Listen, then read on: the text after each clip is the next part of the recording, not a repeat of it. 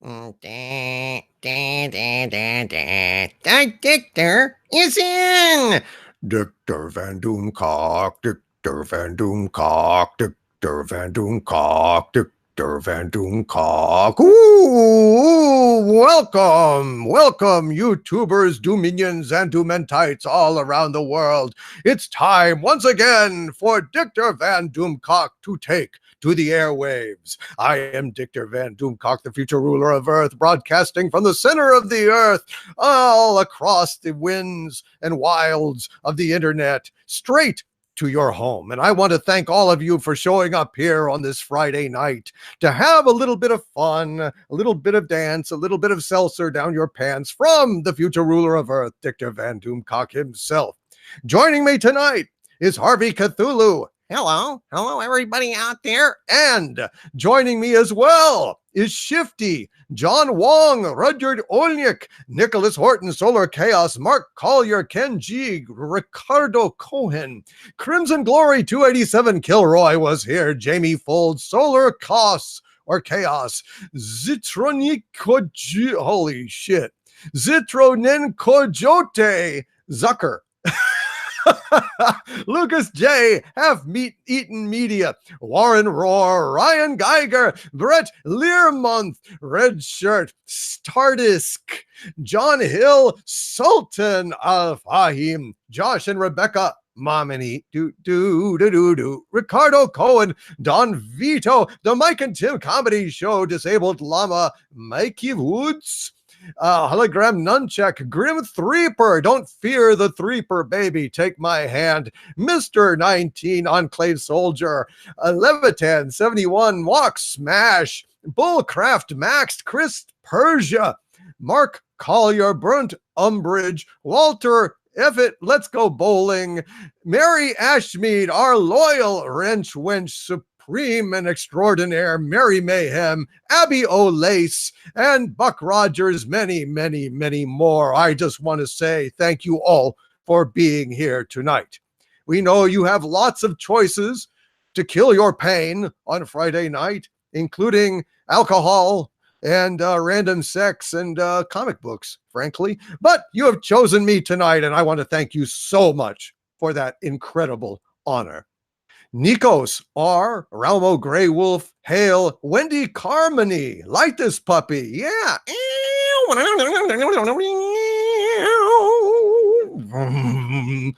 That was me playing guitar and not.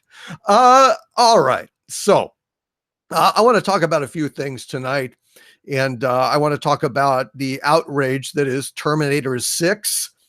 The Herminator, as it's been called. I find this, I've abstained from commenting on it up to this point because all we've had really is conjecture and rumors, and I've wanted something a little more substantial, but now I've seen the trailer and I've had a time to think about what it's implying, and I want to talk about that. I want to go ahead and talk about a little bit about Star Trek Picard and all the shenanigans that are going on with that, as well as Star Trek Discovery. But before we do that, I have a statement that I want to make.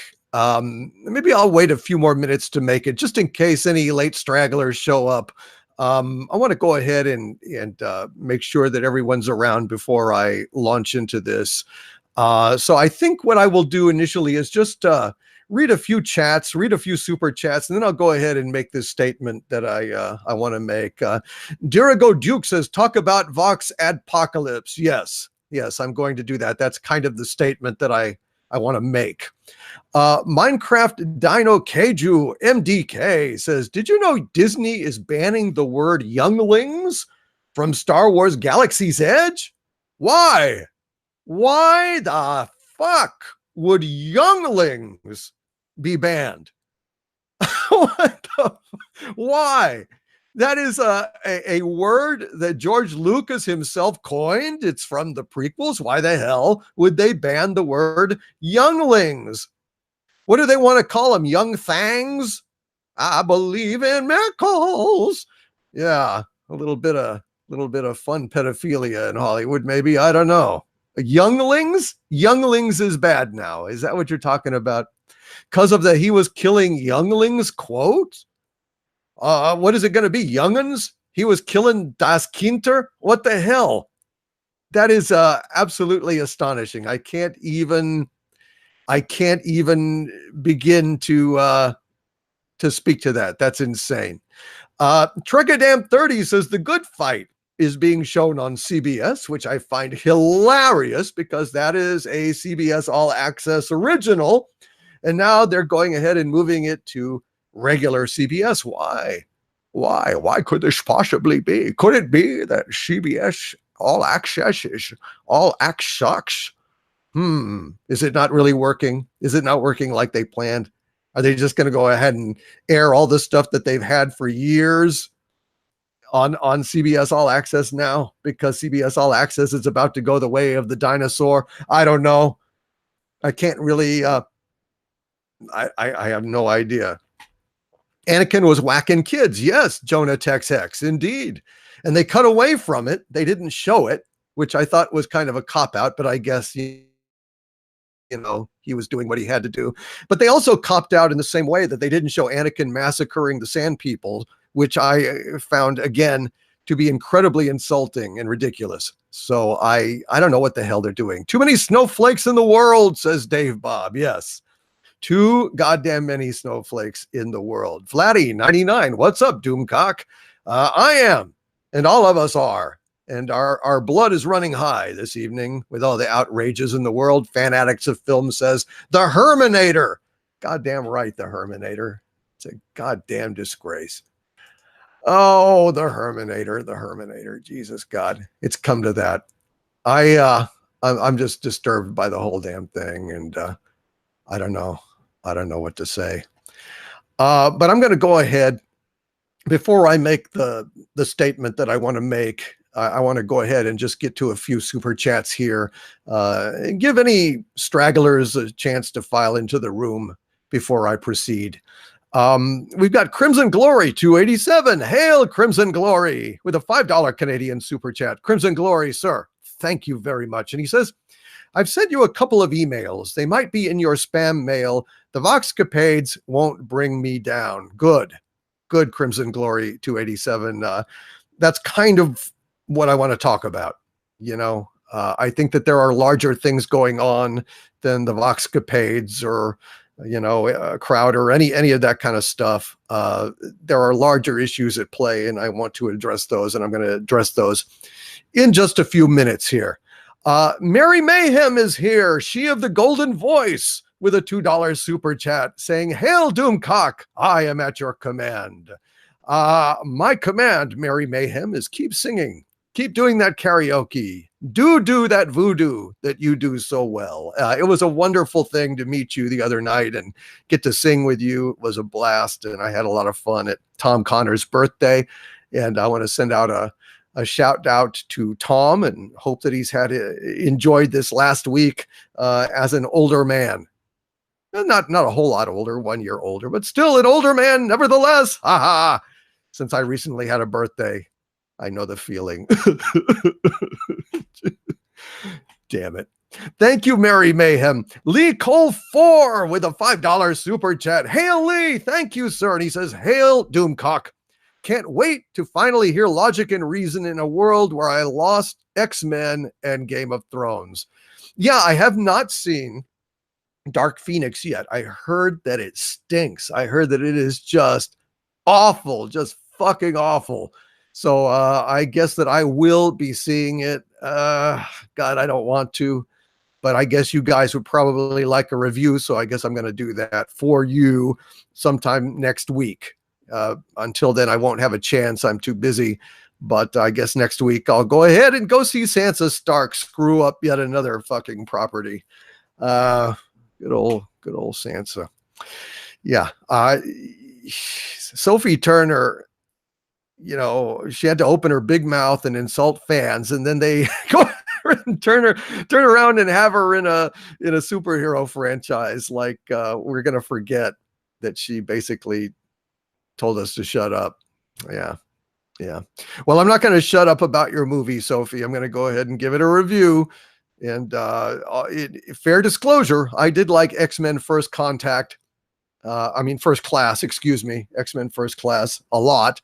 So who knows? Maybe I'll find it bearable. I will be fair, but I'm not optimistic at all. Thank you, Lee Cole the Fourth, and I'm so sorry, sir, that you have lost 2 more franchises. It's just it's common. It's common these days, and it's also part of what I want to talk about here in a minute. Solar Chaos with a $5 super chat. Hail, Solar Chaos. Thank you, sir. And he says, I hope and pray that you and Harvey will be able to weather these dark times without going batty. The time of exiles has arrived. Yeah. It's no fun waiting around and waiting to see whether the sword of Damocles is going to fall on your channel. It's a very disheartening condition to live in. It's not a healthy way to approach your channel, and it's upsetting. And yeah, it's very dark times. There's no rhyme or reason to it. There's no goalpost. There's no guidelines. There's no guarantees. I heard just here in the chat that some channel that just shows nature scenes got shut down. A channel that just showed nature scenes got shut down. Apparently, there's some kind of thing about using capital letters in titles or something, which I never even occurred to me that would be. I mean, who cares? Who cares? Is using capital letters hate speech? Well, I don't get it. It's not really yelling. It's capital letters. Look, Ian Alderidge just yelled in the chat, says maybe Bill Gates can start a competitor. Oh, wait. Yeah, right. Spike and Madness says, hello, Lord Doomcock. Howdy, happy Harvey, and Merry Doomsday to you, Mary Ashmead. Yes, say hello to Mary Ashmead, our wrench wench extraordinaire, our den mom. She is taking good care of us tonight, and I want to thank her for being here. Yes, I hate capital letters, says Ricardo Cohen. Well, you're banned.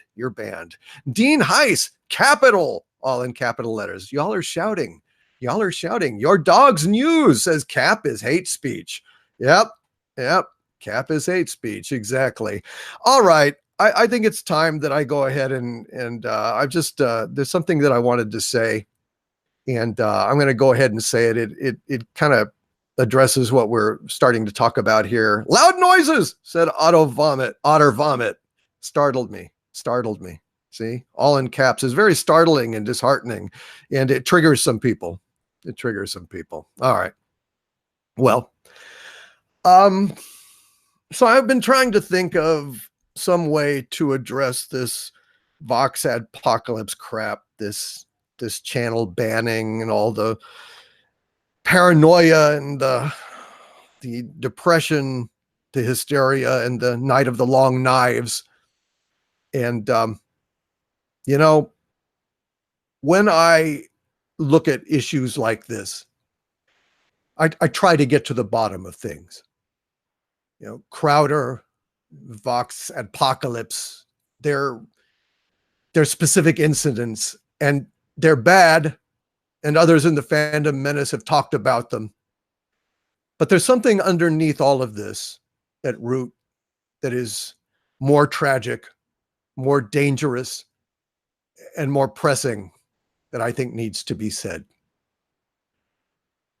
Right now, there's a movement, it seems to me, to silence voices that those in power or authority deem to be outcast, outsiders.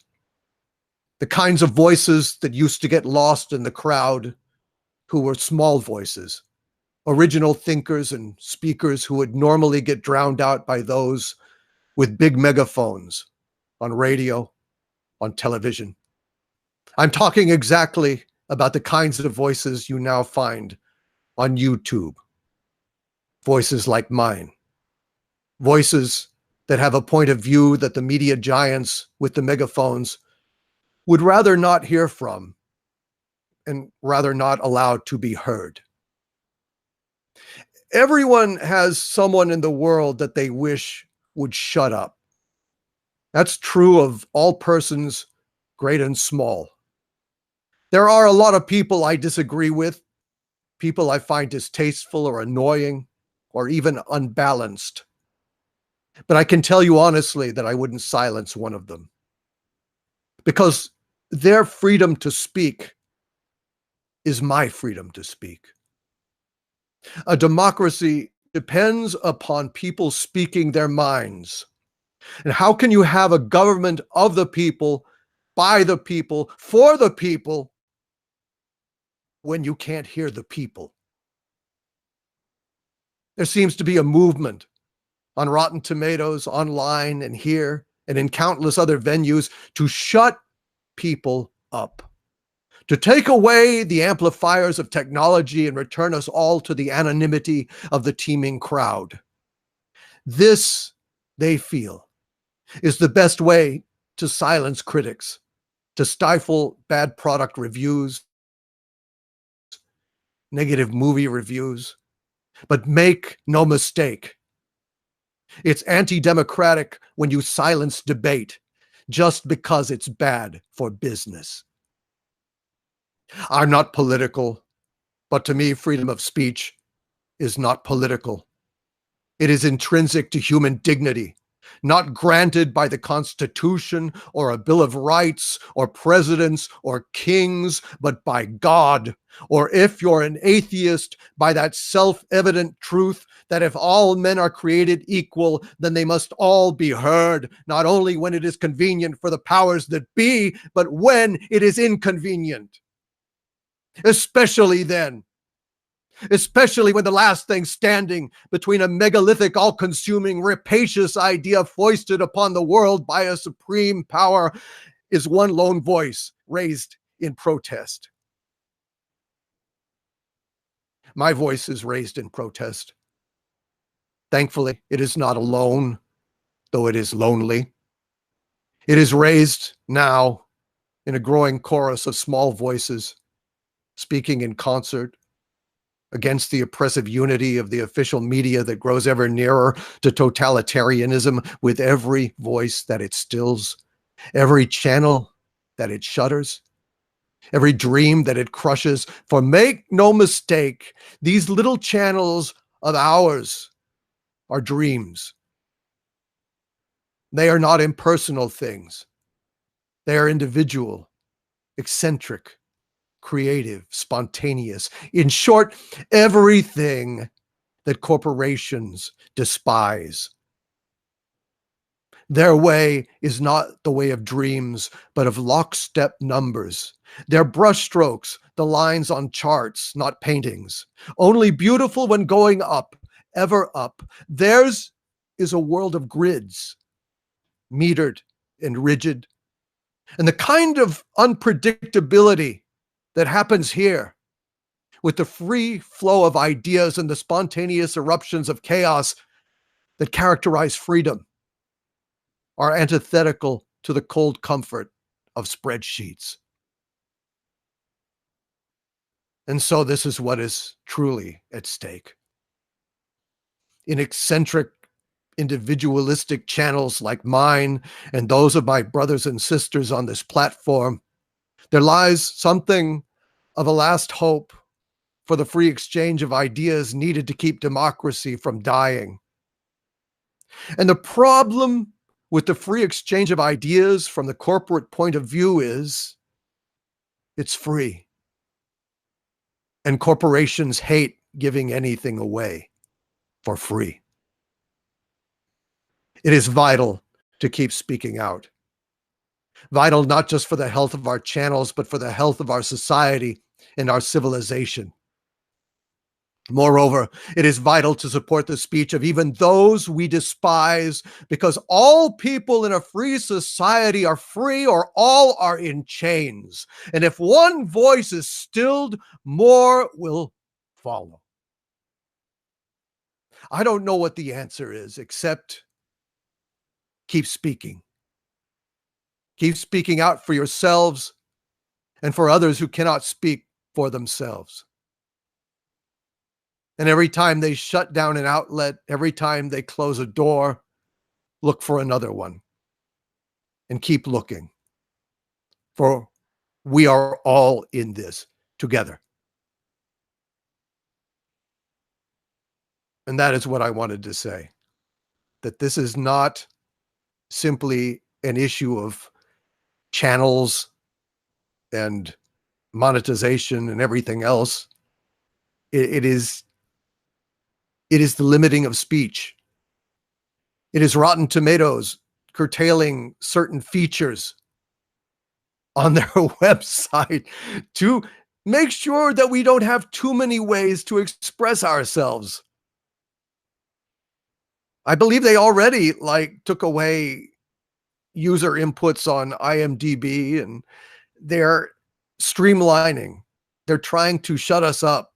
They're trying to keep us down. They're trying to stop us from being an alternative to the official point of view that you can see on the networks and on the major radio shows. Because we're the voice of the people, the vox populi. The diversity of YouTube is its strength. It really is. You laugh at that word diversity because it is so often misapplied and misunderstood. But diversity is the stuff of life. Every voice, point of view should be available and heard, accessible, and not silenced officially or through back channels, through, trickery, manipulation. There is more at stake than our shows. It is our basis of civilization itself, and we cannot have critical thinking. We cannot have an informed populace. We cannot have democracy if we do not encourage free speech. Free speech is freedom. And that is basically what I wanted to say about that. So let's see what the chat says and then go to our super chats. We've got Livin's Flame. They don't want diversity. They want the opposite. And they think that preaching diversity will fool people. Yes, that is absolutely correct. You are 100% right, Livin's Flame. Enclave Soldier, we need God. We're on a mission from God. God, I love Blues Brothers. D Artist Jewelry. I saw Russian trolls and bots upvoting Dark Phoenix on Rotten Tomatoes, leaving 5-star reviews. Incredible. Absolutely incredible. Donnie250D. Doomcock, the greatest villain ever out to save the human race. 1776 will commence worldwide. Well, hell, Donnie. That's what really got me. Nice message there. Dan Manx 2 says, we are moving towards a society with no thought and no input. Kids that are not asking questions because Google has already told them the answer. Wow. That's a hell of a chat, Dan Manx 2. Well said. James Bowden says, this is why I have hated the runaway media monopolies that are being allowed to thrive. It is antithetical to free speech and to the free flow of ideas in our society. It's absolutely not in the public interest whatsoever. Uncle Remus, do not give them power. Don't pay for their garbage. Choke their money and they will go away. Absolutely. What do I always say, people? Without respect, we reject. Damn right. Let us go to our super chats and see what you guys are saying over here. Buck Rogers is here. Hail Buck Rogers with a $5 super chat. Thank you, sir. He says, a humble donation, my lord. I have been busy lately. I hope all is well with you. Hail Doomcock and cheers to you and the chat. Thank you, Buck Rogers. I appreciate that. And better busy than not busy enough, I always say. Hopefully that means things are going well in your world with your work. And it's good to see you, Buck Rogers. Thank you, sir. Abby Olace with a $10 super chat. Thank you, Abby Olace, very much. And she says, a donation for the dark times, my lord. We stand with you ready to fight. Shall I give you my colors as a blessing? I would be delighted to receive your colors, O Abby. And as I go into battle, into jousting, I shall have it near and dear to my heart. Thank you, Abby Olace. Thank you for standing with me as well. It's very important. And thank all of you for showing up here this evening. It's a very dark time. It's just stuff happened with the quartering. I don't know if you guys heard, but he got his ad revenue like tackled by people. It's just nonsense. Just a world of nonsense. Very upsetting. Supreme Overlord SJW is here with a $50 super chat. Hail, Supreme Overlord SJW, and thank you, sir. And he says, Overlord DVD, these are dark times indeed. If YouTube shuts down creators like you, who will be left for me to accuse of wrongthink? Without you and your cohorts, my life would be devoid of meaning. YouTube, please don't do this. I implore you. Thank you, Supreme Overlord SJW. See? Supreme Overlord SJW appreciates that to have a hero, you must have an enemy, you must have friends. It's a dualistic system, and if you went ahead and took away his nemesis, then what's he going to gripe about? Life becomes boring. Life becomes boring with the unanimity, the curtailing of choices. Essentially, when you have groupthink and you squash dissenting voices, what you wind up with is the Borg. You essentially wind up with the Borg, straight up. And is that what we really want to head towards? Where, you know what, whenever they want your opinion, they have you plug in and then they'll program it into you. You know, go to your opinion station, go to your polling station, plug in, and we'll tell you who to vote for. We'll tell you what to say. We'll tell you what to watch. And we'll tell you how to talk about what you've watched when you leave your agony booth. It's a dark fucking time, isn't it, people? I'm hoping that we will lighten up and have a little bit of fun, but right now, the current is dark in the chat, and I guess I'm gonna go where you guys guide me. So there you go. Thank you, Supreme Overlord SJW, for that very, very generous super chat. And I want to thank all of you who super chat me. It keeps the channel on, keeps the lights on, keeps us going. Any amount helps, and I just thank you guys for being here. And this showing of support on a Friday night is very touching to me and to Harvey, and we really appreciate you. Psycho Dwarf 9 with a $5 Psycho Dwarf 9, and he says, I can't help but think YT has managed to honk off both the angry alphabet crowd and its creators. I don't know what the hell is going on. I really don't. You try to pin it down, and it's very difficult to do. Trying to, get rid of so-called hate speech and so on and so forth. And then they get rid of nature channels and stuff like that. I don't understand it. I really don't. Thank you, Psycho Dwarf 9. Ryan Geiger with a $5 super chat. One of my legion, actually two of my legionnaires, Psycho Dwarf 9 and Ryan Geiger. Thank you guys both. And he says, Doomcock shall never be silenced. As long as these hacks in Hollywood continue to make movies, the people will always cry out for him. Thank you, Ryan Geiger. Yes, I will continue to review things no matter what. I have my Patreon, patreon.com/Doomcock. I will fall back there if need be and continue to critique things and speak out from that platform. Also, subscribestar.com as well. I'm souping that up at this moment, and also looking to start a website as well. So lots of different outlets. We will keep going no matter what. We will not be silenced. That's what I was saying in my little comment there. Keep speaking out.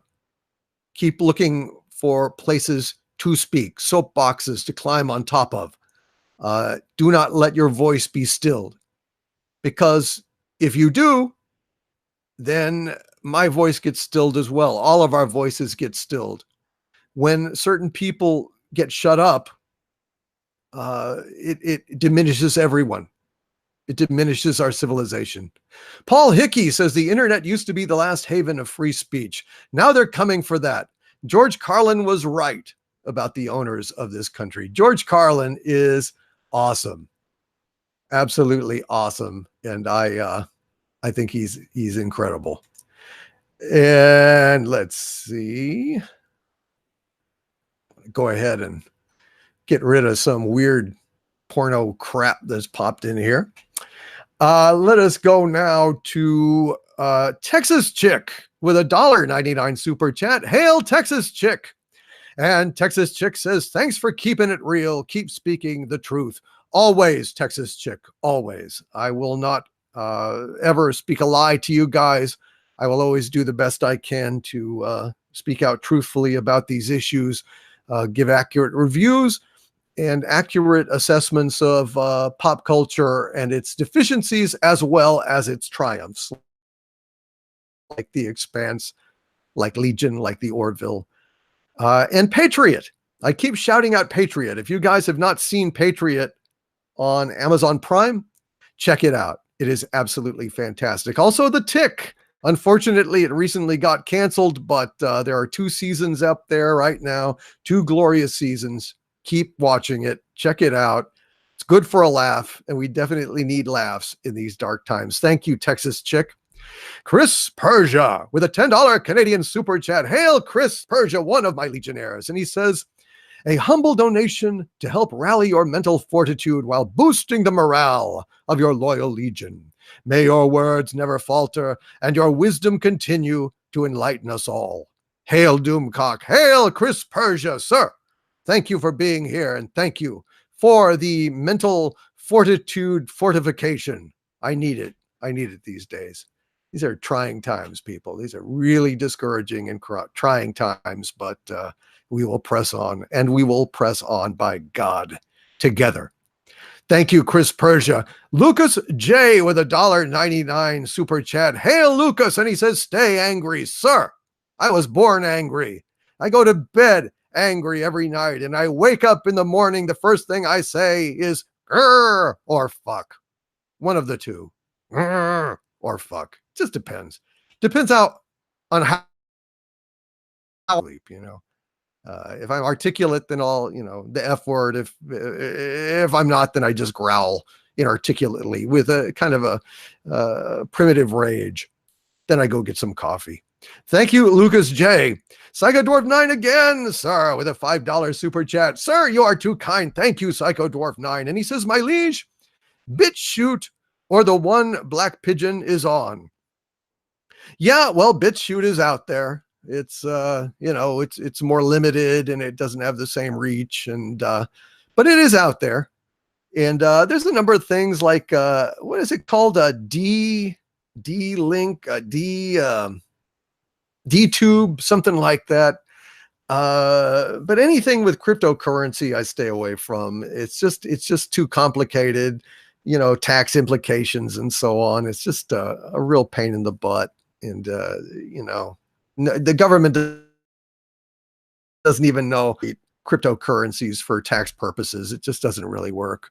But BitChute is a possibility. If it comes to that, BitChute is definitely a possibility. Thank you, Psycho Dwarf 9, for that suggestion. Enclave Soldier is here, one of my newest Legionnaires. Hail, sir, with a $1.99 super chat. And he says, I can't spare much, but have a nice stream. Thank you. I'm hoping that we will. I'm hoping that the dark mood will lift and we'll have a little bit of good old-fashioned Friday night fun. We all need it. God knows we all need it. We've been waiting to have a good time for a while now. There's just so much dark stuff out there, bad news. And then, of course, we've got this horrible X-Men Dark Phoenix today, which is not a good news for any X-Men fan whatsoever. Dear God in heaven. It's not good. Thank you, Enclave Soldier, very much. I hope that you and yourself, sir. Bird O' Prey 5 with a $5 super chat. Hail to thee. He says, to toxic masculinity. Kapla.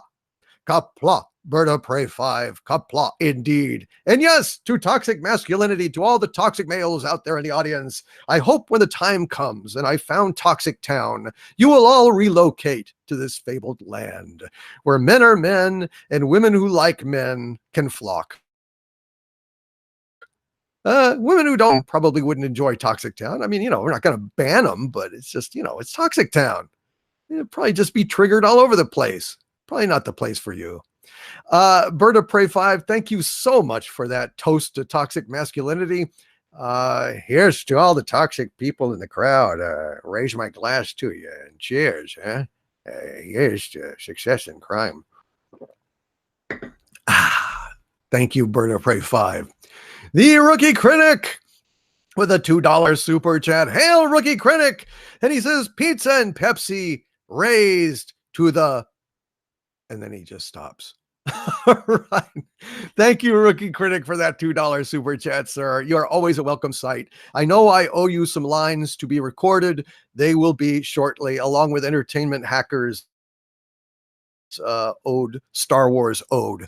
I will get to that. I've just been, like I said, very, very busy. Had a weird day yesterday, too. I was fairly incapacitated yesterday. I won't go into the details, but it was a kind of a lost day yesterday, unfortunately. But back on the saddle again today. Fan Addicts of Film with a $20 super chat. Thank you, Fan Addicts of Film, very, very much, sir, for that generous super chat. And he says, I would love your opinion of my latest Rey versus the Patriarchy video.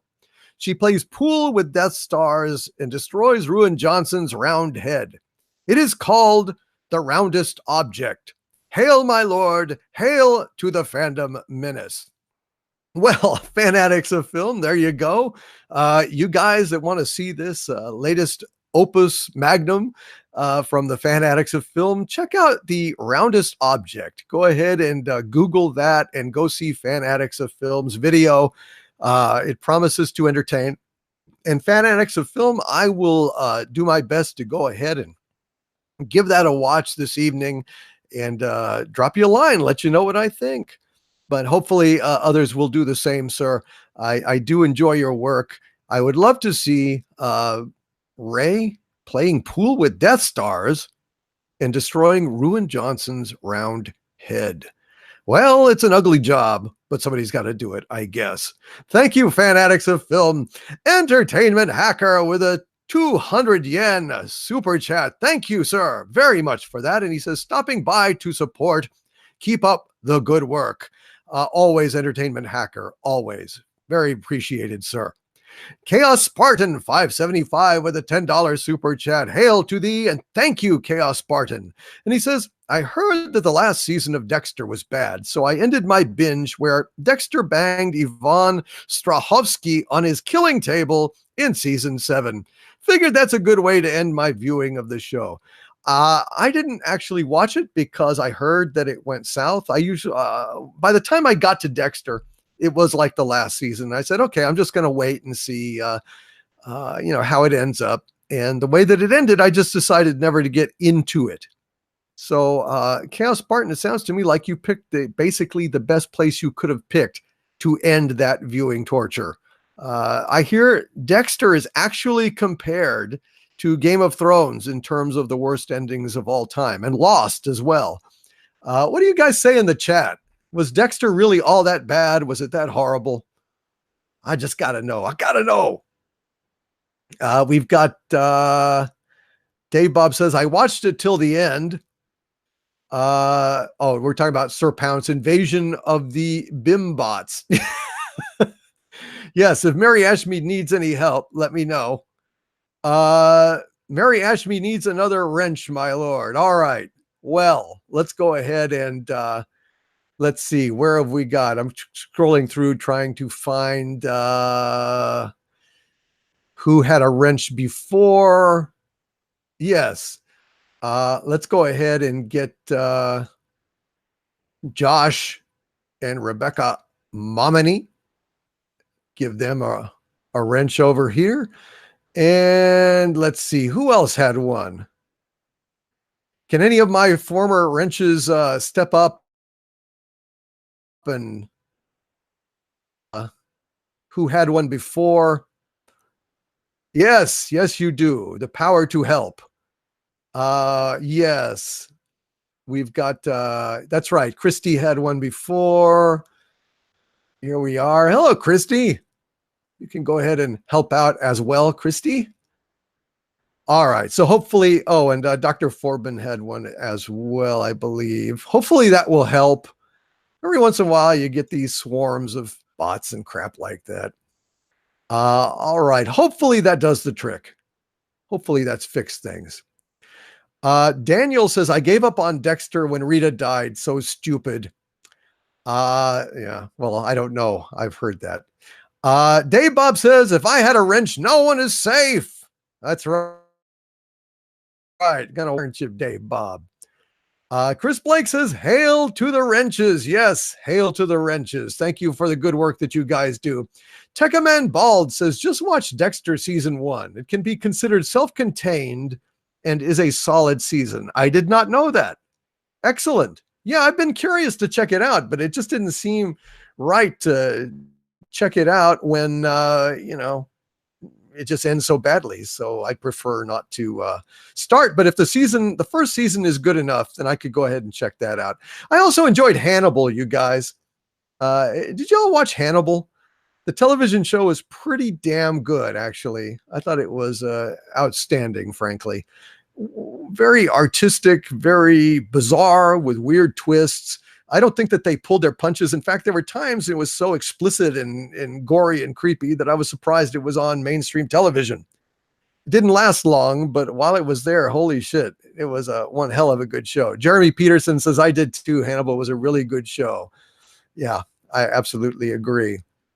Levitan71 says, do you use Old Spice? I do. No, I don't use Old Spice. I didn't even know they were still in business. Are they?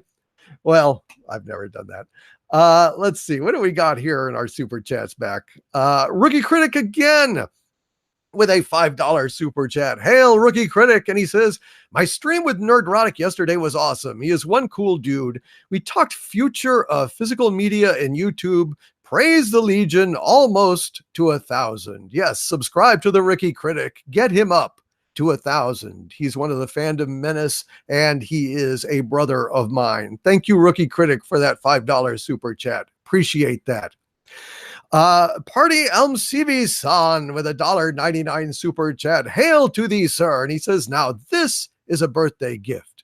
You get hit by Vox Poc. Not yet. Not as of yet, Party Elm CV. Not as of yet. But a lot of my fellow YouTubers have, and it's very disturbing, and it's just a very upsetting time. Very upsetting time. And you know, like I said, when one of us gets hit, all of us get hit. And it's just not a good environment. It's not a good way to encourage the free exchange of ideas and creativity and openness.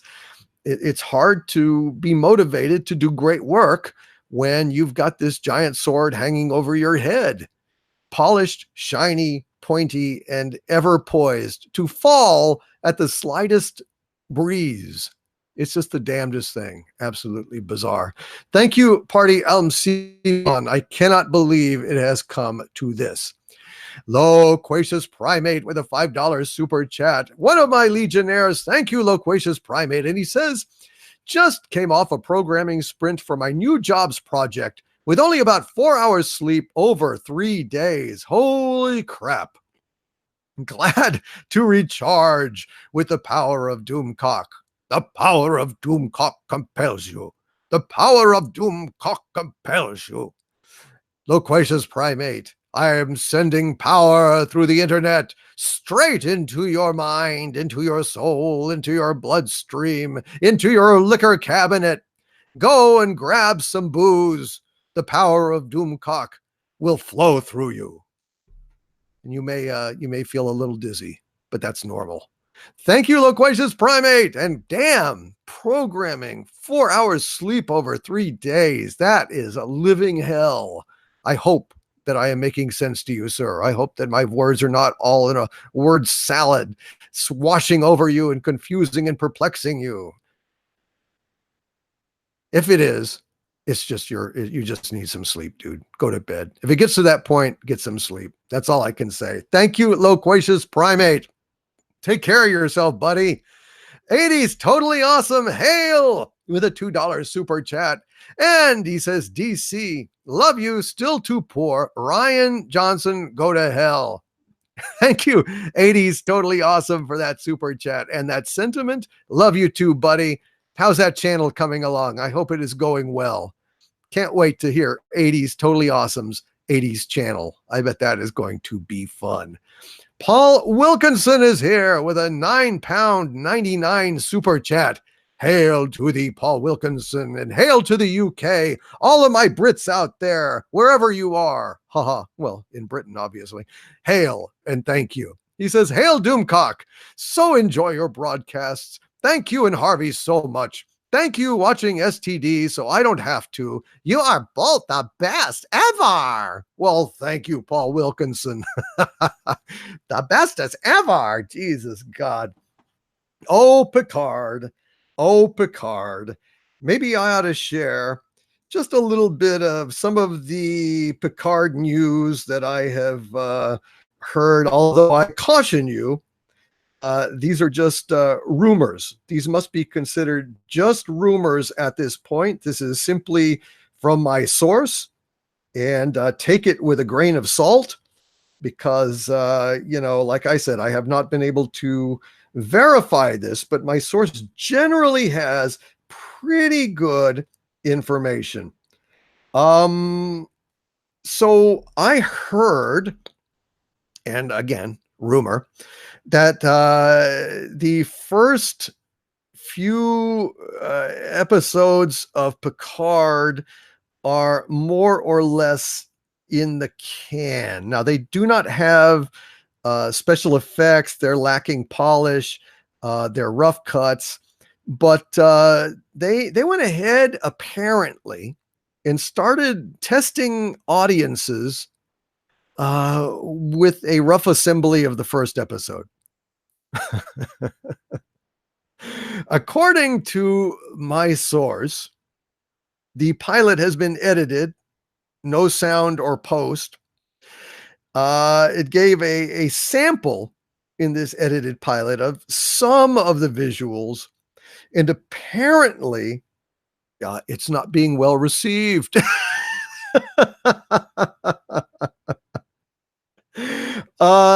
It is so not being well received. And my source informs me that they may not want to have aliens in this series after all.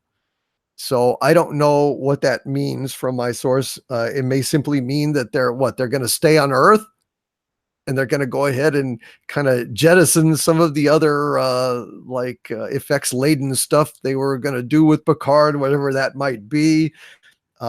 Maybe they're just going to turn it, into a Starfleet Academy, Starfleet 90210 kind of a show where Picard is, counseling, girls on their boyfriends, and is Timmy gonna get his grades up, or is he gonna get kicked out of Starfleet? God only knows. But look, when I hear things like that from my source, I think, of course it's not being well received. The news is that they've actually shot enough of the pilot to show anyone. I mean, I guess that's news, but it is not news that it sucks. The news would be if it didn't suck. The news would be if somehow Ryan Johnson, exactly, Alex Kurtzman, actually managed to do something that didn't stink to high heaven in a way that redefines the fucking word stink. That would be a revelation. That would be newsworthy. But of course, if they air that shit for any sentient beings, you're going to get the same reaction that you got to Star Trek Disgracery. A scorpion does not spontaneously learn to fly. And a monkey who has heretofore employed hurled feces as his medium of choice in painting is not going to duplicate a Rembrandt if you give him some fucking oils. If you give him some fucking oils, he's going to eat those oils, and then his poop is going to come out colored. Colored poop. It will be red. It will be blue. It will be green as he splats it against the wall. And I don't know, critics may say, I love the direction that the monkey has gone with his poops now. Oh, they are so colorful. He has expanded his palate. Yes, but it's still hung poop. It's still poop hurled by a monkey. And Alex Kurtzman, I don't care if you get him an encyclopedia and a thesaurus and you send him to, I don't know, Evelyn Woods, you know, he's going to be Alex Kurtzman. He's going to still be writing the same shit. And Akiva Goldsman, holy shit. Akiva Goldsman of Batman and Robin fame and Lost. You think this guy is going to ever be able to find his ass in the dark? It stinks. And it's going to stink. Stink, stank, stunk. There's the conjugation of everything that Alex Kurtzman writes. Ah, God, it just makes me sick just thinking about this shit. Thinking about Star Trek Disgracery. Thinking about what they're going to do to Picard. 25% different Picard. 25% different is 100% different. It's not the same fucking thing. God almighty. And I have still not heard that anyone has stepped up to distribute Star Trek Discovery internationally. No big player. Now that Netflix said, we are done with this shit. We are walking away from this crap. We want nothing to do with this garbage. Leaving CBS in a pickle. Because, you know, Star Trek Disgracery is an expensive show.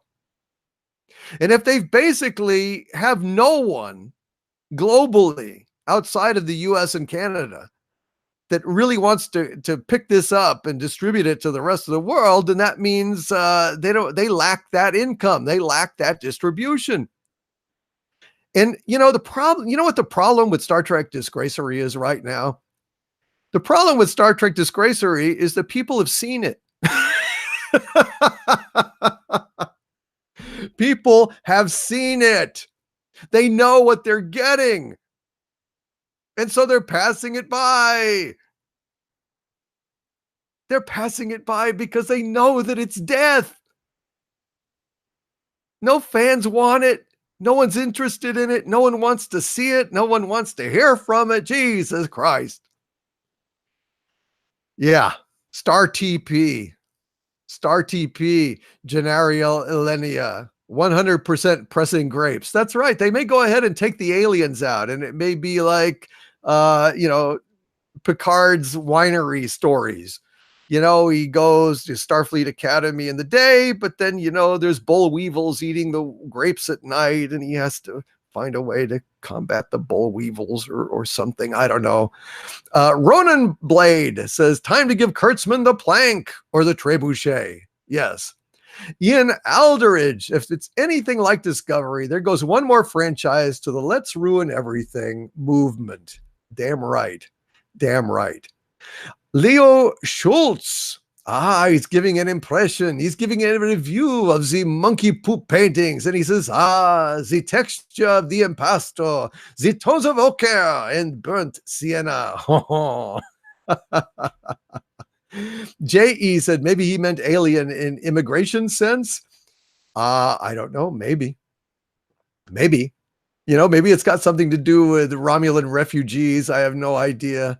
All I know is it's going to stink. No matter what their idea is, no matter what the specifics are, it doesn't matter. Look at the credits. Kurtzman.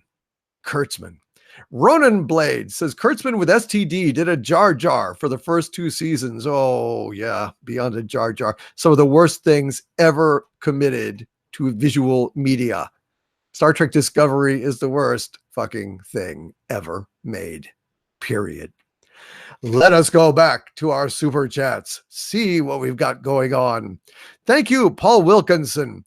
Nicholas Horton with a £2 super chat. Thank you, Nicholas. And he says, saw X-Men Dark Phoenix today. It was a letdown. Well, yeah, I'm sorry, Nicholas Horton. I've heard bad things about it. I've heard, that's one of the milder things I've heard. I heard that it was atrocious. I heard it was like one of the worst damn superhero movies ever made, frankly. Anyone in the chat seen it today? Anyone have it? Like, no spoilers, please. No spoilers. But does anybody have any feedback about Dark Phoenix that they could share?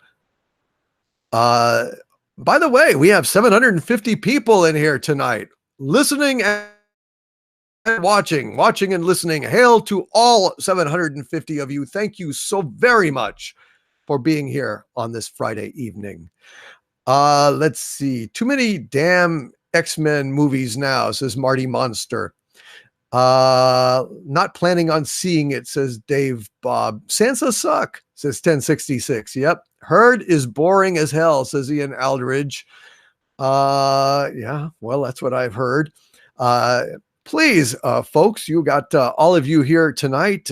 If you're enjoying the show, go ahead and hit that like button. If you would, go ahead and push that thumbs up button. Send a message to YouTube that you enjoy this sort of programming and that hopefully they will allow it to continue. Hit that like button, damn it. Lick that sucker and send a message. Blasted Heath said, Geeks and Gamers said it's not that woke, but it blows nonetheless. Shifty says there's a tiny male brain line in Dark Phoenix. Reminded me of Star Trek Discovery. Jesus God. Rudyard Olnick says Dark Phoenix won't make you angry, just sad and wondering how they can keep screwing up this story so often. Jesus God. Yeah, that's what I heard. CWD Trixie says, why bother seeing Dark Phoenix? Last Stand already exists. Yeah, right. It's basically the same damn thing, isn't it? That is absolutely good comment there. Loquacious Primate says STD relied so much on effects. Thinking about what the Picard show will be without them is pretty disturbing. One might hope it would inspire actual stories, but I doubt it. Yeah. Yeah, well, me too, dude. Me too. Matthew Gaudet says, I still cannot believe Frakes has embraced the JJ style of filmmaking, which LeVar was critical of, but is now silent about. STD. Yeah, exactly. Blower says, seen it this evening. Awful. Dark Sansa is all I can describe it as. Butchered Charles' character as well. Jesus Christ. Agent Pepsi 1. Hail, Agent Pepsi 1. Good to see you, sir. My dear. I said sir almost, but obviously you're way not a sir. Agent Pepsi 1 says, a few years back, I went to a Halloween party as Princess Ardala. I even got the disco era dress and hair more or less right. Well, Agent Pepsi 1, as soon as I get a time machine, I know now where I'm going. First step along the way to see the dinosaurs, stop by Agent Pepsi 1's party and see her in the disco era dress and hair. I have a thing for that kind of stuff, by the way. I really love Logan's Run. Jenny Agutter in that little sheer thing where they're running around giving free love. I want to be there. I'll worry about it when my palm starts blinking red. I'll worry about it. Until then, I'll have fun till Daddy takes the T-Bird away. You know what I mean? God damn, I'd love to go there. God, that's chicks and that hair. Also, the TV show was pretty good too. They had Heather McKenzie. What was her name? She was one of the kids in Sound of Music. Anyway, she grew up, and seeing her running around in that 80s disco hair and the short skirts and hose. Yeah, pretty kinky. Pretty kinky. Let us go back here to our super chats. Thank you, Nicholas Horton, for letting us know, sending out a warning. Dark Phoenix, no, don't go. Irish King with a $10 Canadian super chat. Hail Irish King for long-lasting Irish protection. And he says, Hail Lord, may I hear Maza in the voice of our beloved captain in his classic scene. And so I say unto you, Maza! Maza! Vox! I've done more than hurt you. I've banned you, and I wish to go on banning you. Yeah. Not as funny when you do it like that, is it? Kind of sad. Still, Irish King, I try to oblige. Maza! Take whichever take you will. Thank you, Irish King, for the super chat and the chance to talk like Kirk for a little while, just for a little while. Kilroy was here with a $10 super chat. Hail, Kilroy was here. Kilroy is here. Kilroy will be here again. And he says, with this new adpocalypse, you might want to consider making a BitChute page as a backup. If you link your YouTube, it'll copy and upload all your videos, both old and new. I just did the same with CMC. The Common Man Cast.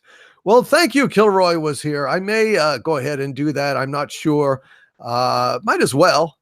I guess, can't hurt, right? Go ahead and do that as a backup of some kind. I think that makes sense. It makes sense to take any precautions that you can in these uncertain times. Honestly, I feel like I should not be worried. I've done nothing wrong.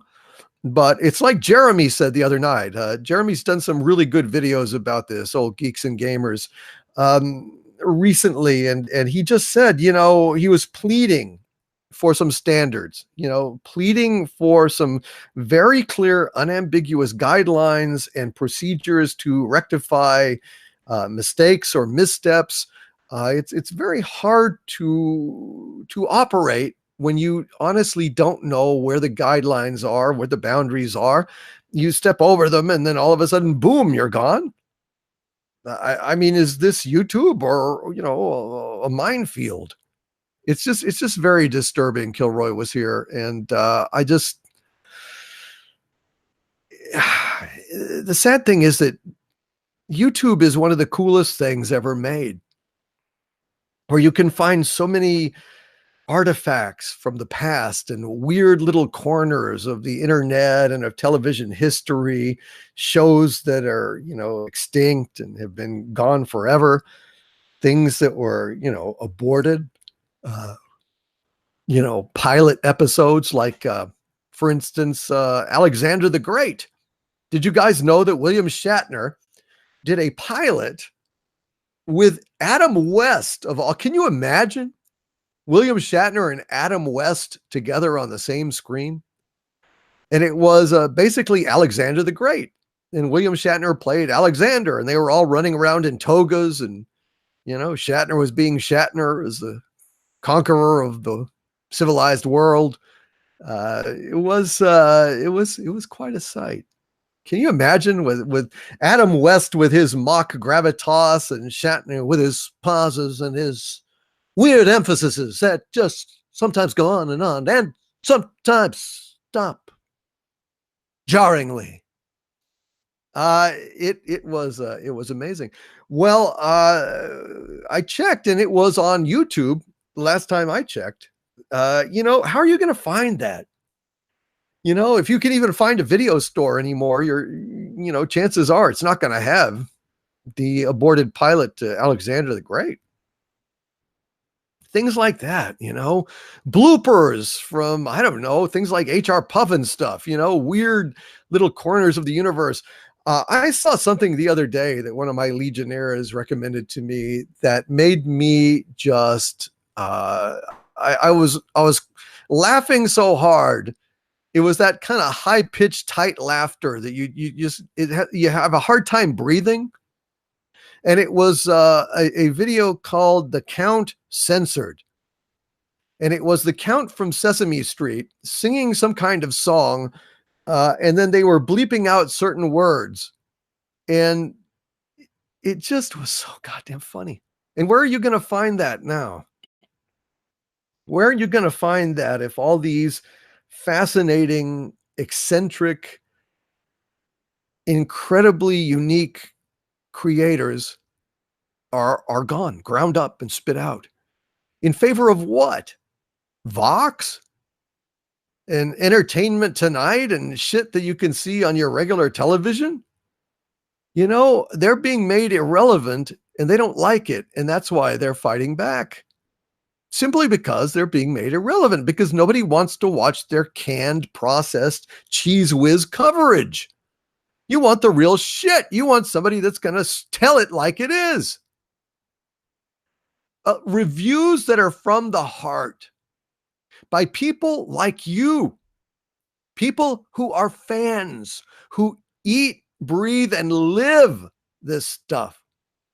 So that when I tell you that I hate something or that I love something, you know that you can probably take me at my word. I do. Now, you may disagree with me. There were a lot of people that disagreed with me about Godzilla, King of the Monsters. Fine. But you know me. You know my aesthetics. You know the things that I love and why. And when you listen to one of my reviews, when you hear me speak about these things, then you have a very constant yardstick against which to measure your own aesthetic values and then make an informed, non-shill decision about what you want to see. But if these people out there who are trying to get rid of genuine voices have their way, the only thing left will be the shills. Nothing but shills. Shill world. Shill world. Is that any kind of world to live in? Jesus Christ. It's going to be the loss. If this platform goes extinct, basically commits seppuku upon themselves by cutting out everything of genuine interest and sincerity from their platform, they're going to fall. They don't seem to understand that. And it's a very perplexing thing to me as to how and why this could happen. I just do not understand it. I just don't understand it. It's depressing. Let's see. Ian Aldridge says, okay, Doomcock, don't let me start crying like a lispy Mexican now. I'm a Spaniard. I'm too close to that line already. I don't know what that means, but okay, I'll try to avoid that outcome, sir. Buck Rogers says, Captain Kirk versus Batman would split the earth asunder. Yes, it did. It damn near did. That's probably why they canceled it. It's probably why they canceled it, because they couldn't allow the earth to get split like that. Mary Ashmead says, well, and the media is pissed because we have a voice. Yes. Yes. The internet and technology to this point has been a great equalizer where the common man could find a way to reach out to his or her fellow citizens and communicate with a voice not quite as large, but still loud enough to be heard compared to the mainstream media. And now they want to go ahead and get rid of us because lo and behold, we've been too successful. We're too successful. Our programming is too compelling, too original, too niche. No program could survive on ratings as low as ours, and yet this is like micro programming. This is programming from the heart, reaching out to people who share my beliefs and my feelings, my interests. I am a mouthpiece for their point of view. And the media hates that because the media wants to water down everything, make it as generic as possible to appeal as broadly as possible to as many as possible. And when you do that, when you water things down that much, you wind up with beige, you wind up with gray, you wind up with watered down vanilla. Nothing interesting, nothing risky, nothing daring, nothing unique and individual, just the hive mind. And that's the way that they like it. That is the way that they like it. Ian Aldridge says, way better than TV. I haven't had cable for 4 years because of YouTube. I would hate to see it go. Me too. Me too. Absolutely. Disabled Llama says, I was going to watch X-Men Dark Phoenix until I saw in the trailer maybe it should be X-Women. Absolutely killed it for me. Yeah. Well it should. As well it should. Because look, let them go ahead and have a group of female mutants. That's fine. But don't make them the X-Men. Don't replace the X-Men. Jesus. Make your own stuff. Make your own stuff. Jared Lors says, you considered using Rumble. I don't know what Rumble is. I have no idea what Rumble even is, but I'll be looking into these things. I will definitely be looking into these things. Josh and Rebecca Momini say, I cut the cable cord about 3 years ago. Don't miss it. Don't miss it.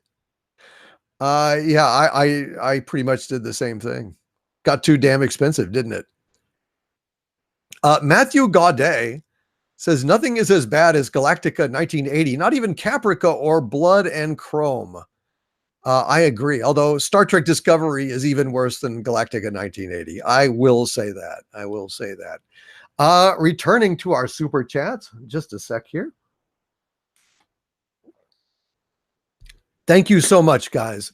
Dunning Kruger with a $2 super chat. Thank you, Dunning Kruger. He says, hail Doomcock. To which I reply, hail Dunning Kruger. Bad Red Monarch with a $5 super chat. Hail and thanks to the Red Monarch. Then he says, hail Lord Doomcock and Big Bad Harv. And the honor is all mine to be here. Wait for it. Wait for it. Wait. Basil? And press the button. 420. Had to slip in 420 there, didn't you, Red Monarch? Why you oughta. Yeah, wait, what does 420 mean? Well, Harvey, it's I'll tell you when you're older. What the fuck do you mean when I'm older? I'm Eldritch. Do you know what Eldritch means? It's you're very old. Yes. What does 420 mean? Well, 420 is code for a certain illicit substance. A certain illicit substance, like porn? No, porn is not illicit. Oh, like a giant guillotine?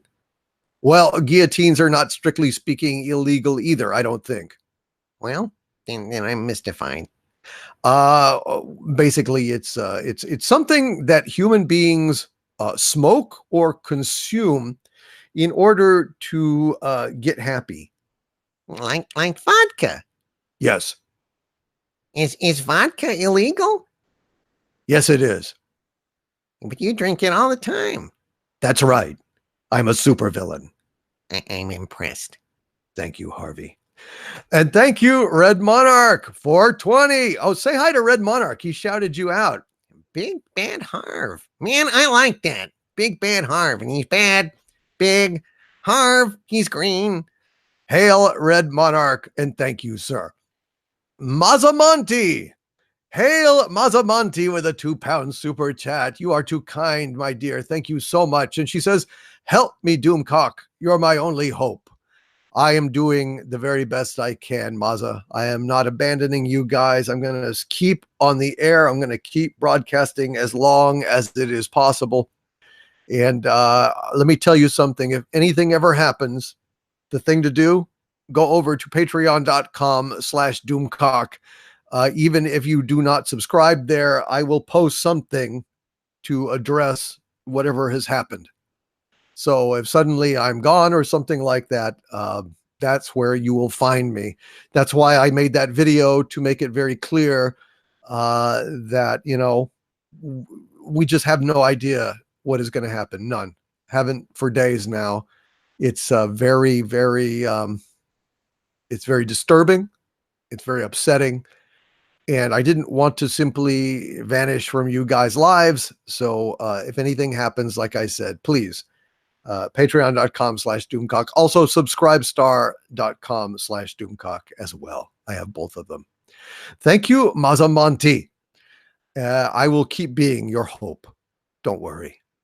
Lowe's is here. Lowe's, one of my Xanadu mirrors, with a $5 super chat. Thank you, Lowe's. And he says, everything is hate speech if it's not from a corporate mouth. That's right. That's very spot on, Lowe's. Because look, people, corporations do not have an vested interest in us expressing ourselves. Quite the contrary, in fact. Anything that runs contrary to their commercials, to their corporate goals, to their sales objectives for the month or the quarter or the year, is antithetical to the corporation. They do not have morality. They do not have any concern for free speech. They have no loyalty to any country or any constitution or any Bill of Rights, and they prefer not to be answerable to anyone. But the simple fact of the matter is that corporations are answerable to consumers. And so when you have consumers speaking up, critiquing products, giving products bad ratings, and it impacts business regardless of whether those ratings are true. If the people's reviews are valid, they don't care. They still want it to stop so that they can make up the sales. So much easier to shut us up, apparently, than to go ahead and make a good product. I think that's a terrible commentary on modern life, but it is absolutely the case. Thank you, Lowe's, for a very, very valid point. Basil is here. Basil with a $2 Canadian super chat, and Basil is answering our 420 friend Red Monarch. And Basil says, Red Monarch? Red Monarch is Basil on mushrooms. Ah, Basil and Red Monarch are one. Are they not men? They are stoners. Are they not men? STONERS. Basil, you guys are nuts. Red Monarch, you're crazy. All right, but I still appreciate you being here. I still appreciate your super chats.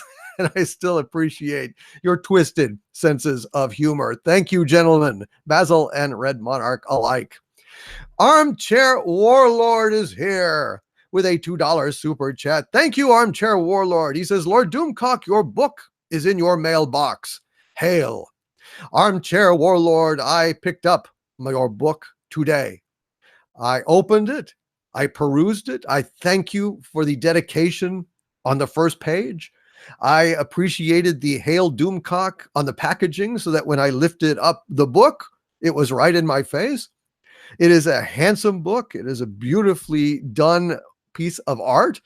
And I am looking forward to reading it, Armchair Warlord. Thank you for sending it to me. I will let you know what I think about it. And I appreciate you so much, sir, sending me that copy. Hail to thee, and good luck, O author, with your new book. I hope it sells 1,000,000 copies, damn it, 1,000,000. And when it gets made into a movie, you might steer them to me. I'm a good screenwriter. Thank you, Armchair Warlord. Lucas J with some information here. Lucas J with a $1.99 super chat saying, Stardust Vibes is the nature themes channel. Voxed. Voxed. Stardust Vibes. Wow. Have any of you guys in the chat ever heard of this Stardust Vibes? I mean, did you used to watch it? Do you know anything about it? What did y'all think? Did it have any reason at all why it deserved to get voxed and dumped? I would really like to know. Any of you guys ever watched that channel? I'm seeing Nope, Twinkle Star Nora. I'm leaving on a jet plane. Won't know if I'll be back again. Lucas J says it's just nature sounds. Wow. No, but heard they did nothing wrong, says Dave Bob. Bird of Prey 5. I was there today when I saw it earlier. Interesting. Bird of Prey 5, perfectly fine channel. Nope. Nobody knows. Nobody knows why. Jared Lors says their banning was because YouTube thought it was boring. True story. No way. No way. Are you serious? Jared Lors? No. YouTube wouldn't ban it because they thought it was boring. Really? No way. Huh. I had not heard that. Maximon says, I emailed you a code for a free audiobook. Did you see that? No, I haven't, sir. I haven't. I will go and check my email. Thank you for that. I appreciate that. But I have not seen that right now. Jared Lors says, they said that the community wouldn't find it of interest. Wow. Wow. And that's for them to say now? Paul Hickey, nature is copyrighted now, apparently. Demonic Bioman, heard the titles were all in caps. Oh, for God's sake. Wow. The channel owner said YouTube told them it had no content of value, says Bird of Prey 5. That is astonishing. Jesus Christ. They posted it in their video where they discussed their demonetization. It was said they posted the pic. Incredible. Incredible. So now boring is hate speech? I thought they were just banning hate speech. Wow. Wow. That is just so dark. In a way, that is one of the darkest fucking things I've heard about this. That boring. Think about that. You know, that a channel can be offensive, a channel can have hate speech, a channel can be spreading what they consider to be fake news. All of these like excuses that they give, but they targeted a channel because they thought nobody would watch it. Then why not just let people not watch it? What is the harm? Holy crap. D Pensac, guess that means no more fireplace videos at Christmas. Yeah. Good God. Bird of Prey 5 says, to be clear, the channel wasn't shut down, just demonetized, but the channel was their full-time job. No notice. Wow. That is, I can't even. So what harm does it do? What harm does it do to have that channel there?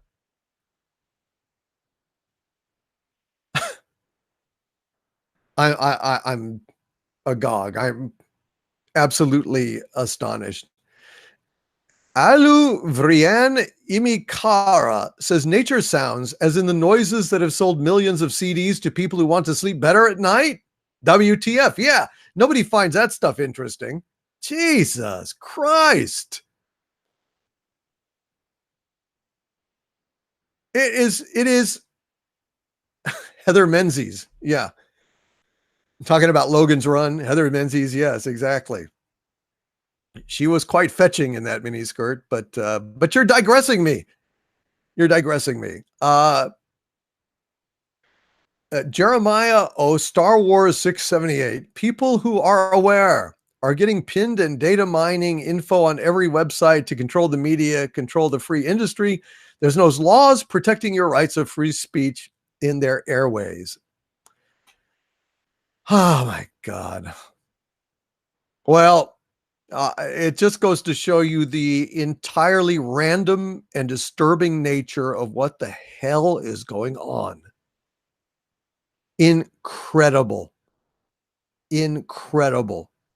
You do not even have to be doing hate speech. You don't have to be spreading fake news. You do not have to be, I don't know, typing in all caps, which is loud typing.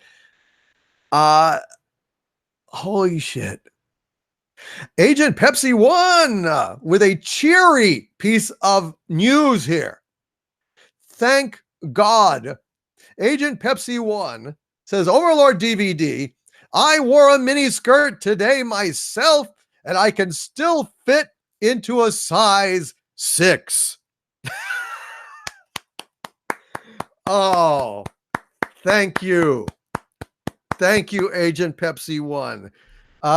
Something to live for, something out there to be happy about. A lady wearing a mini skirt, and not merely a lady, but a beautiful lady. Agent Pepsi One is a very beautiful lady, and she wore a mini skirt out today in the world, spreading joy, bringing happiness to Toxic Town. Oh my God. Thank you, Agent Pepsi One.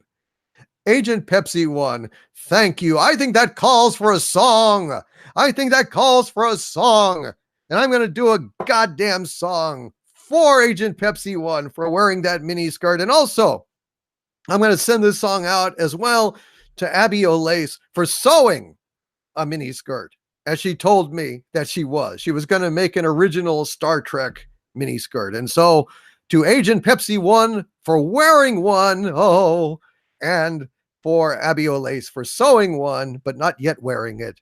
This song goes out to you ladies. Hello, my honey. Hello, my baby. Hello, my ragtime gal. Send me a kiss by wire. Baby, my heart's on fire. If you refuse me, honey, you'll lose me and you'll be left alone. Oh, baby, telephone and tell me I'm your own. Yes. Now we're cooking with gas. Sure. That's the ticket. That's the ticket. God damn it. Have some free thinking whammon over here. That's right. Oh, nothing will get you targeted faster than having free thinking women out in Toxic Town. Well, thank you, Agent Pepsi One. Thank you for the kisses. Thank you to Abby Olace for your sewing skills and perhaps in the future wearing the aforementioned Starfleet uniform. All righty. You sound like Seth MacFarlane or whatever, says Muga Man. I hate that guy. Well, what could I say? I didn't used to be fond of Seth MacFarlane. I wasn't crazy about Family Guy or American Dad or any of that, but by God, I love the man now. After the Orville, I just love the hell out of him, and I think he's doing a great job. God bless him, and I pray that he will do 5 more seasons of the Orville at least. Thank God we've got some goddamn Star Trek out in the world.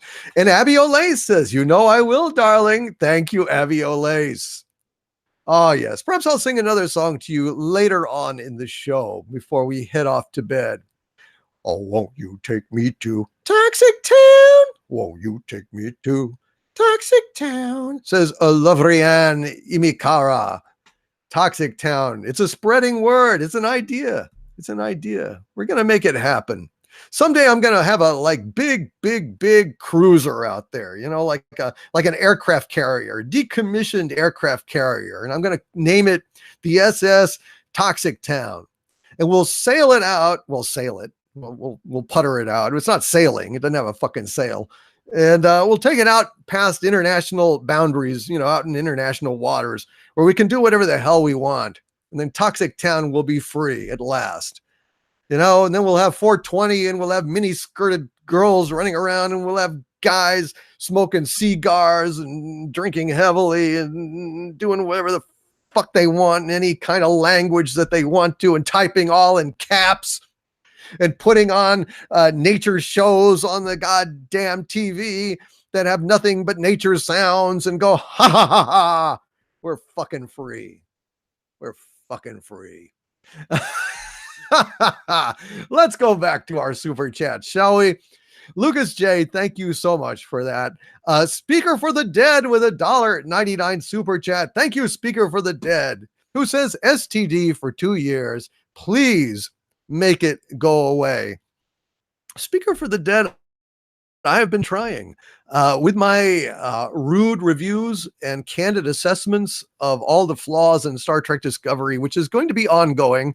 I need to get back to it. Things keep pulling me away, but I'm going to do many episodes reviewing that last episode of Star Trek Discovery, Such Sweet Sorrows Part 2, because it's one of the worst things that mankind hath ever wrought. I'm going to kick the shit out of that goddamn thing. You wait. You think that I've forgotten. Doomcock never forgets. Doomcock is elephantine in that way. Doomcock does not forget. Doomcock is just letting that anger fester. And I had to deal with all this shit about Admiral Akbar, for God's sakes. And these psychos that were piling on the actor Tim Rose, who played Akbar and was reduced to tears on the set of The Last Jedi by how he and the character were being treated. That he was just going to die off screen. Admiral Akbar died off screen.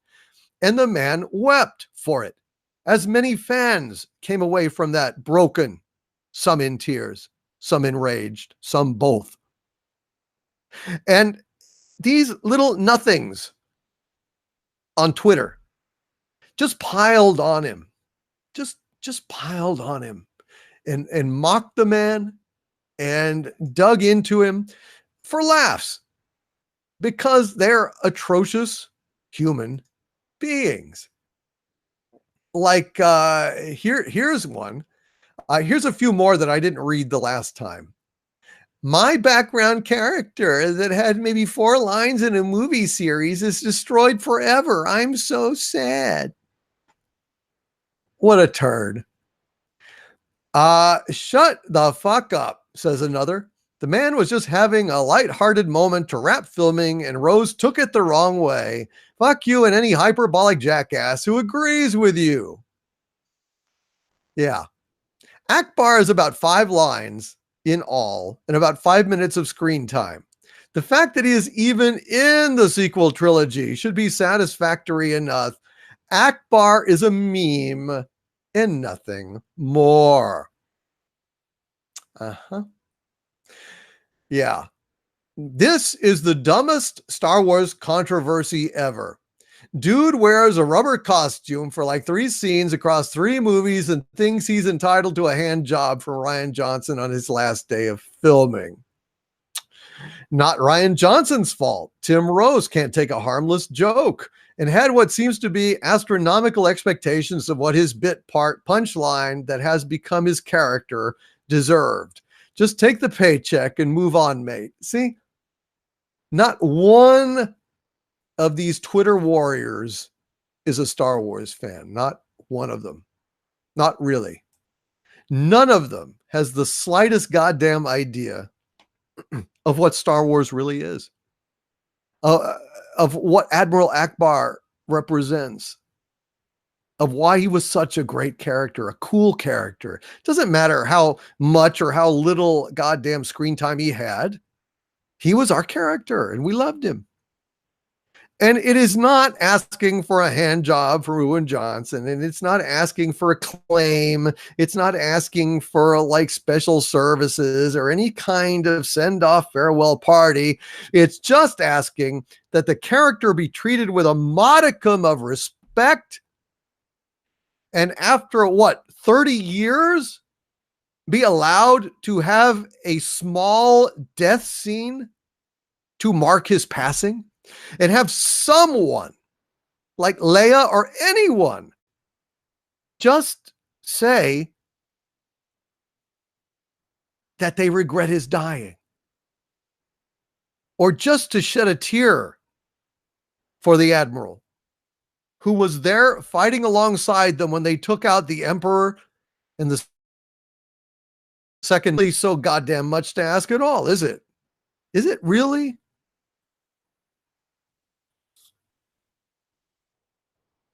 I find these people reprehensible. I blurred out their names and their Twitter account addresses because I didn't want to, rain hell down upon them for being jackasses. But make no mistake about it, they are jackasses. They're horrible fucking people. To be so petty, to just be so petty that Tim Rose had no right to his tears. If you felt that Admiral Akbar was nothing but a joke or a meme, and it's funny how all the little clones kept saying the same talking points over and over and over again because they don't have an original thought in their fucking heads. Minders. They look around for their thoughts. They go into that aforementioned Borg download cube and get their opinions handed to them and their talking points handed for them. And then they go out on Twitter and they spread them around, all in lockstep, according to the prevailing instructions du jour. And they call us toxic. They call us haters. They call us heartless. It's like I said in my video, when I heard that Kit Harington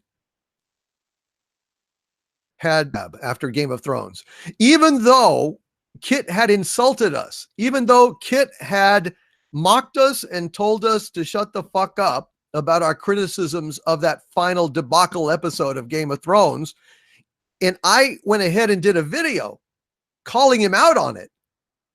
By God, when I heard that the man had gone into rehab, I did not pile on him. I did not him. I wasn't going to go ahead and kick a man when he's down. For all I know, the ending episode and the whole debacle of season 8 drove him into substance abuse. For all I know, he was in despair. And he was out of his mind when he said that. Or he was under instructions, under contract to give positive publicity to the thing. And so he said what he did, as misguided as it was, maybe under protest, under duress, because he had to. I don't know, because he had slipped up earlier too. Don't forget, he had expressed his genuine concern about the goddamn thing when the reporter had asked him, so this season of Game of Thrones, how would you describe it in one word? And he looked at her, he said, disappointment. And she just like freaked. And only then did he give a sad little smile, that sad little Jon Snow smile. But all of that aside, I didn't revel in him being in rehab. I didn't take any pleasure in it. And I didn't say a word about it. And I never insulted the man. But we're the toxic ones. When these little Raylos, these dirty little Raylos, had to go ahead and put the boot in to a man who had done them no injury, who had said nothing against them. He had simply expressed his honest emotion at how Akbar was treated and how his final day of shooting went in the summary, insulting, callous way that he was dismissed from the set after that. Like all of it had been just a joke and his character was nothing. But he wasn't lashing out. He was expressing his honest opinion, his honest feelings. And for that, he had to be mocked and belittled and called a meme and called a loser. And Akbar himself had to be called a nothing part and glorified extra. Admiral Akbar, a glorified fucking extra.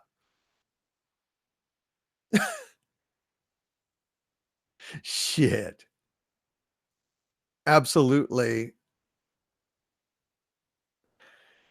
It just makes your fucking blood boil.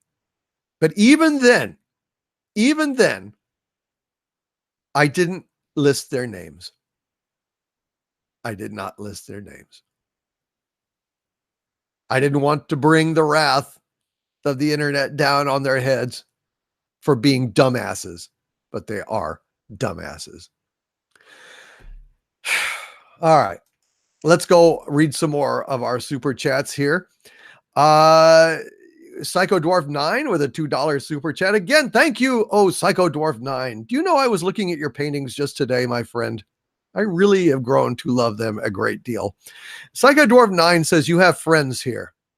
Thank you, sir. I know it. How well I know it. Every single time I come on here, I feel your friendship, your loyalty, your camaraderie, your support. It means the world to me. All of you guys, thank you so much for being here. I was really hoping you would show up tonight, and you did, and it means a lot to me because, listen, for all I know, this might be my last live stream. Honestly, I have no idea. None whatsoever. I mean, when they're banning nature channels, well, I'm natural. I breathe. I have a respiratory system.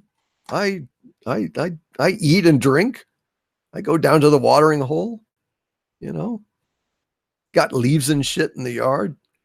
Doomcock's a nature show. Hopefully, not too much of a nature show. And I will never type all in caps in titles again. That I swear. Thank you, Psycho Dwarf 9. Abby Olace is here with a $10 super chat. My flame-haired witch and new legionnaire, Abby Olace. Thank you, Abby. And Abby says, I bow to you, my lord, and vow my fealty and my heart. Ah, Abby Olace, thank you so much. I bow to you, my dear, and thank you for your fealty, and I will promise to handle your heart with all due care. And thank you for being here, Abby. It means a lot to me. Thank you for your support these last few days, and thank you all, seriously, for all the messages that you've sent me and the emails. I also want to thank Mary Ashmead, our loyal wrench wench, who is doing a fantastic job tonight, along with her of wrenches, her trainees, and they are doing a great job as well, helping her. And I just want to thank you all very much for all of your support. And Mary, thank you so much for all the things that you've said to me. I really appreciate them as well. Pondimus Maximus, Legionnaire and friend, hail Pondimus Maximus with a $4.99 super chat. And he says, hail Doomcock, illegitimi non carborundum. Don't let the bastards grind you down. I am doing my very, very best, Pondimus Maximus, not to. I am persevering. I am staying strong. I am speaking out. And hopefully tonight with all of you, I am entertaining you on this Friday night. I hope to send you into the weekend in better spirits, with a song in your heart, and a step that is a little bit lighter. Hail, Pondimus. Thank you, sir. Damn bastards. Jesus Christ. You don't see them banning people that are pro Last Jedi or anything like that. They're coming after nature channels. There's just no rhyme or reason to it. You know what? You know what I would love? I would love it if nobody was banned. Nobody. I mean, only like if people were actively doing some kind of, actual criminal activity, actual, not theoretical, not sounds bad, not looks bad, but is bad. Sure, that's one thing. But, typing all in caps, criticizing Vox, whatever the long litany of offenses are, dear God, I just, it's just, it is so antithetical to a free society. Beyond a certain point, something like this whole platform becomes so big that it really serves an important part in the world, in the national discourse.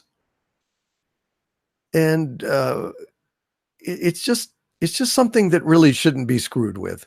And I wish that they would stop it before they do great harm, not only to the society, but to themselves. Because if they stay on this road, they will become irrelevant. And I can't believe that they want that. It just boggles my mind. Thank you, Pondimus Maximus. Hologram Nunchuck with a 99-cent super chat. Hail to thee and thanks, Hologram Nunchuck. Hologram Nunchuck says nothing. Hologram Nunchuck is just put a little tip in the hat, and I thank you, sir. Every single bit helps. Truly appreciated, Hologram Nunchuck. Crimson Glory 287 with a $10 Canadian super chat. Hail to thee, sir, and thank you. And he says, Crimson Glory 287 says, YouTube wants to replace us with the TV internet hybrid crowd. That Vox soy boy is clearly in with the commies to get away with this. He has a very smug face, too. Just thought I'd mention. Yeah. Well, I have not seen his face. I have not wanted to see it yet. Actually, I have. I take that back. I did. I don't watch his channel, but I saw a picture on the, on Twitter. Jesus Christ. How has it come to this? It's just, it's almost enough to render me completely speechless. I cannot understand how he came to this saddest of all points. It is just, a year ago, I wouldn't have believed this. What a horrible, horrible way that we find ourselves in. Thank you, Crimson Glory 287. Nikos R with a $2 super chat. Hail, Nikos R. And he says, the left will not stop until everyone conforms. Well, that is true. I think that there is extremism on both sides, and I don't like to get political, but I think that the real enemy is extremism, because extremism always wants to silence those who are not extreme. Extremists see the world in a very, very narrow band of experience. And anything outside of that narrow band of experience is not tolerated. It is a threat and must be shut down. And I find that absolutely harmful to our entire civilization. Quite frankly, and no exaggeration, look at all the outlets that are closing, all the avenues that are shutting down to ordinary people who just want to be heard and who just want to speak up. When I do a video, my comment section becomes a tent city of rhetoric. It really does.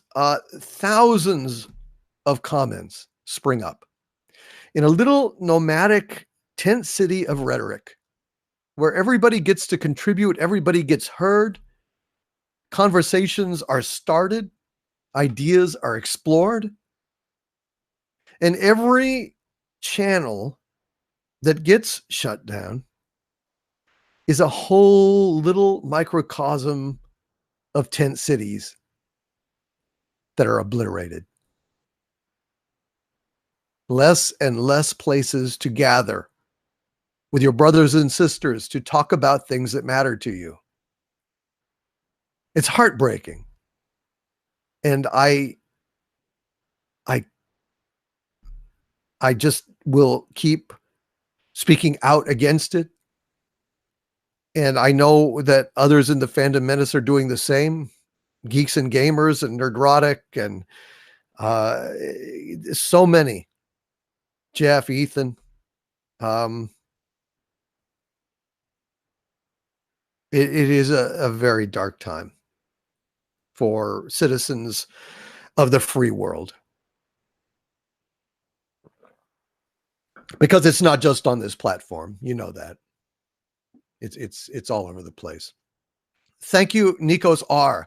Second Fleet Actual with a $2 super chat. Thank you, Second Fleet Actual. Says BitChute is the free speech video platform. Yes, I've heard of it. I wish it had more reach. I wish it had more tools for creators. But it is there at least right now. At least it's there. So I guess that is probably the next avenue for people to turn to if things get too bad in this platform. I guess we'll have to see. Thank you, Second Fleet Actual. I think I'd better get on that soon. Bizarro is here. Bizarro himself. Hail Bizarro. And thank you for this $5 super chat. And he says, the Bill of Rights are written in order of importance for a just society. That's true. That's true. And I got to say, I think freedom of speech is probably the single most important right that there is. And, you know, it's not only freedom of speech is not merely being infringed upon by official channels or corporations. They have actually bred a generation now or two that suppress free speech by attacking freedom of thought. You know, this whole woke thing, I am for equality. I am for treating human beings with dignity and respect, regardless of their race or their sex or their sexual preference, their religion, any of that. I believe in the sanctity of the individual. But this generation of people now are doing the work of oppression for the official oppressors by levying dictates on language in public. You are no longer allowed to say certain words. That's a given, but you are also no longer allowed through casual language to imply things that could be taken as not woke by those spoiling for a fight.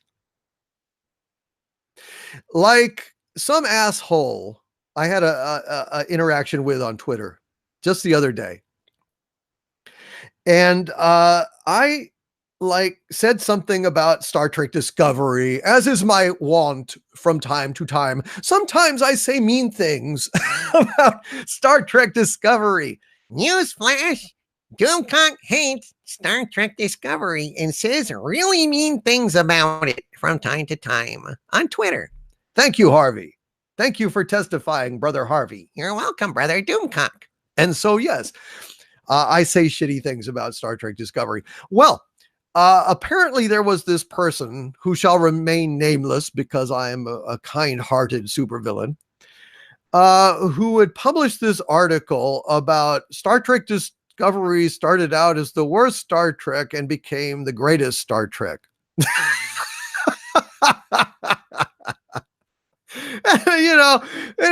I woke up The first thing I see in the fucking morning, I don't think I was out of bed at that point. I just reached for my phone. I just looked at what, and somebody said, "Hey, Doomcock, take a look at this." And I look at it and I just go, "Oh, for fuck's sake." And so, I just said to this person, you really should have changed the title of your article to, uh, went from the worst Star Trek to the bestest Star Trek ever. And I let it go at that. But then the person says something like, "Oh, they're hurt," or they were just expressing their opinion, and it's I haven't even had my coffee yet, and I just said, "Okay, well, my ire and my sarcasm was directed towards Star Trek Discovery and not really your article.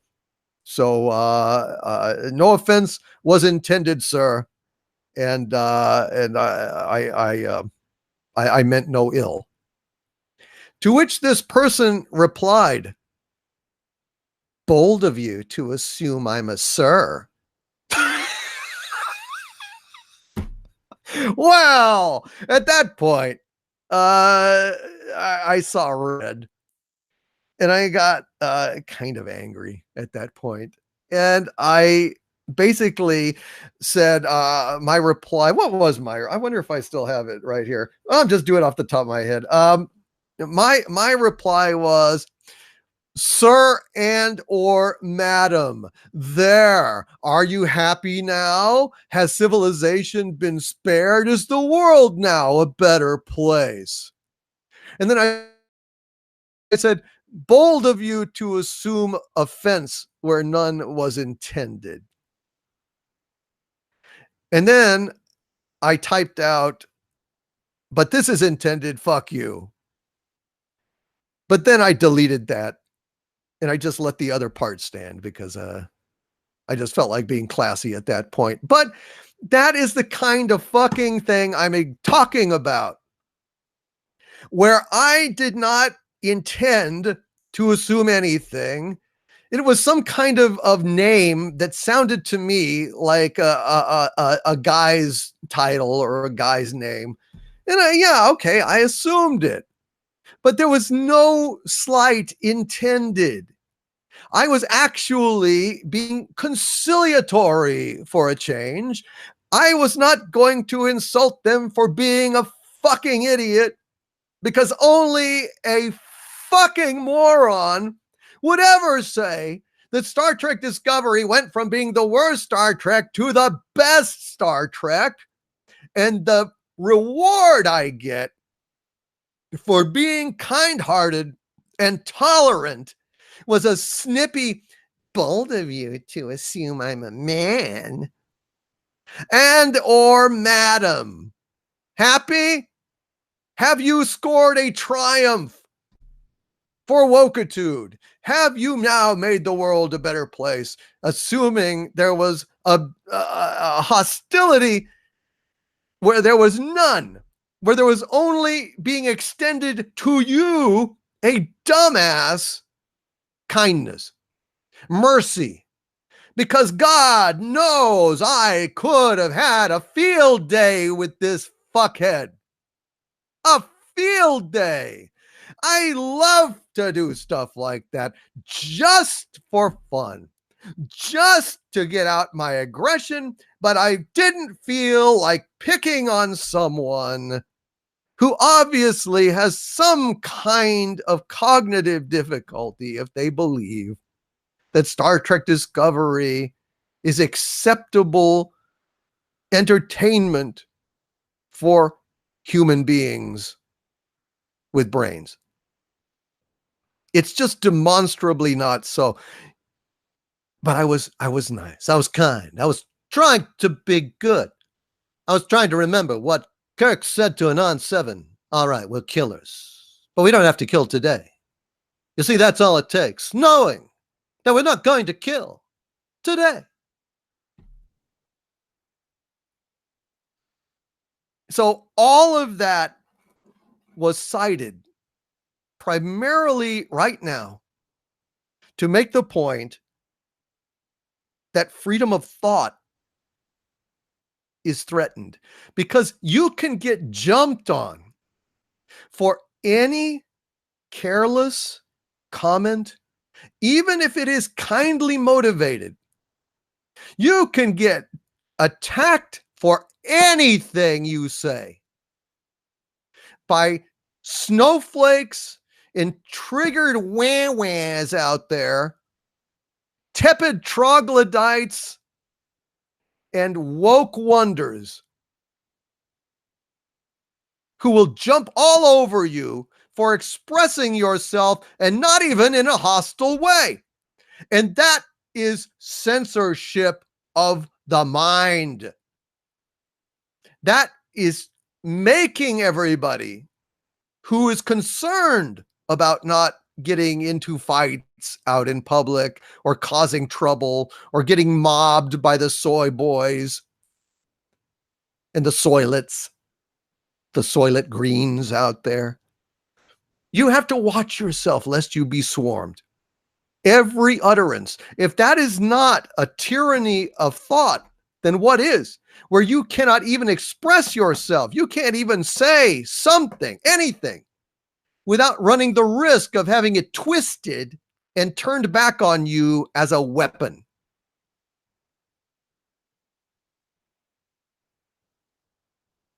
So freedom of speech is essential to freedom of thought.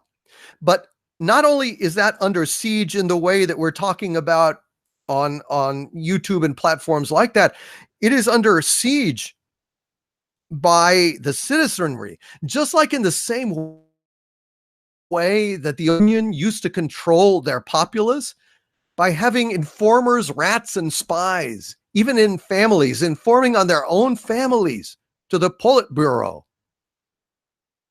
Same thing here, but on a social level. Am I making sense, or am I just rambling on? I'm going to go check the chat. Check myself in the chat. See if you guys are feeling what I'm saying, or if you think that I've gone nuts. But I believe this 100%.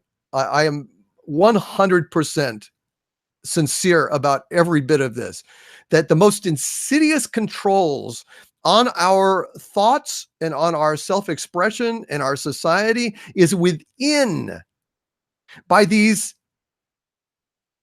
ideological informers, so that you can never let your guard down. You can never speak your mind lest you be swarmed by the ants.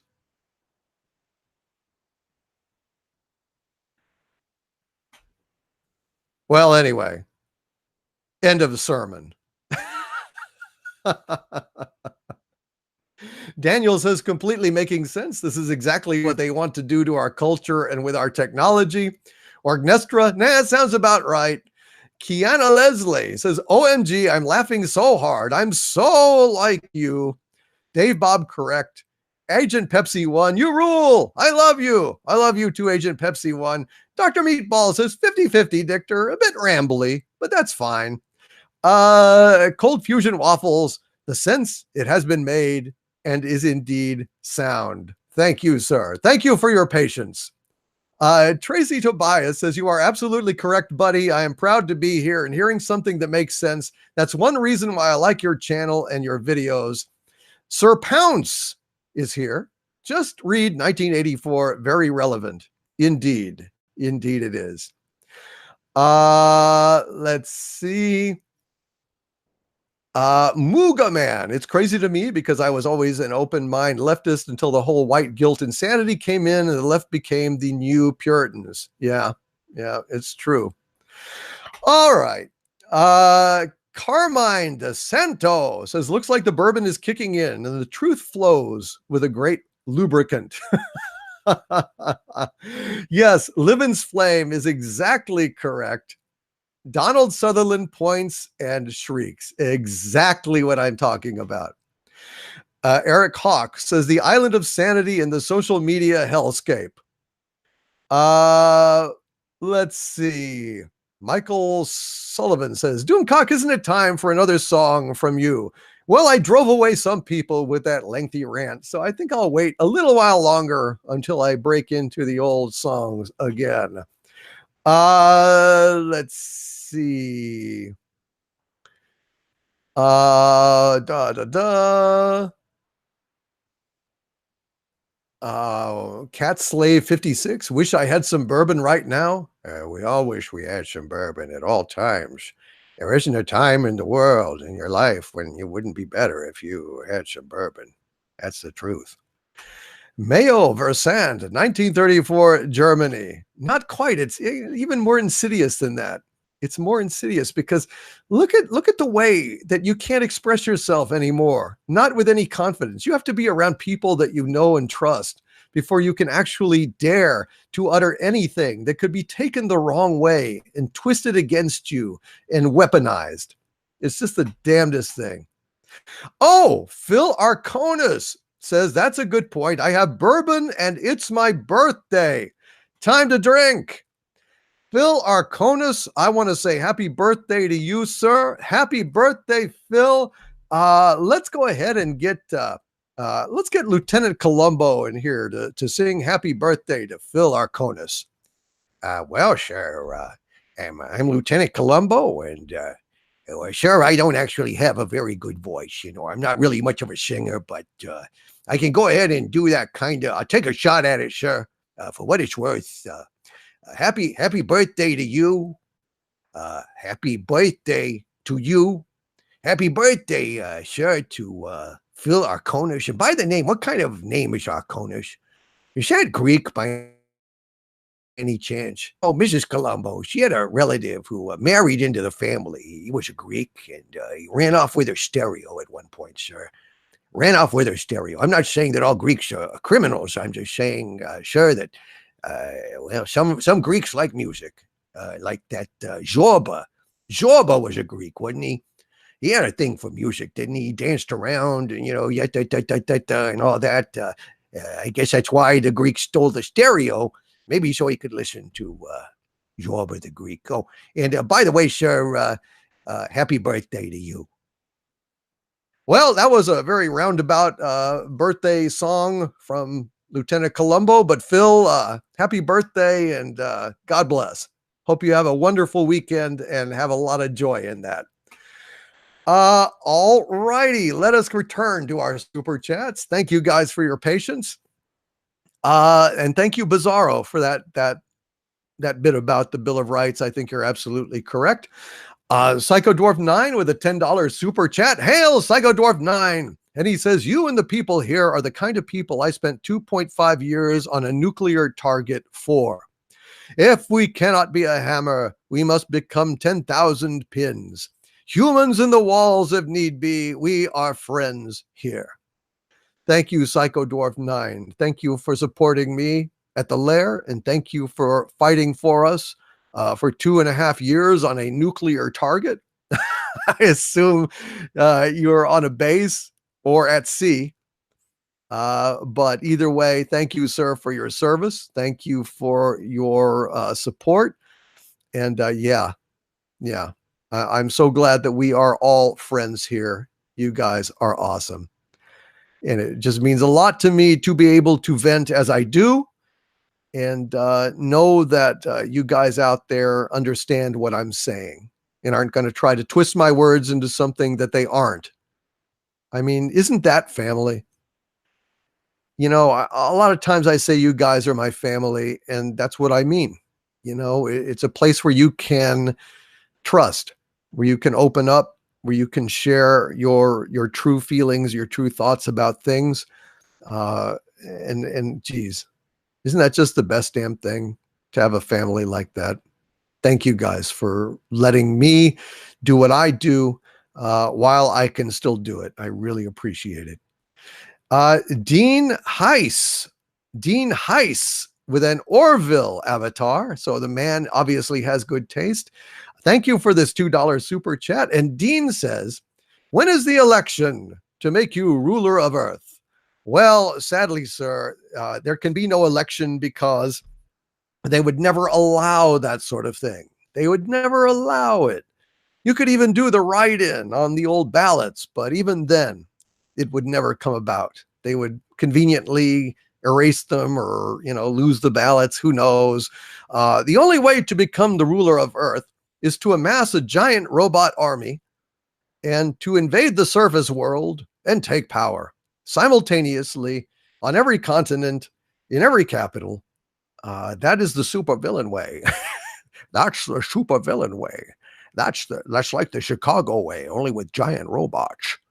You know, they bring a giant bug, you bring a giant can of Raid. They bring a giant can of Raid, you bring a giant robot to shoot the Raid back on them. That's the Chicago way. And that's the supervillain way. So that's why I am building my army. That is why you guys super chatting me, watching the commercials on my videos, makes such a huge difference to me. And really, it is with your help, God willing, the Doomcock shall one day rule the world. Thank you, Dean Heiss, for the super chat and for the vote of confidence as well. Daniel is here.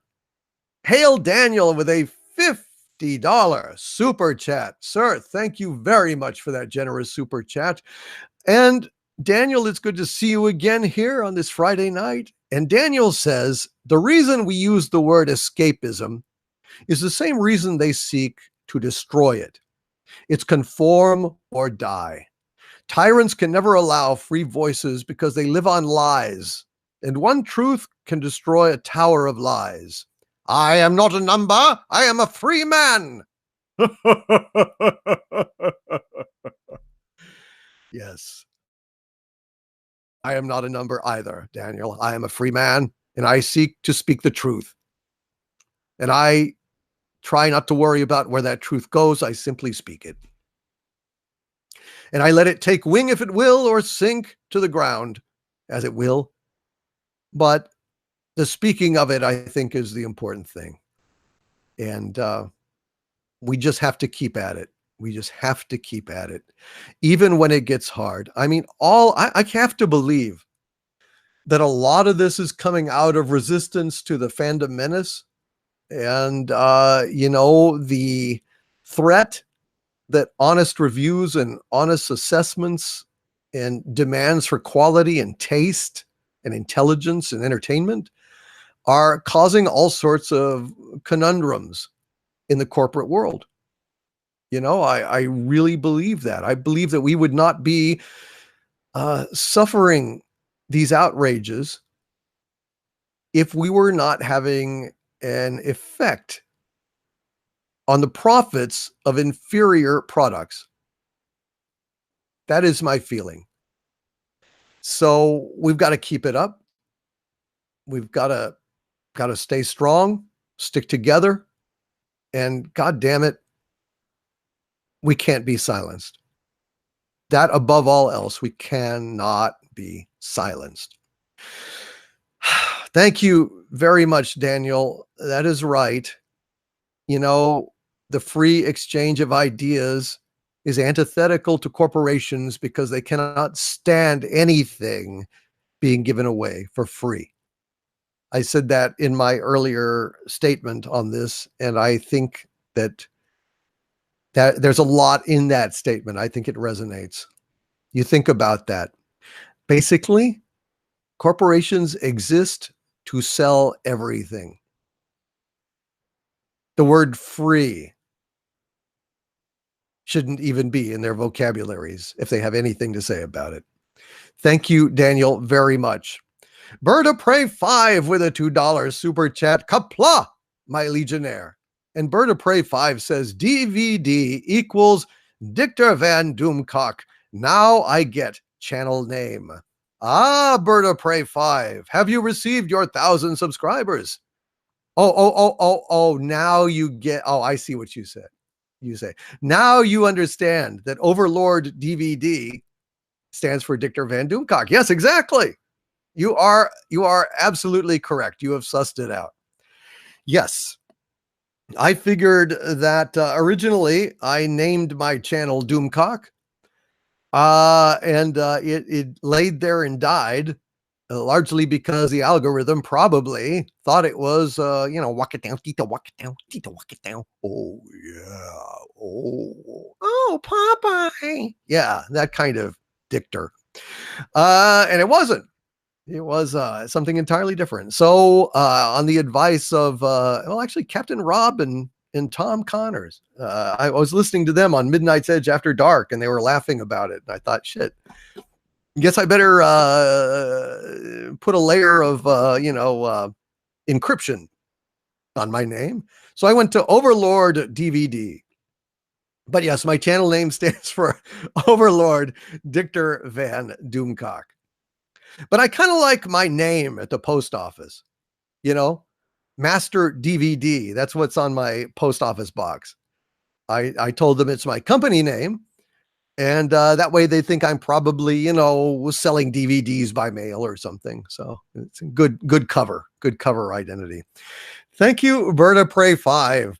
Chris Blake with a $15 super chat. Thank you, Chris. Thank you very much, sir, for that generous super chat. And he says, I can't add anything to what you've already so eloquently said, my liege. No Latin tonight, just a humble donation and my sincere thanks. Thank you, Chris. I really appreciate that. And I'm glad that whatever I said resonated with you.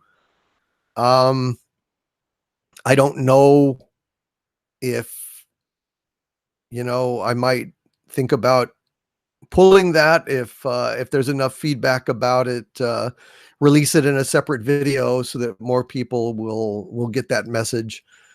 I just wanted people to realize that, aside from the obvious issues here, there are some extremely, extremely serious things going on with this.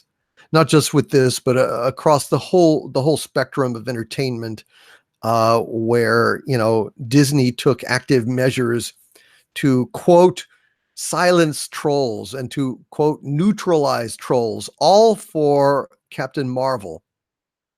They had Rotten Tomatoes bending over backwards. IMDb, it's eerie. It's bizarre. What they call trolls, I call unhappy consumers. And they're trying to solve the problem of the consumers being unhappy by shutting them up. But when they see their box office drop, then they'll know that it wasn't trolls. It was the people that used to buy their merchandise and used to love their products. And now it's too late. Thank you, Chris Blake, for that very generous super chat. Psycho Dwarf 9 with a $5 super chat again. Thank you, Psycho Dwarf 9. Psycho Dwarf 9 says, never trust a knight whose armor has no debts, for he has done nothing.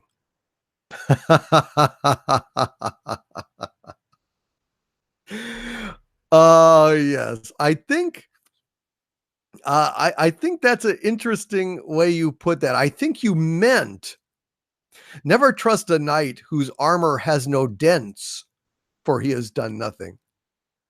But I like the debts. I like that. A knight whose armor has no debts is a knight who has not pursued honor. A knight who has never defended a maiden or righted an injustice, done anything noble, has avenged no debts and incurred no dents. That's how I took it when I read it, Psycho Dwarf 9. I think it works both ways. And I want to thank you so much for that super chat. Thank you, brother. That's a very cool saying. Brandon is here with a $5 super chat. Hail, Brandon. Thank you, sir. And Brandon says, step 1, O'Reilly out, 15 years, number 1. Step 2, the purges of wrong types on social media. Step 3, the blue check marks to push the algorithms they want. Yeah, that is an evolution, isn't it? It really is. And you mentioned Bill O'Reilly out. And, like I said before, I don't get political. I never do. I do not pick sides on that. The only side Doomcock is on politically is Doomcock. Doomcock is the only one fit to rule the world. Therefore, I eschew both Republicans and Democrats. But like I said earlier, regardless of whether you are on the right or the left, the vilification and expunging of guys like O'Reilly, of Jones, of all these other extremist voices, Milo, love them or loathe them. And I know people in both categories on that. When we start cutting off speech, unless it is dangerous in true terms, not just bullshit rhetoric danger, but actual, like, exhorting, illegal activity, riots, whatever that case may be.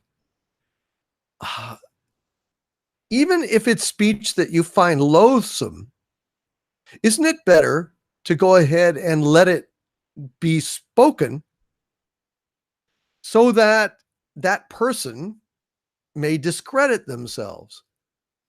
If you're so convinced of the rightness of your position, don't try to silence the people you disagree with. Let them speak. Let them speak. And if they are wrong, they will invariably show themselves to be idiots and discredit themselves, rather than you doing it for them by exerting power that you should not exert. Thank you, Brandon, for that $5 super chat. Excellent point, sir.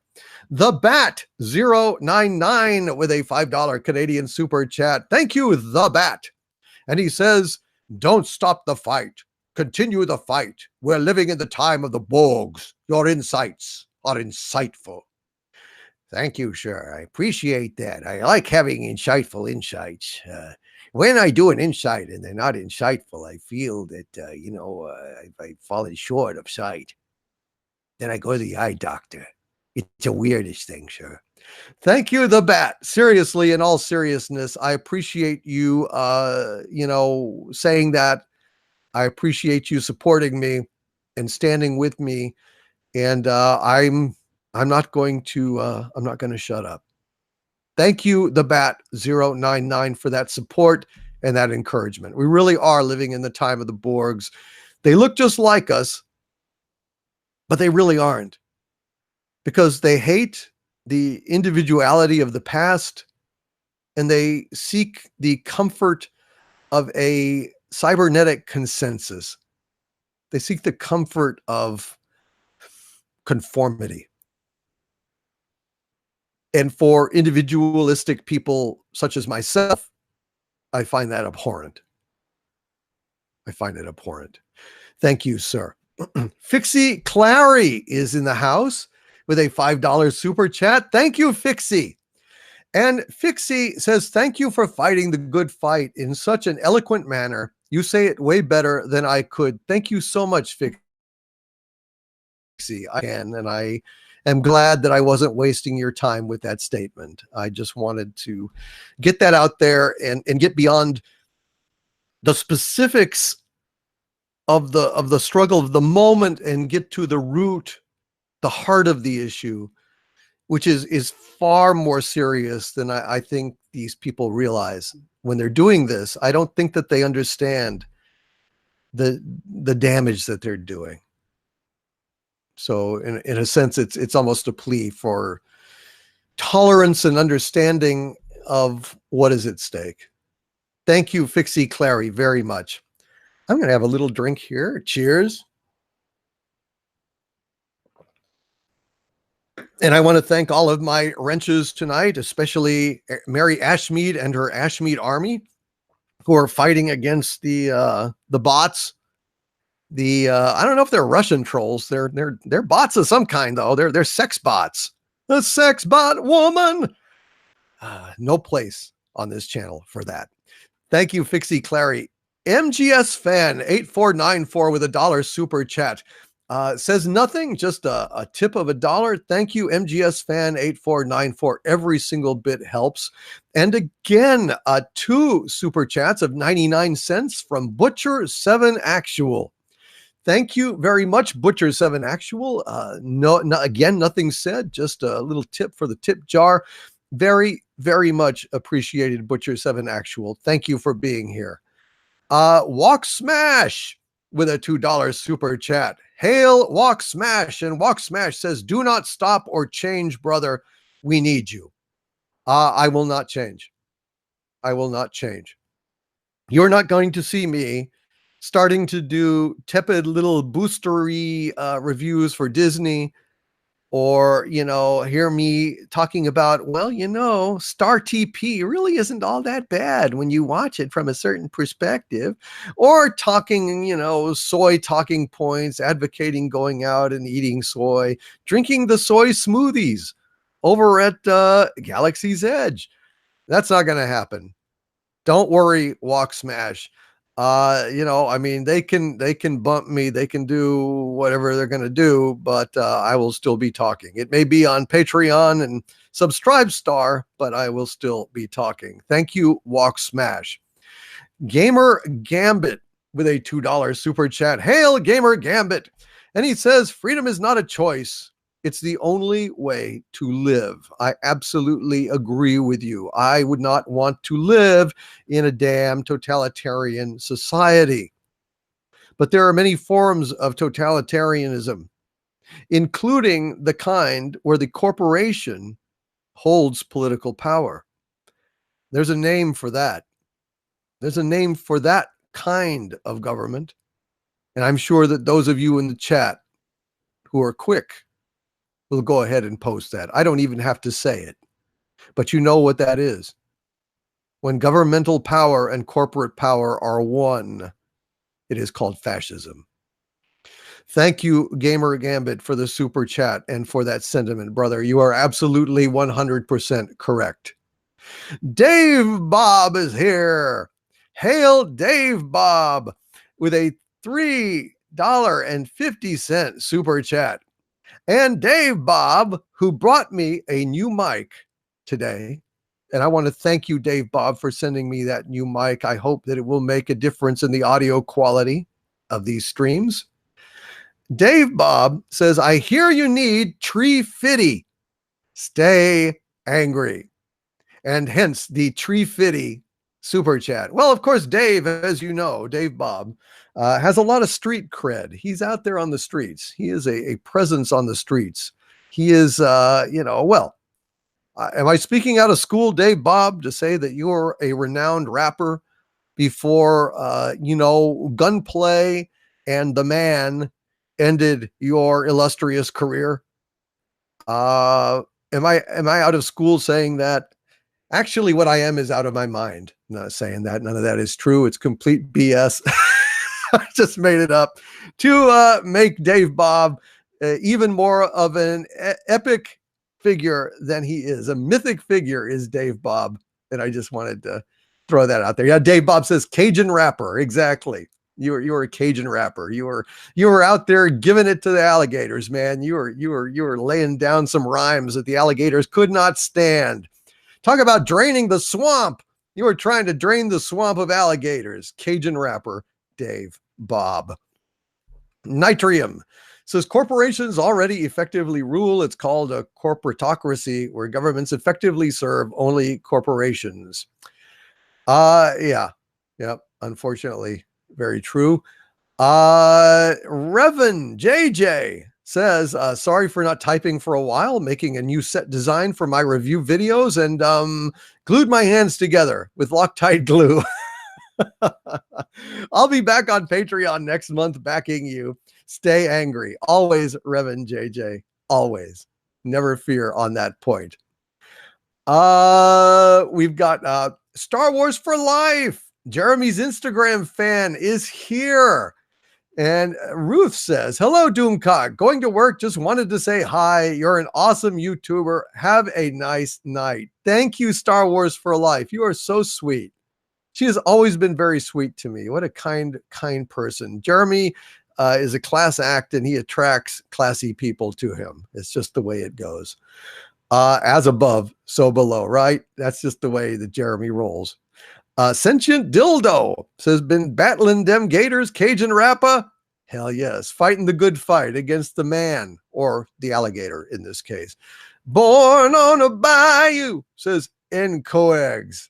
Resist the oligarchy, says HX823. What is the Matrix? Says amen. And let's see. We've got Livens Flame says they're remaking Hannibal as Mammable. Ma'am, as in yes, ma'am, as in another bit of entertainment that's gone woke. Yeah. Shame, shame, shame, shame. Otter Vomit says Disneyism. Yes. Let's see. Duke Chronic. YouTube just opened a can of worms where people don't have to censor. Yeah. It's just messed up. It's just messed up. Texas Chick 76543 says that $4.99 super chat with no name was from me just because. Oh, thank you so much, Texas Chick 76543. Really appreciate that very, very much. JE says they don't let you say something unless the super chat is at least $2. Is that new? I don't know. I don't know that. I didn't think that was true. Is that true? I didn't know that. I have that's weird. That's not right. They shouldn't do that. I'm sorry about that if that's the case. We've got Darken Sangdrax says, hey, my lord, have you seen the Chernobyl TV series? It is some of the most awesome things I have ever seen. I saw the first episode. I've been meaning to watch the rest of it. It is definitely a worthy series. It is simply very grim and very depressing. So I guess I have to be in the right mood to watch it. I think probably what I'll do is just binge it when it's done so that it only ruins like one day, because the rest of the day I felt really, I just felt dark and kind of depressed. I mean, it's a very, very dark chapter of history, and it's something that can happen again. So I find it very disturbing, and I have to be in the right frame of mind to actually check that out. It's very creepy, but it is a brilliant show, and I will definitely check it out when it's all done. Probably, I think that's what I'll have to do. Nitrium says YouTube should really make their social policy clear to everyone, so content creators know what is and isn't acceptable and stick to that. Absolutely. Everybody wants to. I want to, certainly. And I will if I can just know what the lines are, then I would go ahead and do it. The Demon's Reflection is headed out. He says 3 a.m. Overlord, calling it a night. Good night and hail. Good night, the Demon's Reflection. Good to see you, sir. Thank you for stopping in. And Bionic Belly Button is here. The Bionic one herself has come into the chat. Welcome, Bionic Belly Button, and thank you for coming by. Let us go now to some more of our super chats. Thank you, Dave Bob, for the tree fitty. Jacob Fritz with a $2 super chat. Hail Jacob, and he says, hail Doomcock. Thanks for your poetic content. Thank you, Jacob Fritz. You are very welcome, sir. Thank you for considering it poetic. Makes me happy. Scott Williams is here with a $5 super chat. Thank you, Scott. And he says, it's always darkest before the dawn, and hopefully this will pass. I also almost missed tonight's show from me binging Blake's 7. LOL. Hail Scott Williams. Yeah, that reminds me, I would like to say something real quick about the passing of Paul Darrow. He played Avon on Blake 7. He was my favorite character on Blake 7 and one of my favorite TV characters of all time. Uh, you know, it was in the era of early Doctor Who. I think Blake 7 came in the late 60s or early 70s.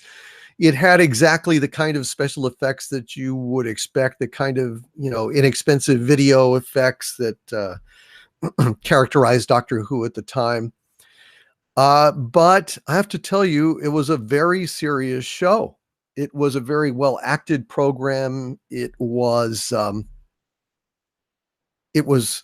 dark, and it was the first television show, to my knowledge, where nobody in the cast was safe. I mean, nobody in the cast was safe. People were dying right and left. Ships were being destroyed. New cast were being added all the time. It was a very unpredictable show.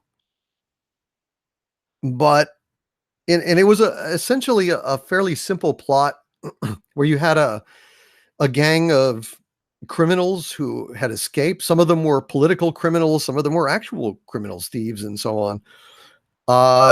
They all escaped en masse and found a ship and took it and escaped, and then went on to become privateers / freedom fighters. It was always a very morally ambiguous kind of show. It had moral complexity. It had very complex characters, and the most complex of all the characters was Avon.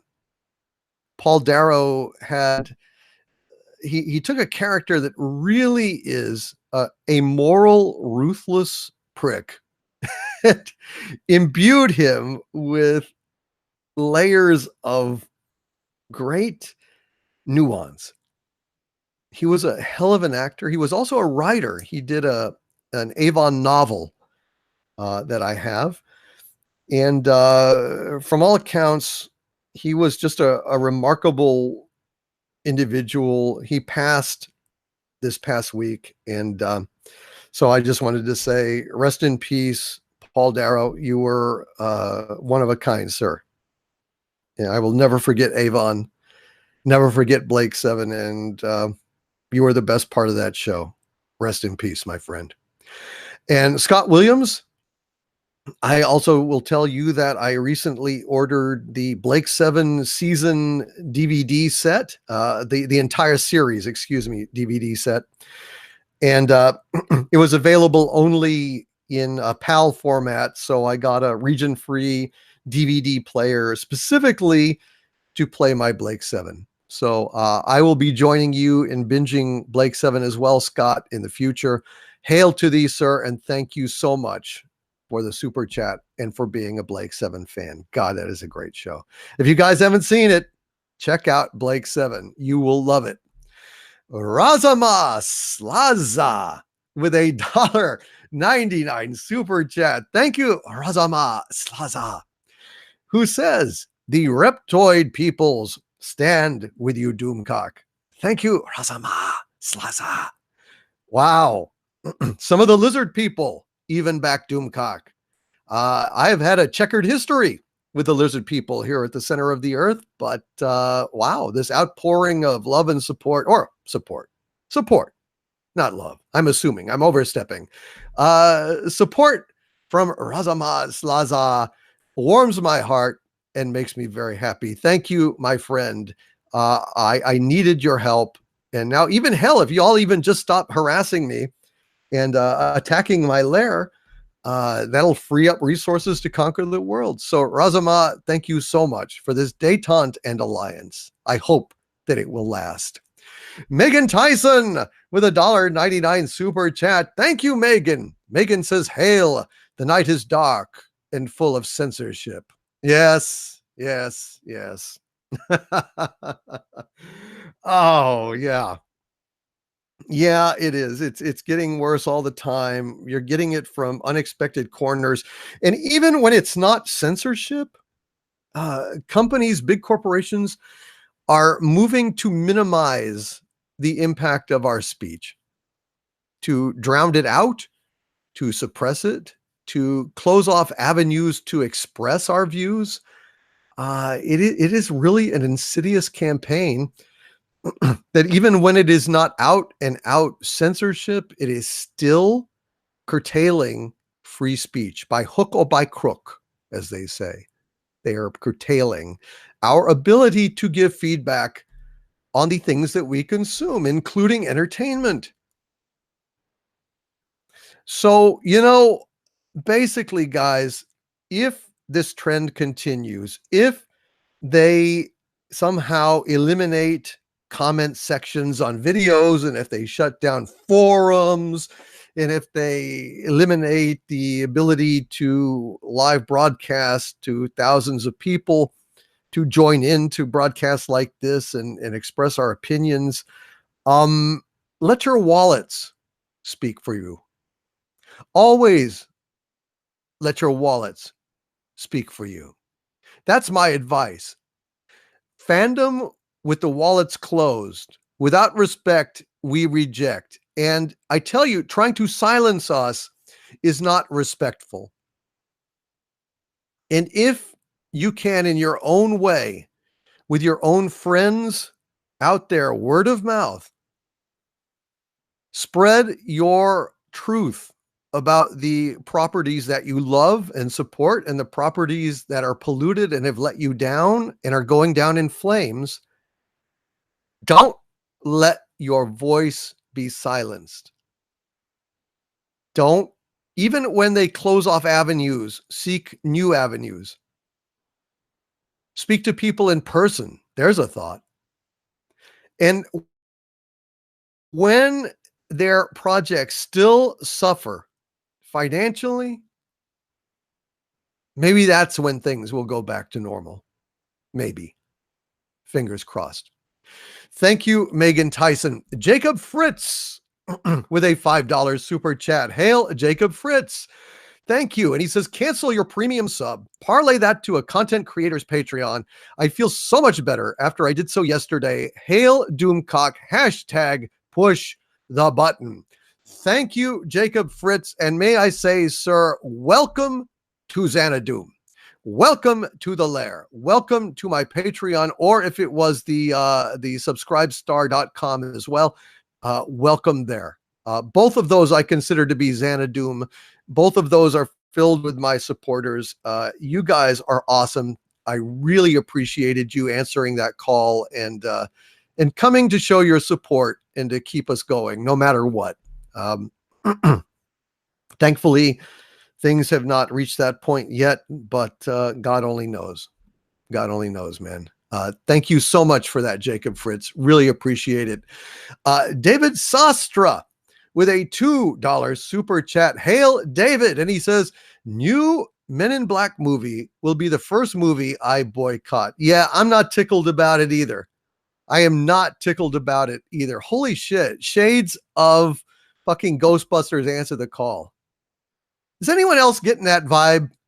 I guess it's because, Chris Hemsworth is the other agent to this female agent who seems to be the bossy one, who seems to be tolerating him, who seems to be the action one.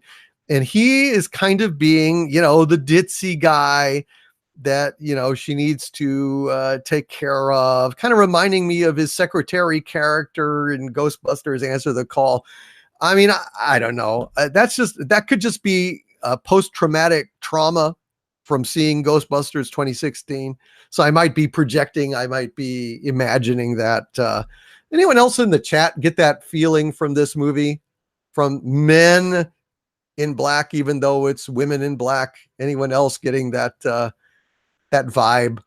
Because I don't know. I don't know. Bionic Belly Button says, what is Doomcock drinking tonight? Bionic Belly Button, I had a little bit of Bullet Bourbon tonight. I'm out of it right this minute. I don't have any more. I drank it all. So I'm dry. I'm basically drinking water at this point. That's what I'm down to. It's so sad. It's so sad, bionic belly button. But there you go. Speaking of which, I'll take a drink.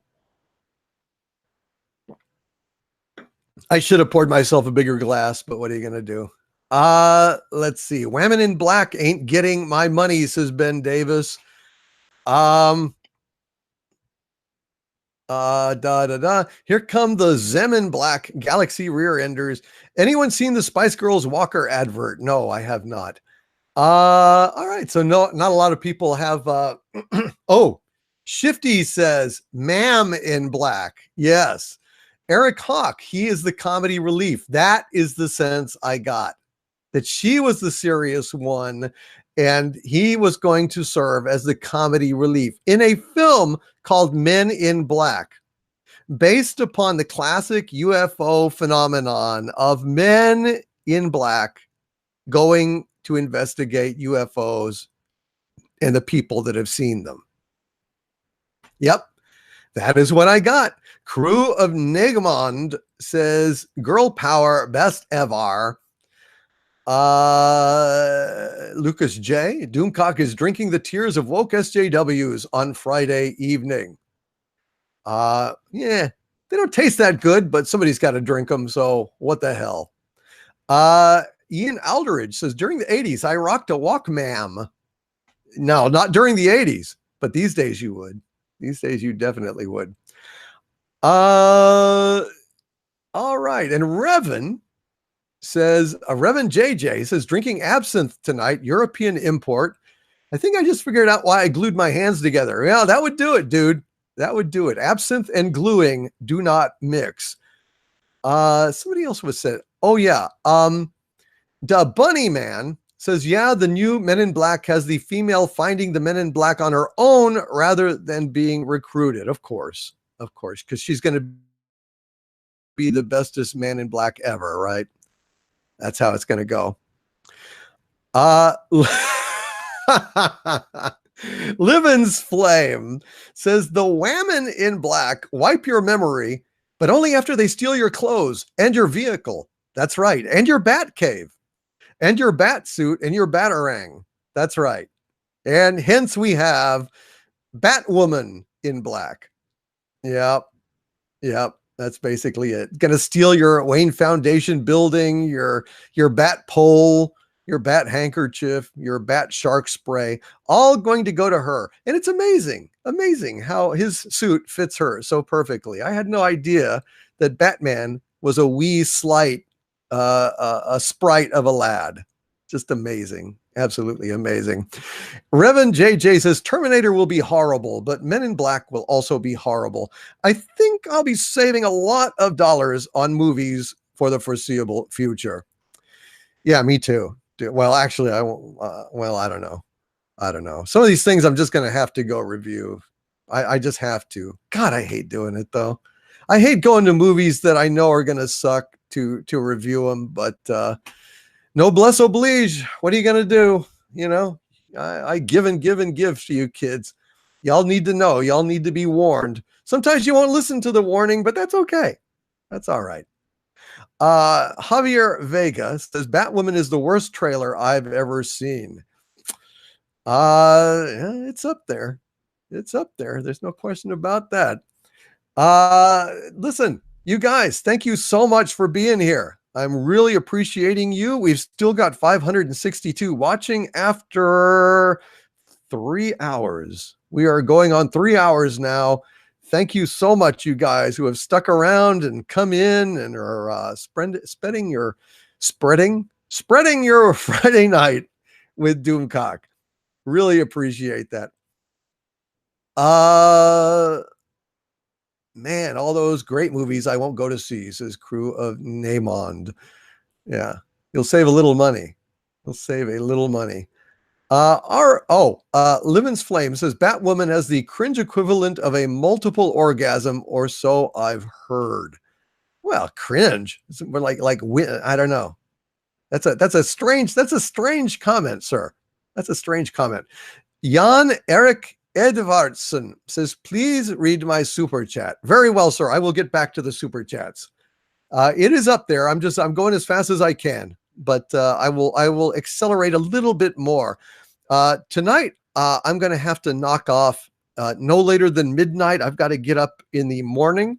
So it will be a short 4.5 or 5 hour super chat a live stream as opposed to a 6 or 7 hour one. Sorry about that. Sometimes I have to get up in the morning on weekends. It sucks, but we still got a couple hours here. Just a couple hours of fun left, but I just wanted to give you guys a heads up and let you guys know. Thank you, David. Yeah. I'm glad that you're going to boycott that thing. I think it's ridiculous. I mean, why can't men have anything of their own anymore? What is wrong with having a male buddy picture? Yeah, everything just has to be, women of color inserting themselves into, franchises that have been traditionally male. How about you make a movie of your own? How about that? Just make some new characters that are, woke women. Why not? Why not? Why do you have to insert it into pre-existing properties? I just don't understand it. I just don't. All you get is a property that's not what it was and a lot of resentment from the fans. I just think it's crazy. But what do I know? I'm a super villain. Crimson Glory 287 with a $20 Canadian super chat. Hail Crimson Glory 287. And he says, you know what? There's something more to the diversity propaganda. I think it'd be worth mentioning on Exozone. I'd be excited to come aboard with you and Gary if you'll have me. It's what the emails were for. Yes, Crimson Glory 287. I've not had a chance to digest those and respond. I saw that you have sent them, and I will get back to you on that. And I will also forward them to Gary as well. Thank you, Crimson Glory 287. This diversity push. There's nothing wrong with diversity, but the way it's being done, it's very aggressive and it's rather offensive, and it is corrupting existing things. And I'm just I do think that there's something behind it. So we can talk about that, Crimson Glory 287. And thank you so much for this very generous super chat. I will get back to you. Lori Roberts is here. Oh, and I know what Lori Roberts wants. Lori Roberts with a $5 super chat. Thank you, Lori. She says, my invite said fun with Doomcock and Harvey. A lot of Doomcock. Well, Laurie, thank you very much, first of all, for remembering that I'm supposed to be here. And thank you for pointing out that Doomcock is a Mike hog and a glory hog, and he just keeps yakety yakking, and he won't let an Eldritch God get in and talk. Well, what do you want to talk about, Harvey? Well, hell, I don't know. Pop culture. All right. Well, what do you want to talk about on pop culture?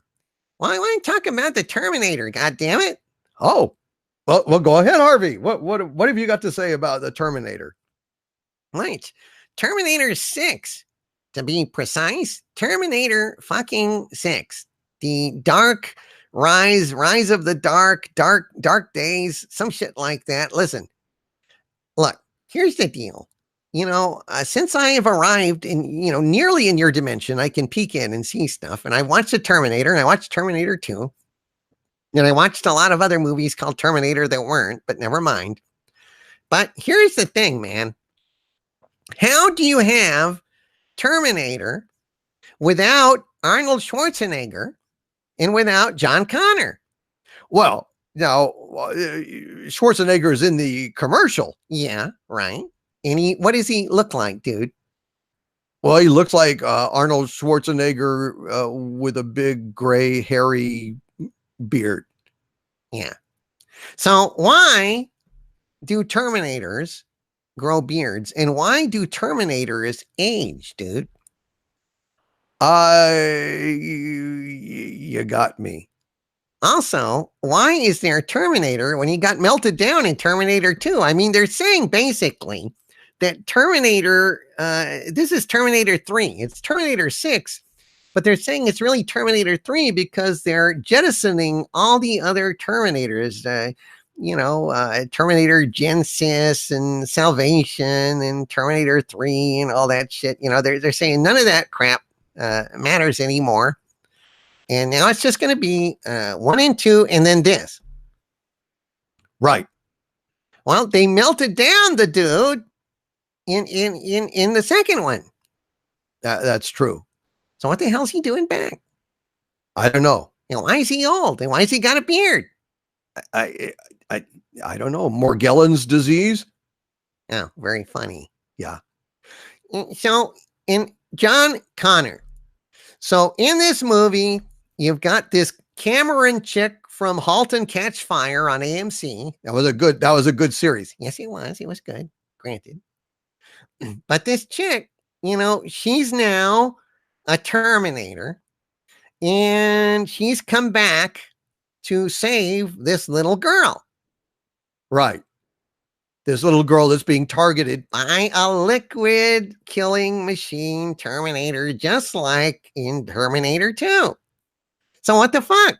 How is James Cameron getting away with totally remaking Terminator 2 and calling it Terminator 3? Because he's recasting it with women. And that's it? I think that's basically it. Because look, you've got Terminator's coming back to save this little girl now, Joan Connor. They're not related, are they? No, they're not. I just called her Joan Connor as a general term of abuse and contempt. Oh, I see. And just like the Terminator came back to protect John Connor, now this other Herminator is going to protect the little girl, and the 3 women are going off to stop a AI now named Legion. Legion. Yeah, Paul. Apparently, Skynet is done for. And where's John Connor? John Connor was the guy. I don't know, dude. I haven't seen the movie, but I've heard everything from John Connor is dead. What? Yeah, I've heard John Connor is dead, and now this little girl is the mostest importantest ever and is going to stop the machines where John Connor couldn't. Or did, because it was Skynet. Right. But now this other AI is called Legion. And so it's after a whole other girl? Right. See, that's what passes for originality for James Cameron these days is, okay, so it's not Skynet, it's Legion, and it's not a little boy, it's a little girl. And yeah. And Arnold's in there somewhere, somehow, as an old geezer. It sounds like shit.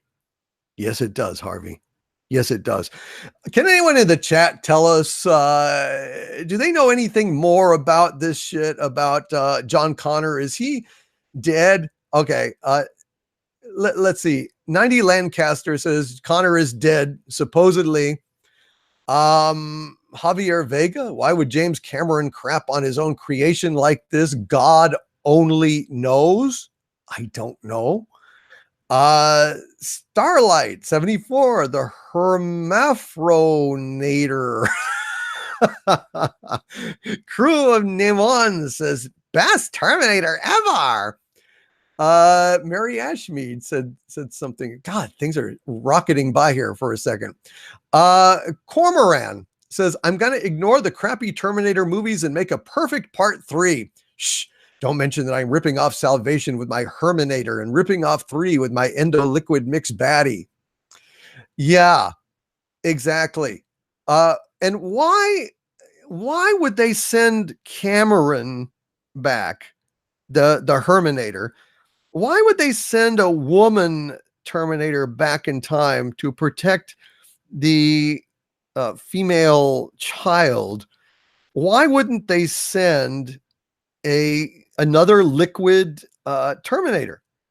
You know, I mean, John Connor programmed the, Arnold, the T-800 to come back in Terminator 2 and protect himself as a kid, because that's what he had handy. But now, if things have passed and now these liquid Terminators are state of the art, why don't they get one of those and send one of those back? So it's liquid Terminator against liquid Terminator, because they can look like people. Well, maybe they didn't have one, man.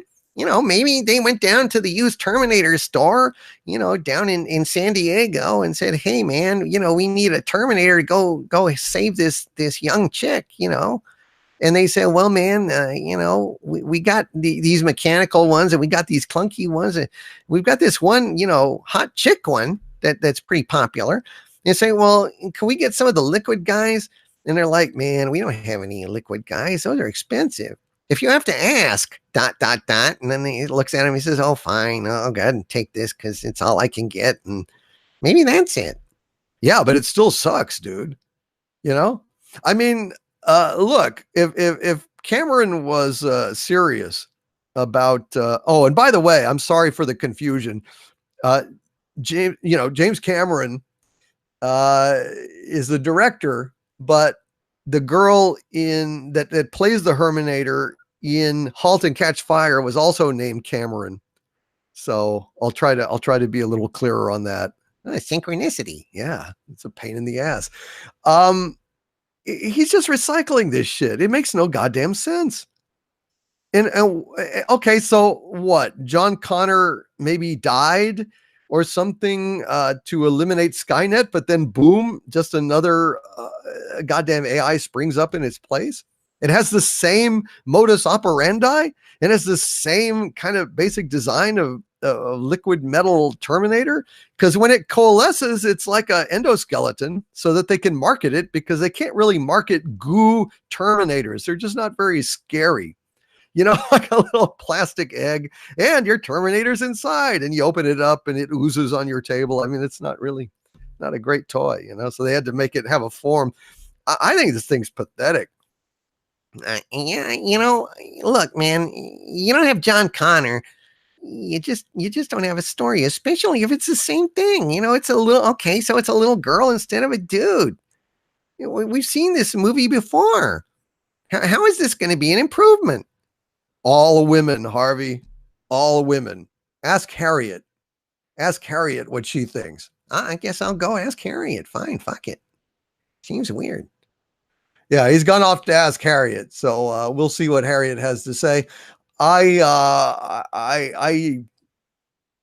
think this thing is looking worse all the time, and I don't have any idea how they're going to shoehorn Arnold Schwarzenegger into this damn thing. I don't know how they're going to explain how he's aged. I don't know why he would be kindly inclined towards them, since they went ahead and melted him down in the first one. So it's got to be a different one, right? The whole goddamn thing reeks, and I am incredibly suspicious of it. 90 Lancaster says it splits into two, a traditional skeleton and a liquid outer shell. Why? 90 Lancaster, why? Why would that be an advantage to a completely liquid one that can flow any which way it will? And also, it could turn itself into a mechanical one if it wanted to. It just doesn't make much sense. Phil Arconis says there was a rumor Arnold is playing someone the Arnold Terminator is based on. All right, well, that could be interesting. I guess we'll have to see. The flesh ages, not the endoskeleton, says Dave Bob. Interesting. Technically, he got melted because he asked them to, says AJ Journeyman. That is absolutely correct. There is a video that has the opening music from T2 on loop for 4 hours. Wow. That would be kind of cool. Intense. Good thing to be building a shed to or something, or working on a motorcycle too. But in general, it'd be kind of messed up to listen to. All right. Well, Laurie, there you go. There was Harvey expressing his dismay about Terminator 6 or 3, depending on how you count it. Thank you, Laurie, high priestess of the cult of Harvey. Captain Fuckhead with a £2 super chat. Thank you, Captain. And he says, Doomcock. Hail, brother. Doomcock. I don't know. You got me. You got me on that. You stumped the buoy on that one. I don't know what that song is.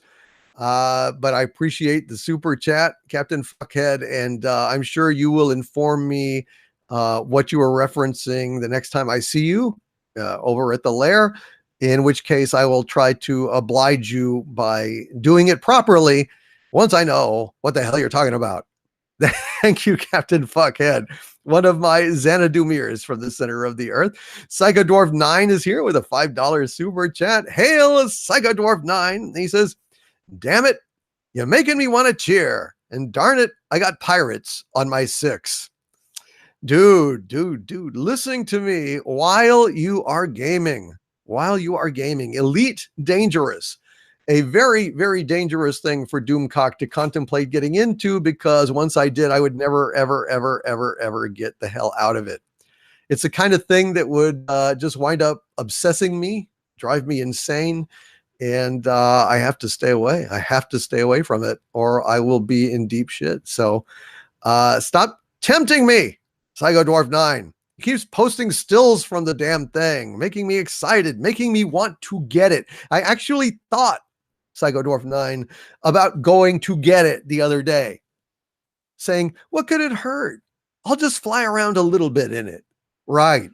And then Doomcock was lost in interstellar space for a long, long time. Yeah. You'd never hear from me again. You'd never see videos. It's dangerous. Stop it, Psycho Dwarf 9. Stop it. And thank you for the super chat. Stacking a Stormtrooper with a $9.99 super chat. Thank you, Stacking Stormtrooper. He says, Overlord DVD, do you think you would get shut down by YouTube, being you bring in a good amount of revenue for them? Us bucket-headed channels need to stick together. I do. Listen, I am absolutely perplexed that they do the things they do. Look at what they did to Secure Team 10. Secure Team has 2 million subscribers. 2 million subscribers on Secure Team's channel, Tyler's channel. And for a while, he was demonetized, just like that. I mean, it was before all of this shit went down, just like that. They said, you're done, buddy. And it was only a massive outpouring of support and protest that I apparently got them to reverse course. But his audience dwarfs all of the Fandom Menace combined.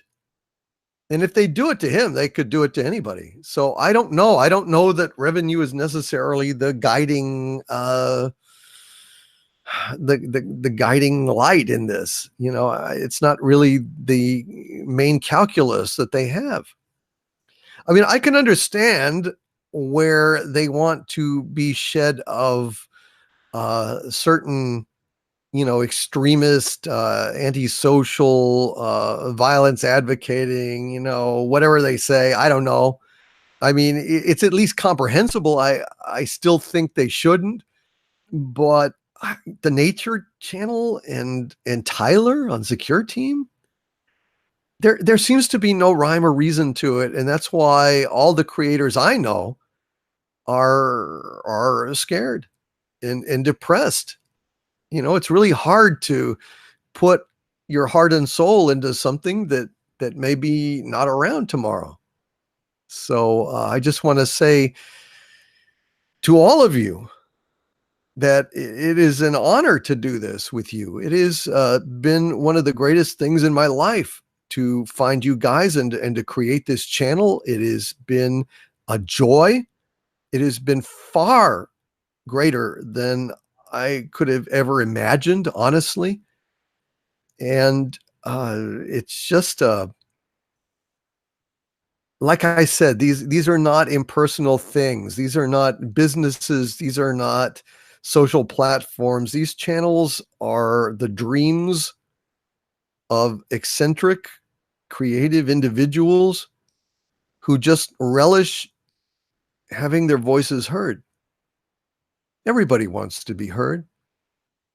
And it's just sad that in this incredible technological civilization that we have constructed, where everyone in their basement has a potential to be heard, that they're trying now to put that genie back in the bottle and cork it and make sure that these people that technology has freed will be silenced again. And I'm not talking about YouTube alone. I'm talking across the spectrum. It's very disturbing for those of us who believe in free speech, and that free speech is a necessary prerequisite for freedom. Thank you, Stacking Stormtrooper, very much for that super chat. Xenomorph XX121 with a $5 super chat. Hail Xenomorph! And he says, good evening, my Lord Doomcock. Happy to say I am a new Legionnaire. Oh, sir, thank you so much. Thank you for joining the Legion of Doomcock, my friend. Hail to thee and thank you. And he says, I can bring my Xenomorph army with me. Hail, my liege. Hail, Xenomorph XX121. Damn it, sir. Outstanding. Thank you and welcome. I will be sending you a greeting message very soon. But in the meantime, for new people, I posted some kind of instructions on the main page about how you can access the exclusive content easily, and where you can find the names of all the Legionnaires and their ministries that they run on the scrolls of the Legion. So yeah, check all that out. And man, I'll be in touch. Thank you so much for that. And thank all of you guys who have joined my Patreon recently. There is not a finer bunch of folks that you'll ever find. We are a community. I say that in the most literal sense possible. People are posting their own work, their own memes. There are discussions going on everywhere. We have our own Discord where we chat, and I chat with you guys at least 2 to 3 times a month, like directly, where you can talk back to me. It's just a hell of a thing, and I want to thank you, all of you, so much for the outpouring of love and support that you've shown me the last 2 days. I honestly, I don't know what to think, and I don't know what the future holds. It's just a time of great uncertainty in our community, in the fandom menace, and so your support really means a lot to me. It really does, and I just thank you so much from the bottom of my heart, all of you out there. We've got Bill Kittleman here. Hail Bill with a $5 super chat. Thank you, sir. And he says, I love what you say, Doomcock. They want a bunch of yes men or women, no complainers. That's right. That's right. Because complainers make people think. And when people think, they might reject their products. They might go ahead and be independently minded. They might go ahead and say, well, Jesus Christ, this guy is pointing out that there's no sonar in space.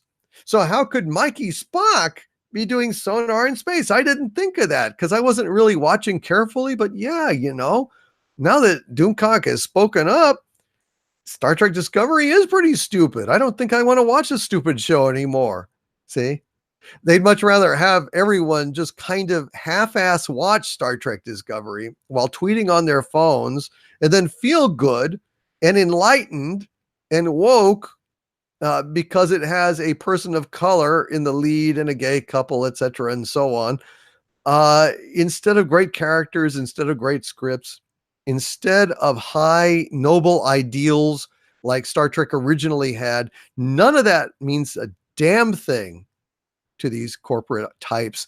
They just want to breed a race of complacent consumers who will go ahead and wolf down the swill so long as it comes from a can with a corporate label on it. If it says corporate, corporate, corporate on the label, label, label, you will love it, love it, love it on your table, table, table, right? Yep. That's what they want.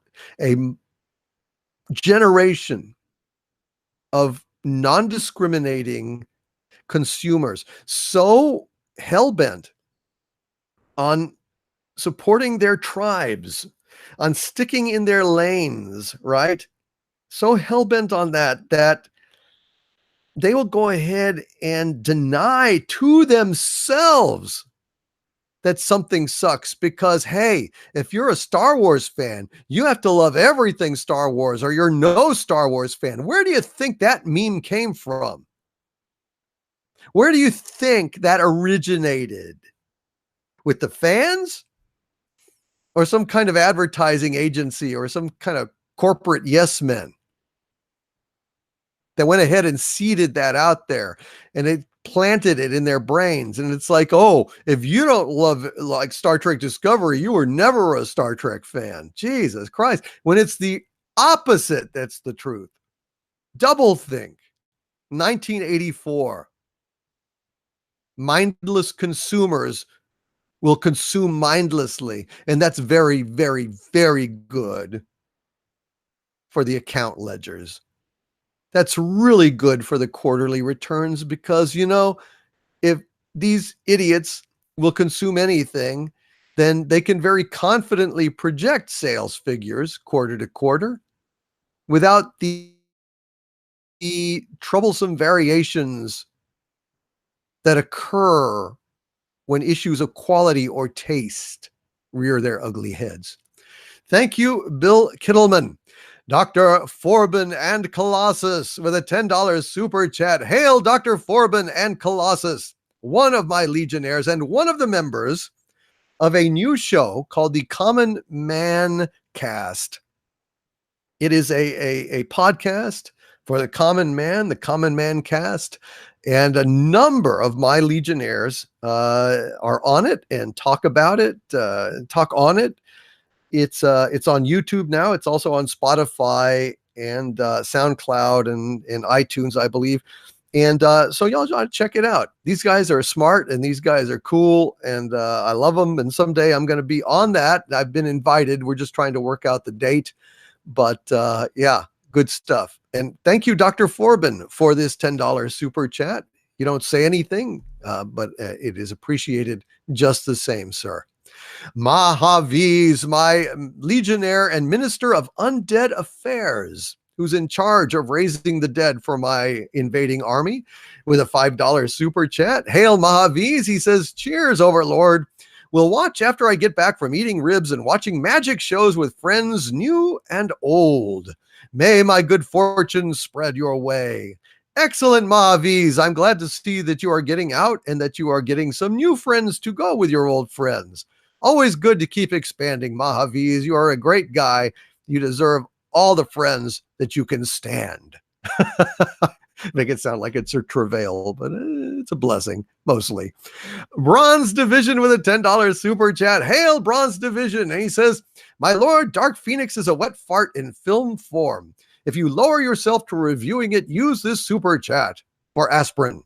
And please, for the sake of us all, don't do it anywhere near Harvey's button.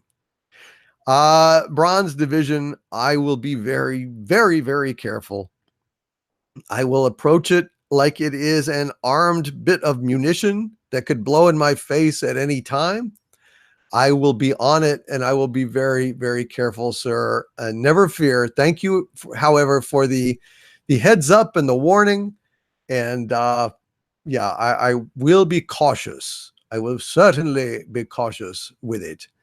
Let's see. Why don't we go back to the chat? Oh, well, I've got one here. Before we go, Jan Erik Edvardsson.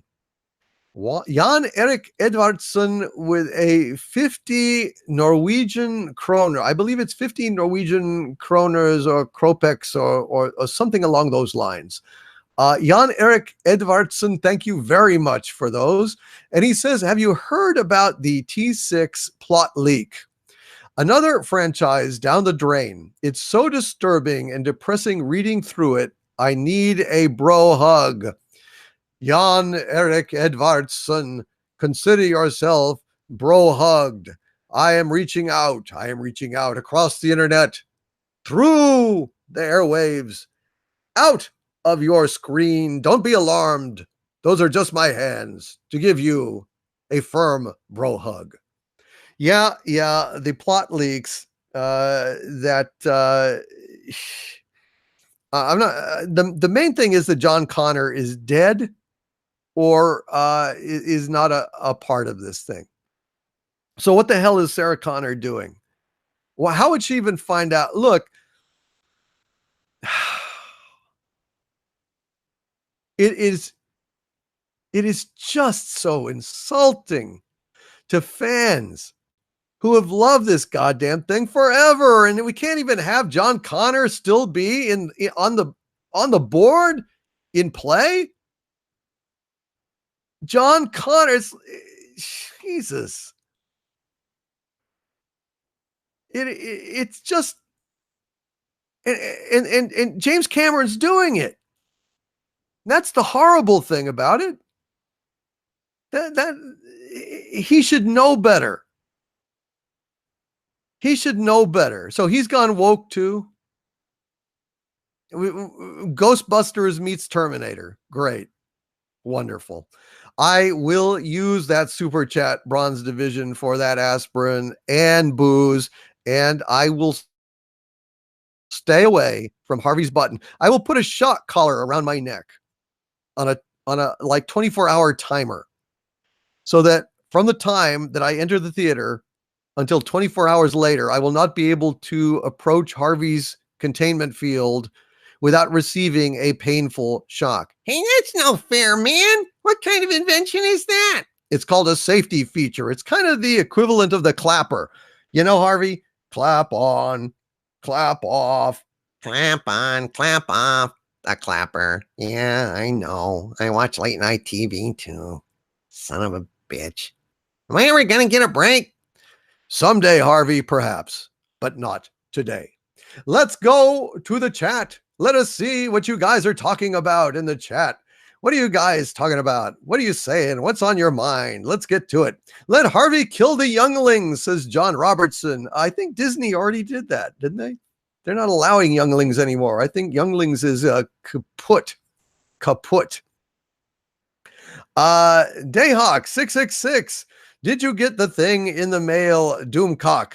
Dayhawk 666, I got a letter from you, and I did get that Blu-ray I mentioned earlier, but I have not gotten any other. I mean, I wouldn't call the letter a thing. If there was another package or something, I guess I haven't gotten it yet, Dayhawk 666. If you send me a tracking number or something, I will look into it. But I did get a letter from you, and I appreciated it very much, my friend. I really did. Let's see.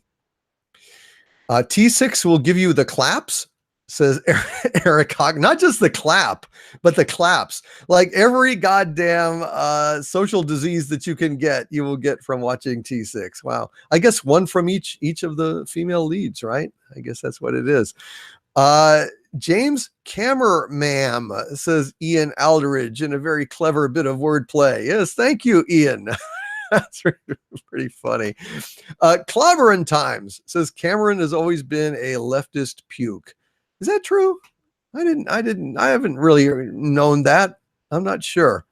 He used to be a great storyteller, I'll tell you that. But at this point, as Oliver Newton Bart says, James Cameron has been corrupted. 90 Lancaster says Cameron is just the producer on the new Terminator. That's right. That's absolutely right. I forget the name of the person who's directing it. I thought that in what movie he did before, I thought that the guy was pretty good, but this is terrible. Time Lord 2001. If I were Edward Furlong, I'd be seriously pissed. Yeah. And then what would happen? All the little turds that were pissing all over Tim Rose for being upset about Admiral Akbar would piss all over him. No thanks. Poor bastard. Daniel is saying John is another name for Doom John. That's way too toxic a name for a heroic character. The Doom John, the Doom Johnson. You can call me Ray or you can call me Dick.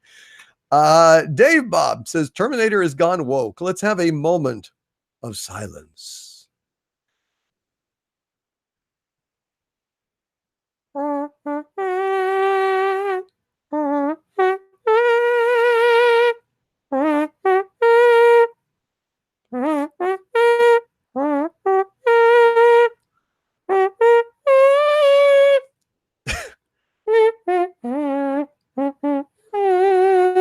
Alas, Terminator, we enjoyed ye while you were still great. And what a great franchise you were for such a long time.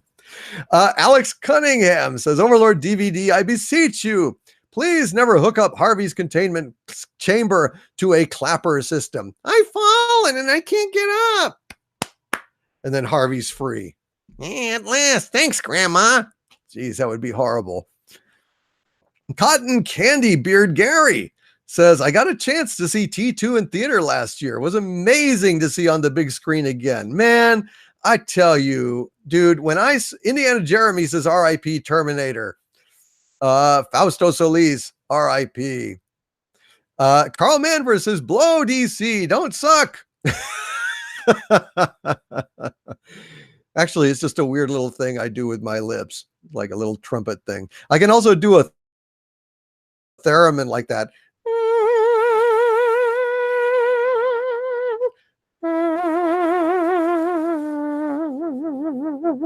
Have a little built-in theremin in my lips. Ian Aldridge, Doomcock, are you a writer? I'm assuming based on your extensive vocabulary, sir. Yes, I am. Loquacious Primate, and didn't James Cameron produce Alita Battle Angel? Yes, he did. So he's not all bad. He's just misguided on this thing. I'm hoping somehow, against hope, that this will not be a terrible movie. Somehow. It's looking really bad, but he is James Cameron. He still might have a chance. But Ray Jacobs says, even without the wokeness, T6 is just a rehash of the same old story. It really is. I got to say, Terminator 2 kicked my ass all over the theater. I mean, up and down the theater. I loved Terminator 2 so goddamn much that to this day, I cannot even still decide whether Terminator is better than Terminator 2 or vice versa. I can't pick. They're so close. They're in such different directions. They're so damn good. Both of them. It's like Terminator 2 is more complex than Terminator, but Terminator had that relentless 80s like horror cinema drive that just made it one of the most compelling movies ever made. One of the most compelling geek moments in history. And so it's so painful to come to this thing, you know, and like the bit that they showed on the trailer, it seemed pretty boring to me. It seemed pretty obvious. It seemed pathetic, frankly. I don't know. I'm hoping somehow against all hope that, you know, maybe it'll be okay. But I don't know. Kilroy was here, says, please read. I don't know if you saw, but I messaged you on Patreon a few days ago about you being on the podcast. I responded to somebody who did. I thought it was you. It may have been somebody else inviting me. And I said that, yeah, I'd be happy to. And I said a few things I didn't want to talk about. And I said that it would depend on what day and what time, because I wasn't actually given a date. I was said episode 10 or something like that. But I need like dates and times and stuff like that. So yeah, I responded to somebody. I thought it was you, Kilroy. If you didn't get it, then I'll go ahead and resend it. But I did reply, although it may have been one of your other cohorts, maybe Dr. Forbin. I'm not sure. Uh, but yeah, we're talking about it, and we will get it worked out. I will be on there. Lords of Media. James Cameron has nothing to do with it. He gets credit because he is the creator, or am I wrong? Was he on set and doing anything? Well, Lords of Media, I don't know the extent of his involvement. I assume that it's more than merely just a producer. Wasn't it Tim Miller?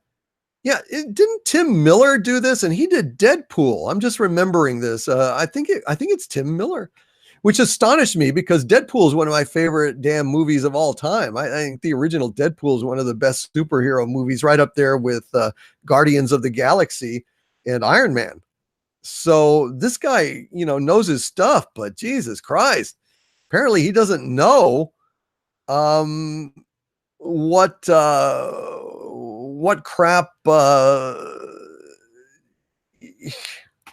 they're up to. I don't know.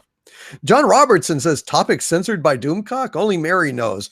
No, the only thing I said to them was that I would not discuss politics. I am not a political commentator. I am not interested in politics. I do not want to divide people in that way or contribute to that kind of division.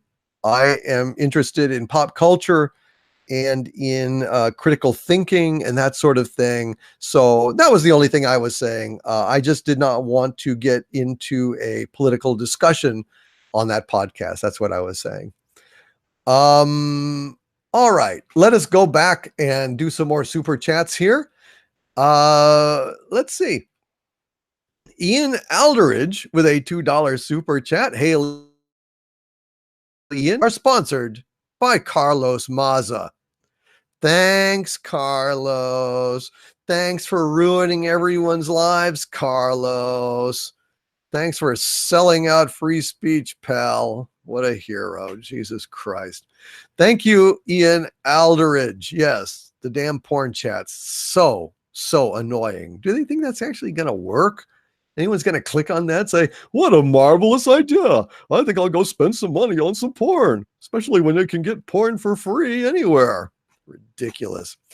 Loquacious Primate with a $10 super chat. Thank you, oh loquacious one. And he says, with the first link, the chain is forged.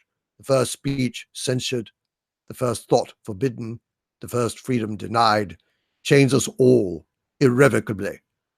Picard quoting Judge Sadie in TNG's Drumhead. Drumhead is a great episode. It is a wonderful episode of The Next Generation, and it remains relevant to this day. Another equivalent episode was on Battlestar Galactica when they were trying to ferret out Cylons in the fleet. And it was Adama who appointed this woman to head up the charge, the investigation, to lead, to follow wherever it led and drum out Cylons anywhere on the ship, in the fleet. And of course, this woman went power mad, and pretty soon even Adama was suspected of being a Cylon. And that's when he realized the mistake he had made, and he put an end to the whole thing. That is a wonderful speech. With the first link, the chain is forged. The first speech censured. The first thought forbidden. The first freedom denied. Chains us all irrevocably. Picard. See why I'm not looking forward to Star TP, because Jake out of Luke Picard is not going to be the Jean-Luc Picard that we know and love. It's not going to be Jean-Luc. It's going to be Jake out of luck Picard. And that is because it is being filmed under the license that requires a certain amount of difference in the designs. And we still don't know if that's mandated in the contract or it's merely that they are hell-bent on making those changes because that is the only way they can merchandise anything off of their show. In other words, Jake out of luck Picard has to be different from Jean-Luc Picard so that the action figure money and the costume money and, you know, the money off of the ships and the aliens will go to Secret Hideout and Alex Kurtzman and Bad Reboot rather than CBS. That's why they have no incentive to go ahead and give us an unadulterated actual Enterprise, is because they were hoping to sell the rubes out there their corrupted Alex Prize or Kurtzman Prize or whatever you want to call it, rather than the actual Enterprise, which accrues to CBS's benefit, not Secret Hideout and Bad Reboot.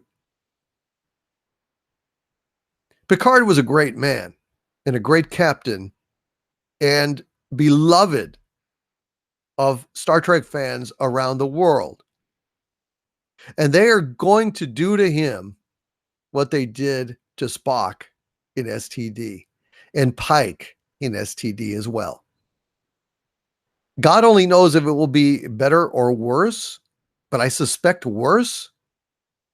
Because there's been all these rumors that Picard is in Section 31. I think maybe that actually changed. I think maybe they revised that and changed it because the license, in an attempt to bring back the licensees who walked anyway. But what does that tell you? That tells you don't have any hopes for that goddamn Star TP. At last, a Trek flush with success. Pun intended. Thank you, Loquacious Primate. Lee Champion with a $10 Australian super chat. Hail Lee Champion. And Lee says, I feed off your anger and your rant videos give me strength. Would love them to be more common on your channel. Let the hate flow through you. Thank you, Lee Champion. I am hoping to be able to do some more videos soon. It's been a little bit of a ever since Game of Thrones, it's been a little complicated, but I'm hoping to get back into a more regular schedule for my videos, at least every other day, and be. It's a question of what's happening on the day. Is it something that I feel that I have a unique contribution to? Or is it just something that I would crank out just to get views? I generally tend to try to do quality rather than quantity. I mean, basically. I may start doing some things on Harvey's channel as well. Things that are done maybe a little quicker, a little looser, where I'm not as worried about, polishing them and fine-tuning them. But we'll see. That's kind of what I'm thinking at this point. Also, I do stuff all the time exclusively over on Patreon and for Subscribe Star in the future. So all of you guys get more stuff over there as well. Thank you, Lee Champion. Chaos Spartan 575 with a $2 super chat asking, have you seen Hell's Reach yet? No, it is still in my browser. It is still ready to go. I am just a little bit overwhelmed. Every video that I make, I get hundreds and hundreds of messages and emails to respond to. It's also just so very time consuming. Chaos Spartan 575. But I do get around to things eventually, and I just want to thank you, sir, for your patience, but I will get to it, and I appreciate the recommendation. Basil is here. Basil with a $2 Canadian super chat. Thank you, Basil. And he says, Mary Ashmead and the wrenches are like Voltron. Yes. Thank you, Mary Ashmead and Ashmead Army, for helping to repel the troublesome interlopers and assembling to make a giant robot wrench. I think that is absolutely fantastic. You are fighting the good fight for all of us, keeping our chat clear of these idiots. Really appreciate it, Mary. And thank you all for helping her tonight. It's great. Bill Kittleman with a $2 super chat. Hail Billy says, Mary Ashmead, you're welcome. Doomcock is great. Thank you, Bill Kittleman. I like to think that I'm great.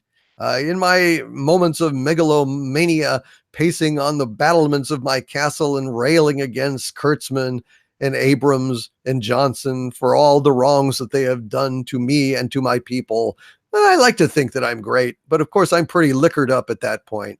And I generally think that I'm really great if I just don't fall off the battlements. You know, if I don't just trip and accidentally fall off the battlements. That's a good day for Doomcock. Thank you, Bill Kittleman, for the compliment. And thank you for the shout out to Mary Ashmead as well. Justin Norris with a $1.99 super chat. Hail, Justin. Thank you, sir. And he says, Kurtzman should be hoisted on his own Picard. Yes, he should. God damn it. His misspelled Picard, because yeah, he's not really, you know, his Picard. He's Picard. Fucking Kurtzman. I cannot believe that guy is still going. You know, let me just say this. I've heard some theories from my source about why Kurtzman is still clinging to life despite the enormous failures and horrible problems with Star Trek Discovery and everything that he's been doing. And, you know, it's got to be something in the contract. It's just got to be. It has to be. It has to be something so Machiavellian, so punitive in the contract that prevents CBS from getting rid of him to justify this obscene expense and this incredibly detrimental blow to the Star Trek franchise, from which it may never recover. It literally has been so damaged that I have no confidence that they can recover. Even with a brand new creative team, the stink of this era is just all over them. Ooh, that smell. Can't you smell that smell? The smell of it surrounds them, as the song goes. It's just an abomination. Thank you, Justin Norris. Jason Green with a $5 super chat. Hail, Jason Green. And he says, still would love to take you out for steak on my day off sometime. Maybe even spring for Harvey to get a doggy bag since he can't leave containment. Wait, a doggy bag? What am I, a dog to you? You think I'm some kind of canine, pal? No, it's just a phrase. It's how about an Eldritch God bag? An Eldritch Gotti bag. Like what would be in it? Steak leftovers. What steak? Oh man. Well, maybe we'll have to do that, Jason Green. Maybe we'll have to do that. Get some scraps for Harvey. I think, boy, once he gets the taste of steak, might save the world. You know, he might get so hooked on steak that he would be loath to destroy his one supply, which would, of course, be our universe. So, might defeat your plans, Harvey. I don't think so, pal. You know, let me tell you something. I'm more complicated than that. You think that you can bribe me off with some whatever this steak-like substance is? We'll see, pal. We'll see. Yeah, we will see, Harvey. Thank you, Jason Green. I appreciate that. That's a very generous offer. I will think about that, sir, and be in touch. And thank you, by the way, for your support. at the Xanadu, the center of the earth. 80s totally awesome with a $2 super chat. Hail 80s totally awesome. Then he says, my heart goes out to Luke and Akbar. I am not a number. You are not a number. 80s totally awesome. You are a free man. And thank you for having a big enough heart to think about how Luke and Admiral Akbar were abused by Ruin Johnson and those on the set. Holy crap. It was a goddamn shame. Feel like a number. Damn right. But I'm not a number. Damn it, I'm a man. I said I'm a man, to quote the Silver Bullet Band. Damn right. 80s totally awesome. You rock. Thank you, sir. Meximan and Cheese. Meximan and Cheese with a $5 super chat. Hail, Meximan. He says, STP the Picard becomes a janitor at Starfleet Academy, but not a groundskeeper, because it has to be 25% different. Yeah. Well, old Boothby, right? He was the groundskeeper, but now Picard is going to follow in his illustrious muddy footsteps and become a janitor who spouts wisdom at future starship captains who are actually going to do something with their careers. Wonderful. How low our captain has fallen, Meximan and Cheese. How very, very low. Roland with a $4.99 super chat. Hail, sir. Thank you. And he says, hail. I'm only here for DVD. If you leave for another platform, I shall follow. They came for AJ and we did nothing. Now they ain't coming. They're here. Yep. Yeah. That's the thing. That's the thing. Fighting for free speech is not a victory that can be won. It is not like blowing up the Death Star and then you kind of rub your hands together and say, well, that's done. Let's go and have some dessert. Let's go and have some drinks. The struggle to protect your right to speak out, to have a voice, and to be heard in this technological society of ours is an ongoing fight. And complacency is their greatest asset. Complacence. When you go ahead and assume everything's fine, and then these companies are moving in the background to go ahead and make sure that people are silenced, people are marginalized. Once again, return to their lane, return to their free speech pens, way, way far away from the actual marketplace where they need to be heard. Yeah, that's the aim. That's the aim. Thank you, Roland, one of my legionnaires and supporters at patreon.com/Doomcock. Thank you for that, sir. I really appreciate it. And I hope it won't come to that. But Roland, thank you so much for that offer. And thanks for standing with me. Razma Slaza, again with a $19.99 super chat. Our lizard friend from the center of the earth has returned. And Razma says, as a non-human, I was greatly offended at how Disney has been red-shirting other non-humans in Star Wars. Akbar deserves better. Yes, he does. And yes, he did. And just because they thought that he was some clown in a mask that they could just go ahead and shove out into space, because as these Twitter heroes put it, Akbar was nothing but a glorified extra. He was just a dude in a mask. Yeah. You know who else were dudes in masks? Dave Prowse, Peter Mayhew, Kenny Baker, Jeremy Bulloch. All of those were guys in masks. A lot of them were guys with few or no lines, like Chewbacca. And so, by that logic, are these assholes saying that these people also were glorified extras because they wore prosthetics or masks? Kenny Baker was R2-D2. Are you just saying he was just some clown in a tin can? Really? So, Razma Slaza, I too share your offense at how they have been redshirted. And that's why I'm calling them out, sir. That is why I am calling them out. How is everyone in the chat? What are you up to? This is my Akbar response.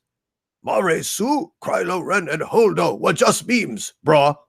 Says Bru Graptar's hammer. Boo Graptar's hammer. Well said, sir. Nicole Melot, in a galaxy far, far away, a SJW was thrown where they, he, she, it landed. I know not where. Well said. Rhaegar Targaryen is in the house. Says, screw Disney and their systematic ruining of IPs. Why do they think they're doing it? Why the hell do you think that they're doing it? I do not know. 80's totally awesome. Do not leave. Why are you leaving? Golly, dude, please do not. If Doomcock, Generial Elenia says, yes, if Doomcock doesn't read your super chat, he does a separate video to square up. Never fear. Mary Ashmead, is that on the Harvey channel? I forget. Yes, yes. Any super chat square ups that I do, and also the live streams after they are recorded, they get posted on Harvey's channel, which is youtube.com/the Harvey Zone. youtube.com/the Harvey Zone. And based on tonight, there will be some super chats that are left over. I will go ahead and record those along with a batch that I have from last week that I need to do as well from the last Inquisition. So it will probably be a 2-hour extravaganza of super chat square ups. So never fear, it is coming. And they're basically exactly the same as these shows, only without the chat. Just me talking with Harvey, reading out your super chats and riffing on the things that you say. So no super chat ever gets left behind. And if it does, contact me. I will track it down and personally rectify the situation. Bionic Belly Button, the last week, pointed out that I had missed one of hers, and it was because the screen didn't scroll all the way to the top when I reloaded it. And so I didn't see her super chat until it was too late. And then I went ahead and added it in the next one. So yes, thank you guys so much for all the super chats. And yes, I absolutely will make it happen. And Kilroy was here, says, I sent you a new Patreon message laying out our schedule as well as episode 10, which will be Sunday, July 7th. All right, well, I will look at that then, sir, and I will get back to you. And Dr. Forbin Colossus says the square ups are great. Thanks, Overlord DVD. Thank you, Dr. Forbin. Yes, the alternative to the super chat square ups, you guys, would be for me to speed through all of your comments and super chats as fast as I can. And I just can't do that. You know, I can't do it because my conscience won't let me, because I value what you guys say. I want to give you as much attention as I can. And at the same time, I also go back to the regular chat with nobody paying anything, and also include you guys as well to the best of my ability. There's a lot of channels, and I'm not accusing anyone of anything. I don't judge at all, that get so many super chats that they just do the super chats, and they don't really read any of the regular chats. And I don't want to do that, you know. So that means I'm always kind of running behind, and I'm taking longer. But I think it's worth it. You know, I that's how I want to do things. And so that's why every show that I do, every live stream that I do, you get an extra show out of it, because then I do a super chat square up, which is basically another, hour, 2-hour, 2.5-hour extension of what was there before. So that's what I do. And hopefully you guys understand why that is. All right. Let's see. Will you sing to us again? Says Mary Ashmead. Yeah, sure. Let's do a song. You guys have been patient. We've been dealing with a whole bunch of really dark things on this episode. It's not been as as funny an episode because look, the issues of free speech and freedom of expression are about as serious as it gets. So yeah, let me find something that would be fun to sing. How about a little Irish ditty? How about My Wild Irish Rose? How would that be? Well, there's also My Bonnie Lies Over the Ocean, but that's kind of square, isn't it? Let's see. Da, da, da. My Wild Irish Rose, yes. Let's see. All right. My wild Irish rose, the sweetest flower that grows. You may search everywhere, but none can compare with my wild Irish rose. My wild Irish rose, the dearest flower that grows. And someday for my sake, she may let me take a bloom from my wild Irish rose. And because things have been so grim, and because you are the silver lining to the dark cloud that is hanging over us all right now, at least for me, in my sky, you are the silver lining. And so I will sing this little ditty that I sing on every live stream. A, because I like it. B, because it has a happy, positive message. And C, because it's in the public domain. Oh, the songs that I could sing if they weren't in the public domain, I tell you. All right, so take a drink of water here. And it's short. So for those of you who do not like my singing, it'll be over before you know it. Just a minute, and then we will resume the regular proceedings. All right. Look for the silver lining whene'er a cloud appears in the blue. Remember somewhere the sun is shining, and so the right thing to do is make it shine for you, a heart full of joy and gladness will always banish sadness and strife. So always look for the silver lining and try to find the sunny side of life. Always look for the silver lining, sure, and try to find the sunny side of life. My Bonnie lies over the ocean, Jack. Hey, my Bonnie lies over the sea. My Bonnie lies over the ocean, Jack. Oh, bring back my Bonnie to me. Hey, bring back Jack. Bring back my Bonnie to me, hey, bring back, zing, bring back my Bonnie to me. Well, we just kind of turned this into the Carol Burnett show briefly, did a little bit of Sinatra-style swing on My Bonnie Lies Over the Ocean, again, because it's public domain. and I have a very limited choice in the things that I can sing. So there you go. Shatner, that's right.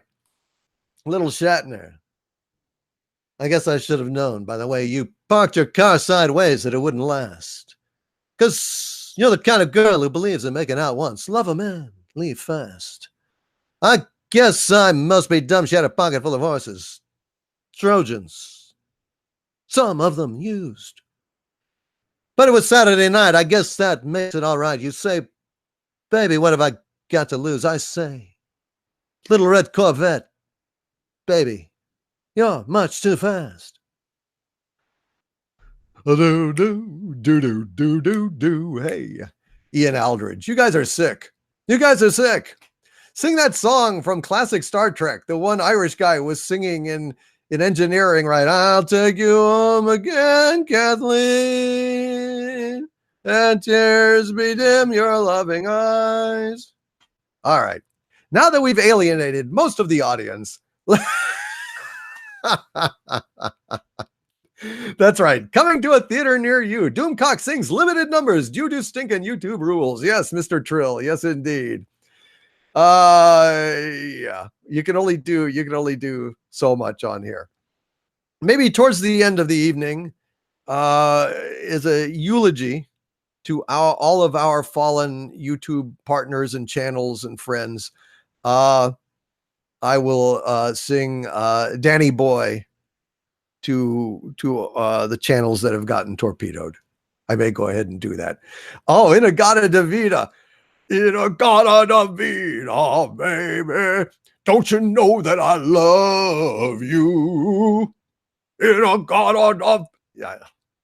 I'd love to do that. See, I'd love to do it. K-Tel presents Doomcock's greatest hits, says the Bunny Man. Exactly. Oh, damn.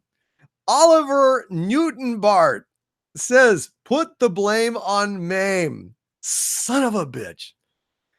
Synchronicity, people. Synchronicity. So, Oliver Newton Bart, this is the damnedest thing. Not 2 nights ago, for the first time, I watched Gilda from, I believe it was 1946, starring Rita Hayworth and Glenn Ford as a kind of a hustler, a gambler, a kind of a low life guy, working for a gangster in a nightclub in the Argentine. And I'd never seen that movie before. And I just stayed up to watch it, by God. And in that movie, that's where she sings "Put the Blame on Mame." So I'd never seen that before. And no, not Gilda Radner. Gilda is the name of the movie. It was Rita Hayworth. And oh my God, she was so hot. She was so gorgeous. Oh my God. Wow. Wow. And the movie itself is really turgid and melodramatic and goofy in some places. But oh dear God, she carries that movie. She is so iconic. I mean, she is the femme fatale of femme fatales. She's the one that Jessica Rabbit was surely based on.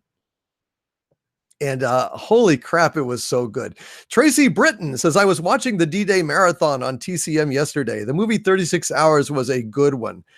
Oh, man, yeah. I think it was part of that because I also taped Breathless from that, the new age French movie that kind of revolutionized cinema by, I believe it was Godard. I think it was by Godard. Man, Mame was so good. Mame was so good. The way she sang it, she couldn't dance very well, but she was so hot that it just didn't matter. And Rita and Ford were an amazing pairing, says Phil Arconis. Yes. You guys should check it out. It's that's the thing.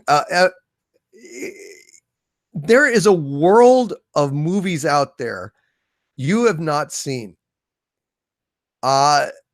Classic movies, great movies, even these movies like Gilda that are basically melodramas, you know, um, are still so much richer in story and nuance and coherence than modern cinema. There's a whole world of it out there. I almost tweeted out. I was thinking about tweeting it out, and I didn't. I should have done it. Where I said, "Do you need a cure for all this SJW crap that is going on in the world? That cure is Turner Classic Movies. Just turn on TCM and just let it wash over you. You can watch it all day.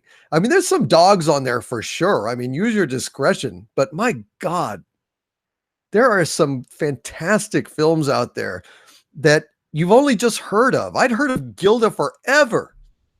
And all the movies I've seen, I've never ever watched it.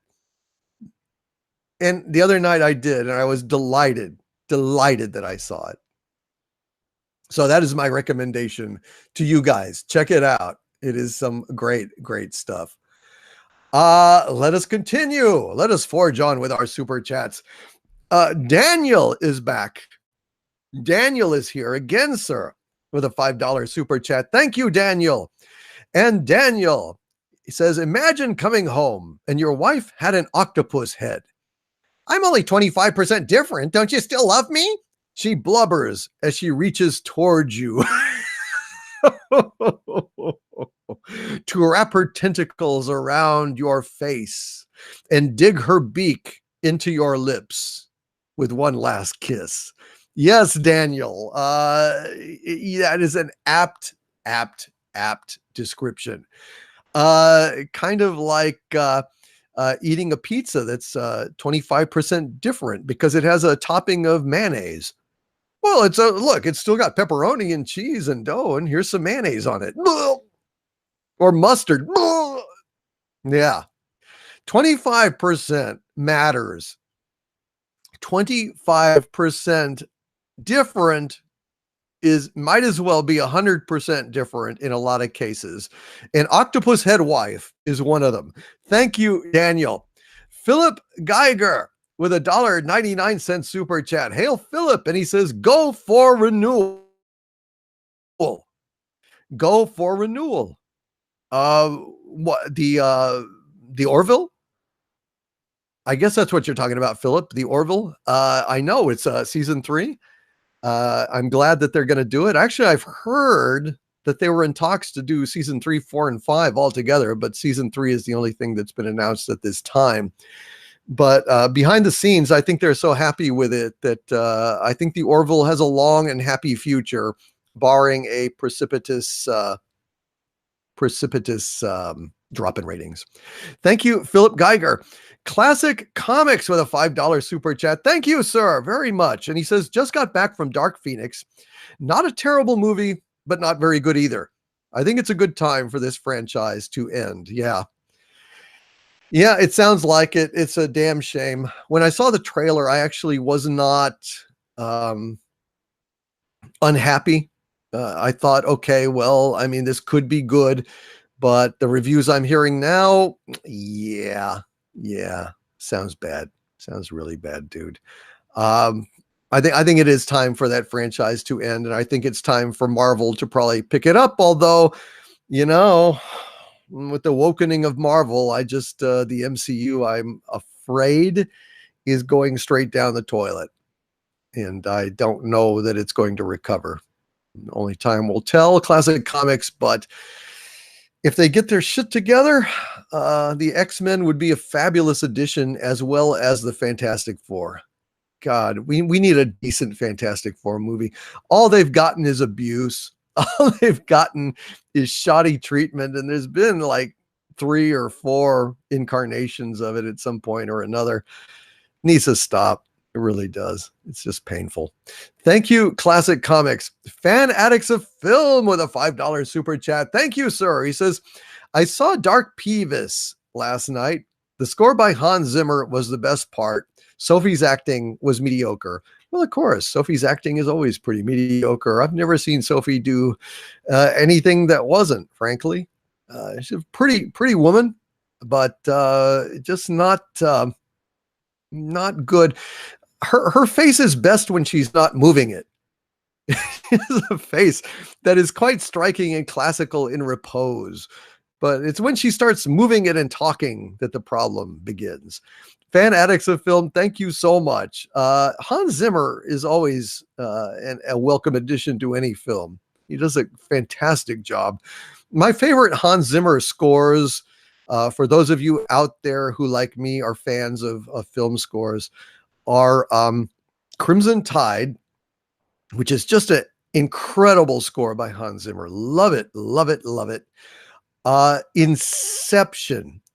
Regardless of how you feel about that film, the music in it is fucking great. Fucking great. I love the score to Inception. I love to write to it and work to it. It is just such a, it's a technologically forward score, but it also has a real heart to it, a real pathos, a real soul. Fantastic score. And then finally, oddly enough, one of my favorite Hans Zimmer scores is to True Romance, which was a film directed by Tony Scott, who is now deceased, sadly. He was a talented director, written by Quentin Tarantino. One of the few scripts Tarantino has written that he did not direct, but it really is a Tarantino movie when you get right down to it. I mean, you know, Tony Scott did a great job of bringing that script to life. But what is so cool about it, if you've not seen the movie, you really ought to. It's kind of a forgotten Tarantino movie, and make no bones about it. It is a Tarantino movie. It starts out in the cold winter of Detroit. I believe it's Detroit. It's cold, it's winter, it's snowy, it's slushy. And over that scene, you have this kind of tropical steel drum theme. And the beauty of that is how it makes sense at the end. Because in the end, the tropical steel drum theme makes perfect sense as to where the movie ends up.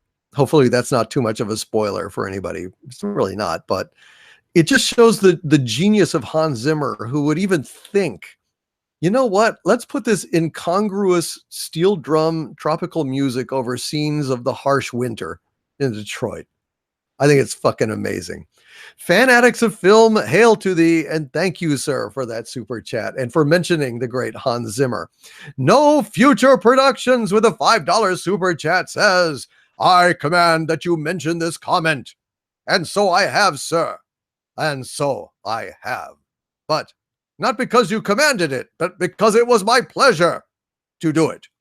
And I command that you be happy that I deigned to read your comment. Not the worst command, to be happy. Thank you, $5 super chatter, No Future Productions. I appreciate that very, very much. And I have not seen you here before. So welcome to the chat. I hope that you're having fun. And I hope that you have a wonderful weekend, sir. Woke Troll is here. Woke Troll with a $20 super chat, trolling me with a super chat. That's amazing. Hail Woke Troll. And he says, I'm not looking forward to Star TP, but I'm excited for episode 9. I can't wait for Doomcock's review. Yeah. By hook or by crook, I am going to review episode 9. I do not want to pay a dime for it. I have a plan of how to do it that involves a free rain check pass that I have. But yeah, it's going to be tricky. But rest assured, there is nothing that is going to silence me from reviewing episode 9. And you are indeed, Woke Troll, right to be excited for it, because it's going to be an epic review. If especially, God help us, if those spoilers are correct, that I posted in my video, if they actually pan out to be what happens, dear God in heaven, it is going to be a meltdown of epic proportions, and I can't wait to see it, woke troll. I cannot wait to see it. I cannot imagine who is going to be happy with such an ending, but I can tell you it ain't gonna be me, pal. And I'm gonna be all over that shit. Oh God. I hope it's a disaster financially. I really do. I really do. Because we've got to send a message to these people that we are not going to be your little thralls. We're not going to be your slaves. We're not your corporate property. And you can't just insult us and cheat us and open up a Star Wars theme park, for fuck's sake, devoid of any Star Wars. Are you out of your fucking mind? And you think that we're going to go and be happy about all of this shit? Being called sexist and racist and trolls, we're going to be happy and we're going to shell out money for your episode 9. For what? So that when it sucks as bad as The Last Jedi, that you can call us a whole new round of names? You've made it quite clear that you are not interested in our feedback. And I come from the old-fashioned school that the customer is always right. But when you won't even listen to the customer, then I guess that means you don't give a fuck whether we're right or wrong or what. You don't even care about that. You don't even extend us that courtesy to even listen to whether we're happy or not with your product. You just dismiss us out of hand. If you are unhappy, you are a pig. You are a troll. You are a toxic asshole whose opinion does not count. That's the thing about it. Lucasfilm has vilified all of us in the mainstream media to the point where nothing we say about The Last Jedi matters because we are dismissed with the facile label, we are trolls. And so we no longer have to be listened to. We are marginalized. Never mind that there are hours and hours, tens of hours, maybe hundreds of hours of videos on YouTube critiquing and analyzing what exactly is wrong with The Last Jedi. And a lazy son of a bitch in a mainstream article like in Vanity Fair can just dismiss all of that. Just saying, trolls didn't like The Last Jedi, but there's an active body of fandom that did. Tens of hours of astute, detailed critique dismissed with a facile label. That is what you are supporting when you buy a ticket to go see episode 9. And that is basically telling Disney that they can do the same thing on every movie they make in the future that sucks. They can just say it's trolls, it's toxic trolls, it's toxic fanboys, it's racists, it's sexist, racists and sexists and thieves, oh my, that drove Rose Tico off of Instagram, even though when she had the chance to say exactly what happened in her article in the New York Times, she didn't even mention the fans. She mentioned Hollywood. That is the level of cognitive dissonance that we are dealing with. And that is what is so maddening, is that nothing that we say now can have any impact because we've been marginalized and labeled. The only thing that we can say that will have an impact is when we speak with our wallets and we keep them the fuck shut. But just the same, somehow I will get in to see episode 9 and I will review it and I will be fair. God knows if somehow it turns out to be the best goddamn thing since buttered bread, I'll admit it. But I'm not holding my breath and I'm not losing any sleep over the prospect. Thank you, woke troll. DJM Voices with a $10 super chat. Hail DJM Voices. Thank you, sir. And he says, Hail Doomcock. I would second the suggestion to explore other platforms.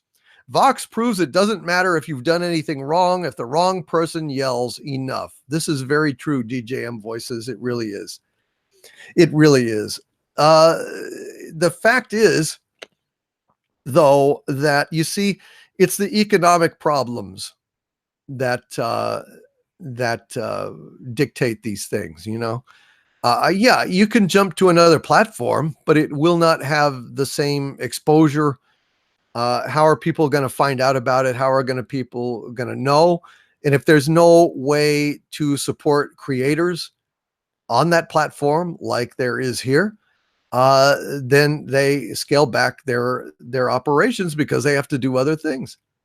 And so that's why on Patreon, I will continue to post things no matter what. But, in the larger world, I don't know. I don't know what would happen. It's just an unfortunate situation. But BitChute does seem promising, and I will look into that. I do stay away from anything, though, that has cryptocurrency because, like I said, it's just a nightmare trying to figure out what that stuff is actually worth and how do you report it and how do you not get in trouble, with taxes and stuff like that. I have no idea. It looked to be very, very, very complicated, and it looked like the government hadn't even figured out how to deal with it on their own. So how am I supposed to know how to deal with it? But that said, I think you're right, DJM Voices, and I will be looking into it. Thank you, sir. Thank you for all of your support, brother. I really do appreciate you. Chris Blake is here with a $20 super chat. Again, thank you, Chris. And he has a very good observation here. Chris, he says, my liege, I believe the future lies in old technology. IRC, Usenet, etc. Many of us were here before social media. We'll be here after it. The internet, not the web, sees censorship as damage and roots around it. Well, that's a promising idea, Chris. I mean, it's very optimistic. So basically, what needs to be done is someone needs to create some kind of viable alternative, but similar in spirit, to what YouTube was, something decentralized, something like the internet, that basically exists in no centralized area, but can be accessed around the world. I think that probably is the choice. I don't think any one company is going to come up with anything like that. I think it has to be some kind of, tech innovation, some kind of joint project like, ARPANET was way back when, decentralized and spreadable. I think that is the key. Thank you, Chris Blake, for that super chat and for that idea. That's a optimistic thing. IRC, Usenet, the old technologies resurrected from the dead to fight for freedom. I love it. Sounds like a comic book. Thank you, Chris. David Sastra with a $4 super chat. Thank you, David. One of my new supporters on patreon.com. At the lair and Xanadu at the center of the earth. And David says, Dark Phoenix, more like XX-Men.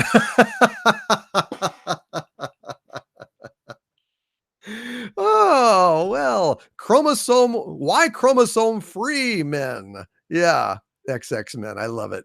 I love it. Thank you, David. I like that very much. Yeah, I'm afraid that's where we're going, buddy. I think it's going to be an all-female X-woman team in the future. Although I don't think there's going to be any more. I really don't. I think maybe they threw that out there as a lifeline to try and get the, woke crowd excited and behind it. But I think this thing's just going to die out there. Maybe it's about time. Too bad. There was such potential with that cast, They really could have done a hell of a job with X-Men if only the scripts had been better. But c'est la vie. What are you going to do? Thank you, David. Abby Olace is here with a $10 super chat. Thank you, Abby Olace. Good to see you. One of my Legionnaires, as I said before. And Abby says, I can't stand vanilla. I like things way spicier. And then she's got a little emoji there. Unfortunately, on this system, I can't see the emoji, but I assume that it is a spicy emoji. And I assume that your attitude is like Marla MacGyver's in Space Seed. And so I will talk to you as Khan. Yes, Abby Olace. I will talk to you as Khan until you submit to me and to my desires. And what would that desire be, Ricardo Montalban? My desire would be for fine Corinthian leather and perhaps a very, very short sidekick who might say something like, "But the boat, the boat." Yes, something like that, but not exactly. What could it be? What could it be? Well, while you're thinking about that, Ricardo, we will move on to the next super chat. But thank you, Abby Olace. Brandon with a $5 super chat. Hail, Brandon.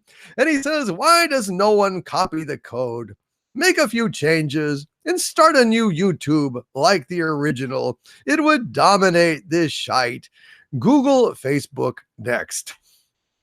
I don't know, man.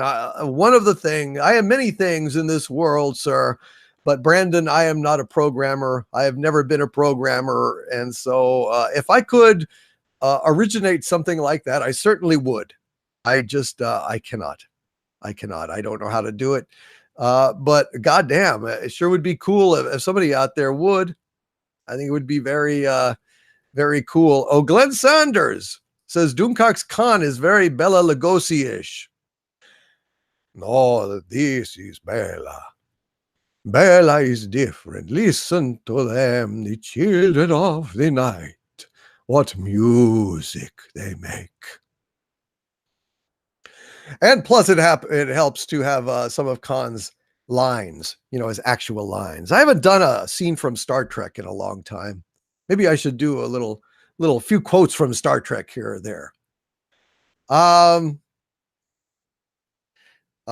Forgive me, Mr. Khan, but my crew is very curious about your historic journey and how you managed to keep it out of the history books. Adventure, Captain, adventure. There was little else left on Earth. There was the war to end tyranny. Many considered that a noble effort. Tyranny, sir, or an attempt to unify humanity? Unify, sir, like a team of animals under one whip. I know something of those years, remember. It was a time of great dreams, of great aspirations. Under dozens of petty dictatorships, one man would have ruled eventually. As Rome under Caesar, think of its accomplishments. Then your sympathies were with you. Are an excellent tactician, Captain. You let your second in command attack while you sit and watch for weakness. You have a tendency to express ideas in military terms, Mr. Khan. This is a social occasion. It has been said that the social occasions are only warfare concealed. Many prefer it more honest, more open. You fled. Why? Were you afraid? I've never been afraid. But you left at the very time mankind needed courage. We offered the world order. We. Excellent. Excellent. But now, if you'll excuse me, Captain, I grow fatigued again. If you'll excuse me, I'll return to my quarters. Dun, dun, dun, dun, dun. Anyway, back to the super chats. Yes, Marla MacGyver. Marla MacGyver. Yes, yes. Marla MacGyvers. Let's see. Carolyn Kleinsorg with a $1.99 super chat. Thank you, Carolyn, very much for that. And she says, we need your voice, oh Overlord. Yes, to Logan's Run. Ah. The more women that say yes to Logan's Run, the more women may one day be running around in Logan's Run style tunic, costume, short, mini skirt thingies. And that day will be a happy day in Toxic Town. A very, very happy day. Heavens to Betsy. Carolyn, you have filled me with great hope, great dreams, great aspirations. Thank you, Carolyn Kleinsorg. And please do promote Logan's Run to all of the women that you meet, all of the women in the women club that I suspect exists, but I have no proof of yet. Agent Pepsi 1 with a $2 super chat. Hail Agent Pepsi 1, and thank you. And she says, YouTube is pushing the SJWBS. We must resist. Hail Agent Pepsi 1. Yes, we must resist. We must indeed. And you, my dear, are striking a blow for freedom, running around in a mini skirt. God bless you, Agent Pepsi 1. God bless you for that. And hail. Hail, as always. Ian Aldridge with a $5 super chat. Thank you, Ian. And he says, if things go south, don't let this crap be the end. Post your videos somewhere else. We will find them and spread the word. Have a beer on my buddy. Thank you, Ian Aldridge. I shall take that to heart. I shall use that super chat wisely for a beer. And yes. Doomcock videos will continue to be posted in one way or another, though they may not be as frequent. I guess we would have to see. We would have to see what happens. Maybe if the Patreon support was enough, I could continue putting them out as often as I do. Only time will tell, though, Ian. Thank you very much, though, buddy, for that super chat. Pussy Centipede. My God. The mind reels. With a $5 super chat. Thank you, Pussy Centipede. And I'm assuming it's a she. Pussy Centipede says, have you ever watched the 2004 pilot for Dark Shadows? No, I have not. I was not aware that there was a 2004 pilot for Dark Shadows. Is it on YouTube? I would love to see it. Now, I assume you're not talking about the one with Ben Cross, because I mean that actually went to series for a while, didn't it? So I'm Googling it. Okay, so I see a clip. Okay, no, I see it. I see it's on Daily Motion. Thank you for letting me know that. I will go ahead and check that out. Fascinating. See, the things you learn in the chats these days. I had no idea. Thank you guys so much for letting me know that. Also, Generial Elenia, thank you so much for letting everyone know. Just so everyone knows, Doomcock is very behind on super chats. Don't expect them all read today. Check super chat square ups on the Harvey channel if you are missed today. Thank you very much, Generial. I really appreciate that. Yes, I will hurry through as fast as I can without rushing. I do try to give everyone, like I said, attention. And if I can't do it here, I will do it in the super chat square up. Absolutely promised. And actually, let me go ahead and I guess probably Mary Ashmead has been posting the link, but I will personally do it as well. This is where you will find all, and you can go listen. There's a whole bunch of them. There's like 9 of or 10 of them right now. So you can see what I'm talking about. And probably if you don't know about the super chat square ups, you probably haven't heard any of them.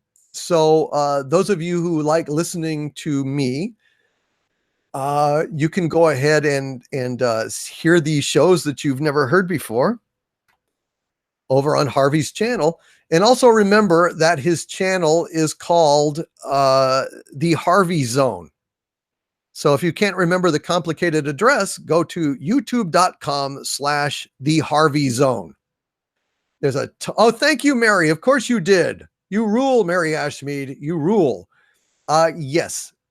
Go back and check it out. And thank you, Janariel, for pointing that out.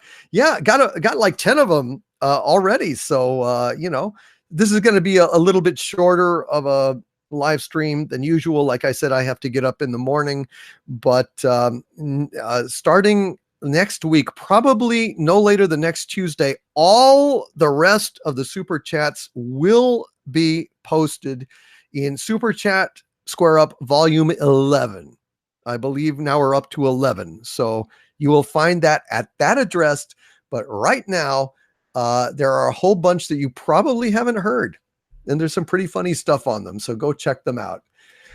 Moving on, Scott Wemple with a $10 super chat. Thank you, Scott. You are one of my new devotees down at Xanadoom, one of my new Xanadoomiers, and I want to thank you so much for stepping up and pledging down there. And Scott says, "Hail Lord Doomcock and Harvey. It is truly disturbing, the censorship across all platforms.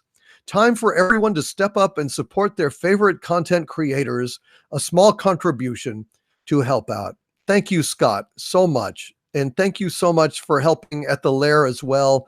You guys are the best. And thank you for standing up for me in this time where, God only knows what's going to happen. Thank you, Scott, very, very much for that.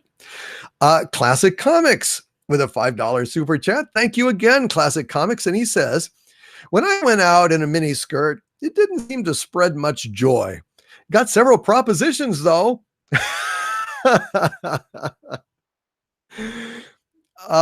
Yeah, like a walk on the wild side, right? I say, "Hey, babe, take a walk on the wild side." And the you-know-what girls go doot to doot to doot doot to doot doot to doot to doot doot to doot, right? Classic Comics, eh? Did you go for a walk on the wild side in your mini skirt? And really what I want to know is, did you wear that helmet? A mini skirt with that helmet is a bold fashion statement. You may well be the next Ralph Lauren.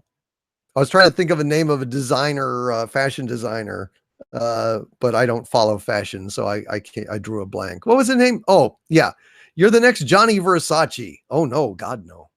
After what happened to him, never mind. You're Paul Cézanne or Paul Vidon or whatever one of those designer people. Look, I can't follow fashion. I don't give a shit about fashion. I have no idea. Well, what's a handbag guy? It's not Ralph Lauren, right? He does like cologne or something. Shit, I don't know. Anyway, dude, stop wearing the mini skirt. That's not what we meant. Damn it. Thank you for the super chat. Damn, you threw my mind in a tizzy. Image of Classic Comics walking around with a Phantom of the Paradise helmet, looking formidable in a goddamn mini skirt. Shit.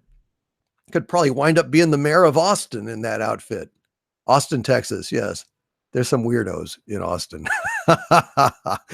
Orknestra, a legionnaire and friend with a $10 super chat. Thank you, Orknestra. And he says, "Hail, my liege. Happy to stand with you through these seemingly endless crises.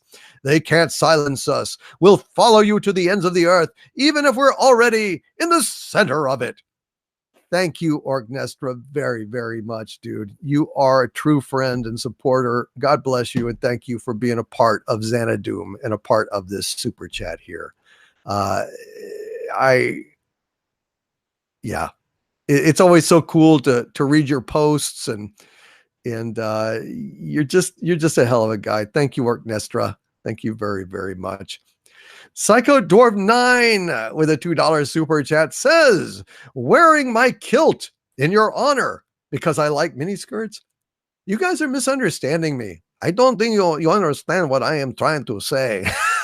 I'm trying to say something entirely different, but I will accept that you are wearing a kilt in my honor. Oh, actually, maybe because I'm partly Scottish. It might be that. It might have nothing to do with my obsession with miniskirts that has erupted like a plague in this, an anti-woke plague in this here live stream. Yeah, yeah. What can I say, guys? What can I say? I like legs.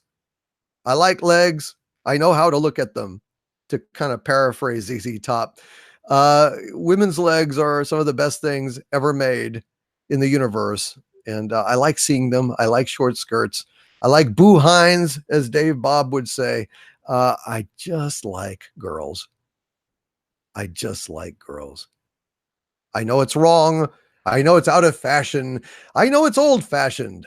I know it's presumptuous to look at a woman on the street as she passes by, but a cat can look at a king and I can look at a passing woman. God damn it. I have the same rights as a cat. Thank you, Psycho Dwarf 9. Kilroy was here with a $5 super chat. Thank you, sir. And Kilroy was here says, have you ever heard Seth MacFarlane's albums? As a fan of Sinatra and Martin, you would love them. Well, I have to confess that I can't really listen to Seth MacFarlane's albums because Seth MacFarlane is doing what I should be doing. I should be recording Sinatra and Martin and American standards and stuff. And the fact that he has the resources to do it and I do not have the resources to do it, frankly, fills me with jealousy. I can sing as well as Seth MacFarlane, but it costs money.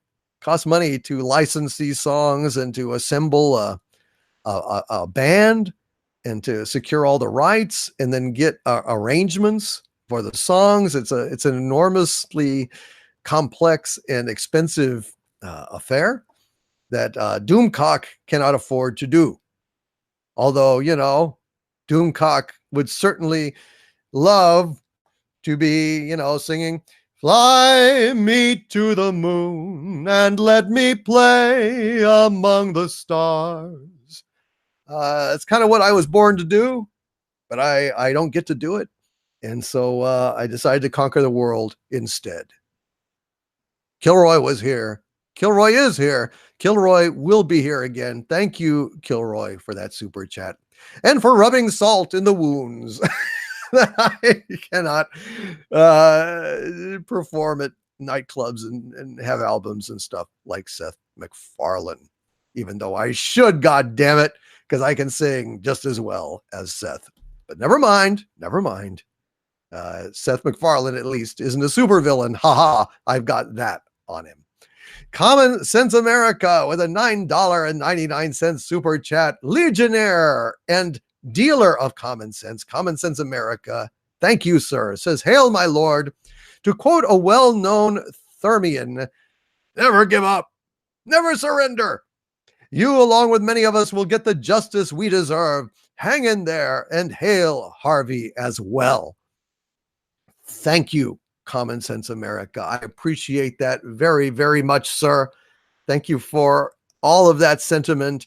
And the other day, I was just thinking about how lucky Tim Allen is that he got to say two of some of the greatest lines ever written. Tim Allen got to say, never give up, never surrender, which in and of itself is golden. But then he also got to say, to infinity and beyond, which is perhaps the greatest line ever written. I was just thinking about it. Like, it is just such a to infinity. Well, what the hell does that mean? To infinity. We're in infinity now. There's nowhere to go to. There's no way you can go away from infinity. It's infinite.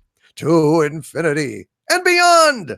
Equally nonsensical. Equally wonderful. One of the best goddamn lines ever. Never give up, never surrender. To infinity and beyond. Tim Allen got them both. Lucky bastard. But still, it's Seth MacFarlane singing that really rots my ass. That's what really rots my ass, because I should be doing that. Thank you, Common Sense America. Thomas Coulter with a $2 super chat. Hail Thomas. And he says, What about Akbar in Rogue One? He kicked butt. I think Rogue One in general was the only Disney Star Wars movie worth a grain of salt. I think it was a flawed movie. I think there were parts of it that didn't really work very well, but overall, it was the closest that they have come to Star Wars. Closest to Star Wars that Disney has come. And they've never gotten that close again, and I don't think they ever will get that close again. I really don't. I would love to see Gareth's original cut of Rogue One. You know, Disney's missing out. They could sell that. That would be one of the few things that would actually compel me to maybe give some money to Disney, because I wouldn't be able to resist seeing his original cut, which I bet was a lot more hard ass and a lot more kick ass. Didn't have like the comedy. I bet it was a better movie, you know?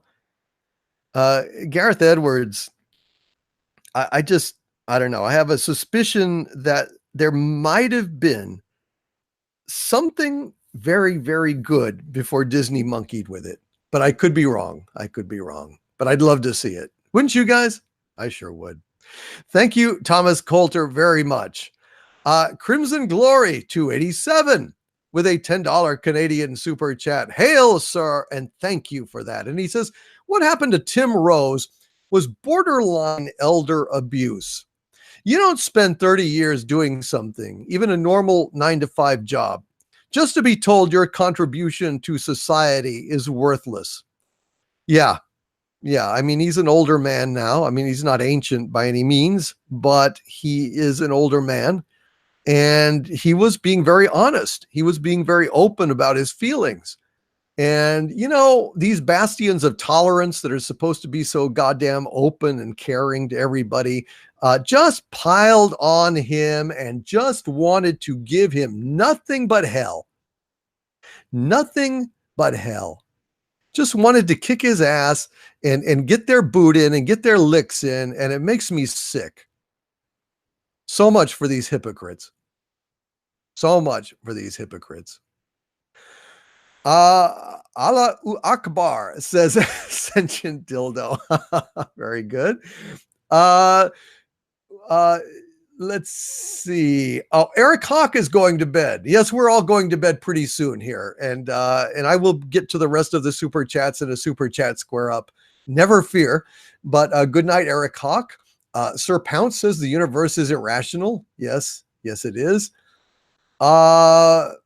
Gareth Edwards loves Star Wars, which is why it turned out okay, says Nitrium. Exactly. And it was just like the last person that they let do a Star Wars that loved it. You know, Jar Jar Abrams claims to love Star Wars, but his movie revealed that he didn't. He just wanted to rip it off, strip it down, just like anything. Marcus Aurelius is got lucky. He says a kitten adopted me today.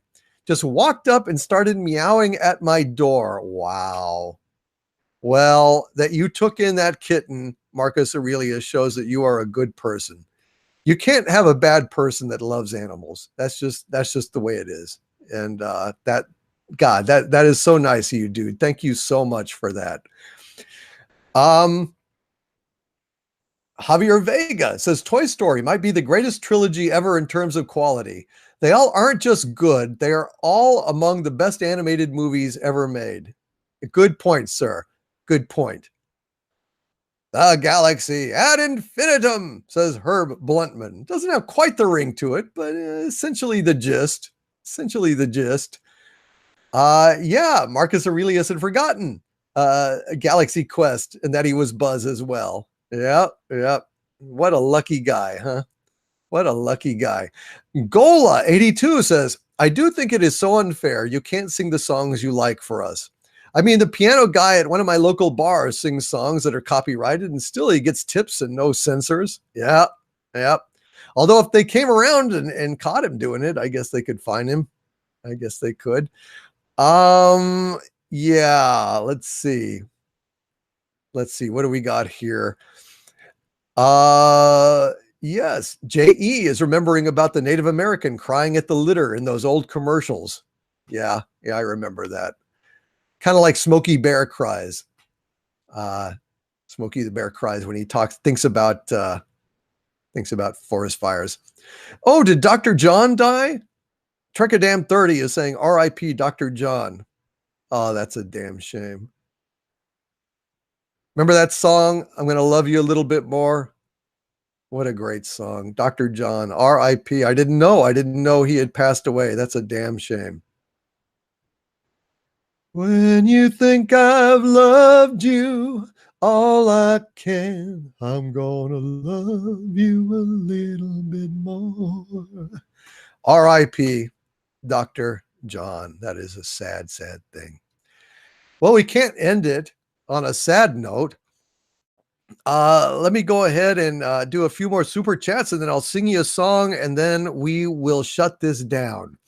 Carl Manvers with a $2 New Zealand super chat, one of my legionnaires. Thank you, Carl. And Carl says, Ruin Johnson betrayed the duty of a true director. Yes, a true director must support their actors. A director has many, many, many hats that he has to wear. He has to be a visionary. He has to be an artist. He has to be, in a sense, a painter. And he has to be a diplomat and a counselor. And Ruin Johnson just doesn't give a shit about actors. He doesn't give a shit about people. He just wants to indulge himself in his megalomania in messing around with our expectations and our hopes and our dreams, trolling us and taking great delight in splitting the audience right in half. So, yeah, makes me sick. Thank you, Carl. Chris Persia with a $2 Canadian super chat. Thank you, Chris. And he says, my liege, listening to you helps raise my T levels. Hail, Chris Persia. I am glad, sir. I am very glad. We all need to keep that T level up, up, up. Also keep something else up, but I digress. Thank you, Chris. Man, I am glad to be able to boost your T's. Now go out there and chop some wood, damn it. Even though it's summer, go chop some wood. I don't know. What else is manly? Drink a lot and chop some wood? No, might chop your leg. Don't do that. Don't drink and chop, kids. Don't drink and chop. Kato Roan with a €5 super chat. Thank you, Kato. Good to see you, sir. And he says they forget that people like Rose have gone to conventions for 30 years and it all ended in a throwaway scene and a joke. Disgusting disrespect. I hear you, brother. I hear you, and I agree with you 110%. DJM Voices with a $10 super chat. Hail DJM Voices. Thank you, sir, for that. Again, you've been very generous tonight, DJM Voices. Thank you. And also Psychodwarf 9 as well. So many of you actually have. And DJM Voices says, if anyone is still on the fence about boycotting, this Akbar thing is all you need.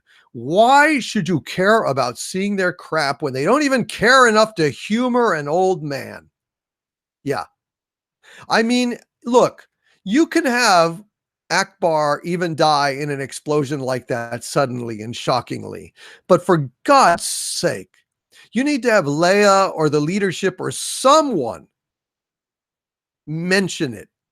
Someone say a brief word for Admiral Akbar's passing.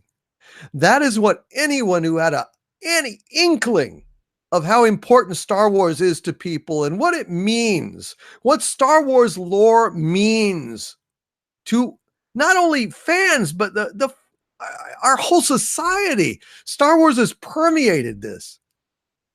And to just let him die like a cast-off extra in the background and nobody even mentions it. Everyone's too busy sucking around fucking Admiral Gender Studies and their little Poe drama than to actually remark upon the passing of a great figure in Star Wars history. This shit is not Star Wars. Disney Star Wars is not Star Wars. Steer clear of it. 100% DJM Voices. Thank you, sir. Michael Domer, one of my Xanadu Mirs. Thank you, Michael, with a $5 super chat. Appreciate that. And he says, no one banned. That's how it should be. Everyone should be free to say their piece, no matter what that piece is. I could not agree more. I will not agree more.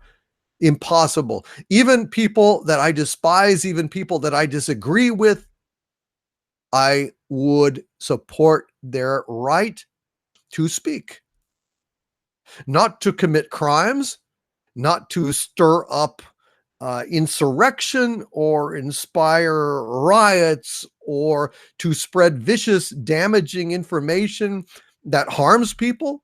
None of that. Those are all crimes. But we're not talking about crimes.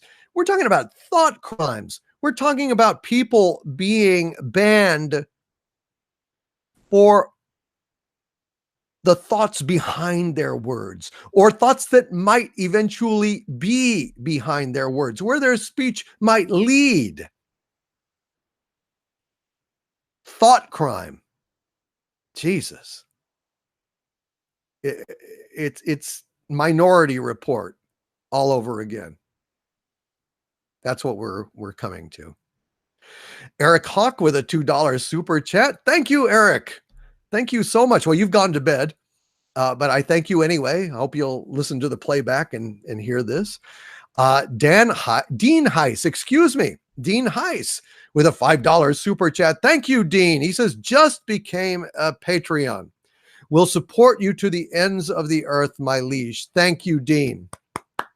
Thank you so much, sir. It means a lot to me. All of you guys, there's so many folks have shown their support in these uncertain times. Honestly, every time these last 2 days that I've opened my email, I've been nervous. I've been nervous. And that's no way to live, man. That's just no way to live. It's just so disheartening for creators and people who work so hard on their channels. Their channels are like their children. Their channels are like their dreams. I said it before, and I meant it. It's not just a little catchphrase or some kind of smug summary. It really is. It's their dreams made manifest. Somebody had an idea. I had an idea, and I worked on it. And I tell you, every aspect of my channel, every aspect of my production, I remember making that. I remember putting that together. I remember the thought process. Even every t-shirt design, every logo, every graphic, the fonts that I picked, the effects that I do are all handmade by me. Everything. Not my tunic. That's an antique from the Oddfellows Lodge, the turn of the century, and not the 20th century. I mean, it's like, from 18 something, 1900 Oddfellows Lodge. It's a really unique piece, but everything else I designed. And so it means a lot. It means a lot. And, I'm just gonna keep at it. And I thank you all for your support and for standing by me and for standing by everybody that has been threatened in this. I really appreciate it very much. Well, we are at midnight, and I think I promised you guys a song before we go to bed. So, what should I sing? Maybe for Dr. John, who has shuffled off this mortal coil. It might be something. Oh, well, of course, Trekadam 30. It's good night, ding, ding, ding, ding, ding, ding, ding, ding. Good night, ding, ding, ding, ding, ding, ding, ding, ding, ding. 5, 4, 3, 2, 1. I'm in a reedy I am, and a reedy I am I. Yeah. No, that's not it. Well, shoot. One last song. Yeah, who died? Dr. John. Dr. John died. Trekadam 30 was talking about it. We'll meet again. Sing, we'll meet again. If it was in the public domain, I would. But I think I'll go ahead and do a little Danny Boy for you guys. This Danny Boy will be in honor of Dr. John, and even more to the point, it will be in honor of all the channels that have either been demonetized or are dead, outright banned. Sing to that as well. And I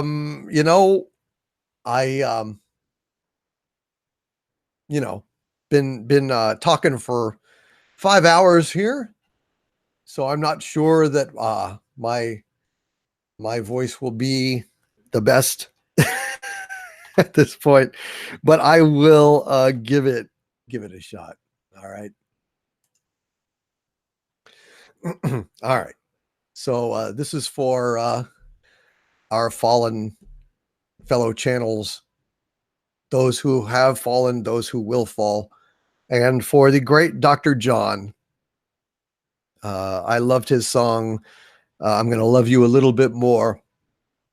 And so this will be for him as well.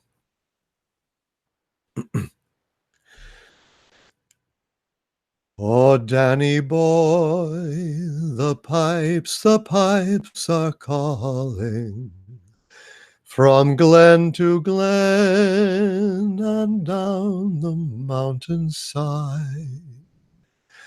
The summer's gone and all the roses falling. It's you must go and I must bide. But come ye back when summer's in the meadow, or when the valley's hushed and white with snow. I'll be here in sunshine or in shadow. Oh, Danny boy, I love you so. But when ye come and all the flowers are dying, if I am dead, as dead I well may be, you'll come and find the place where I am lying, and kneel and say an Ave there for me. And I shall hear, though soft you tread above me, and all my grave will warmer, sweeter be. For you will bend and tell me that you love me, and I shall sleep in peace until you come to me. Rest in peace, Dr. John. And for the rest of you out there in the chat, I hope that you will sleep in peace, but get up in the morning and have a great, great weekend. I hope that you will have a lot of fun. I hope that you will eat, drink, and be merry with friends or with loved ones. Thank you guys so much that are applauding in the chat. Thank you, Raggedy Man and Scott Wemple, Javier Vega, J.E. Release Harvey, says the Outlaw X. Stop Doomcock from singing. Harvey will stop it. All right, you guys. Coke and Hookers chat. Hooray, says Voodoo Magic 101. You guys have been the best. I hope that you had a lot of fun today. This was a bit of a more serious live stream than normal. A lot of times, we just have fun here. We just goof off, and I hope that the next one, God willing, knock on wood, that there is a next one. We'll be back to the kind of just lighter, more comedy, fun things that we normally do. Mega Jetty 1. No. I did not miss your super chats. I didn't miss anyone's super chats. I have not gotten to all of them. Okay.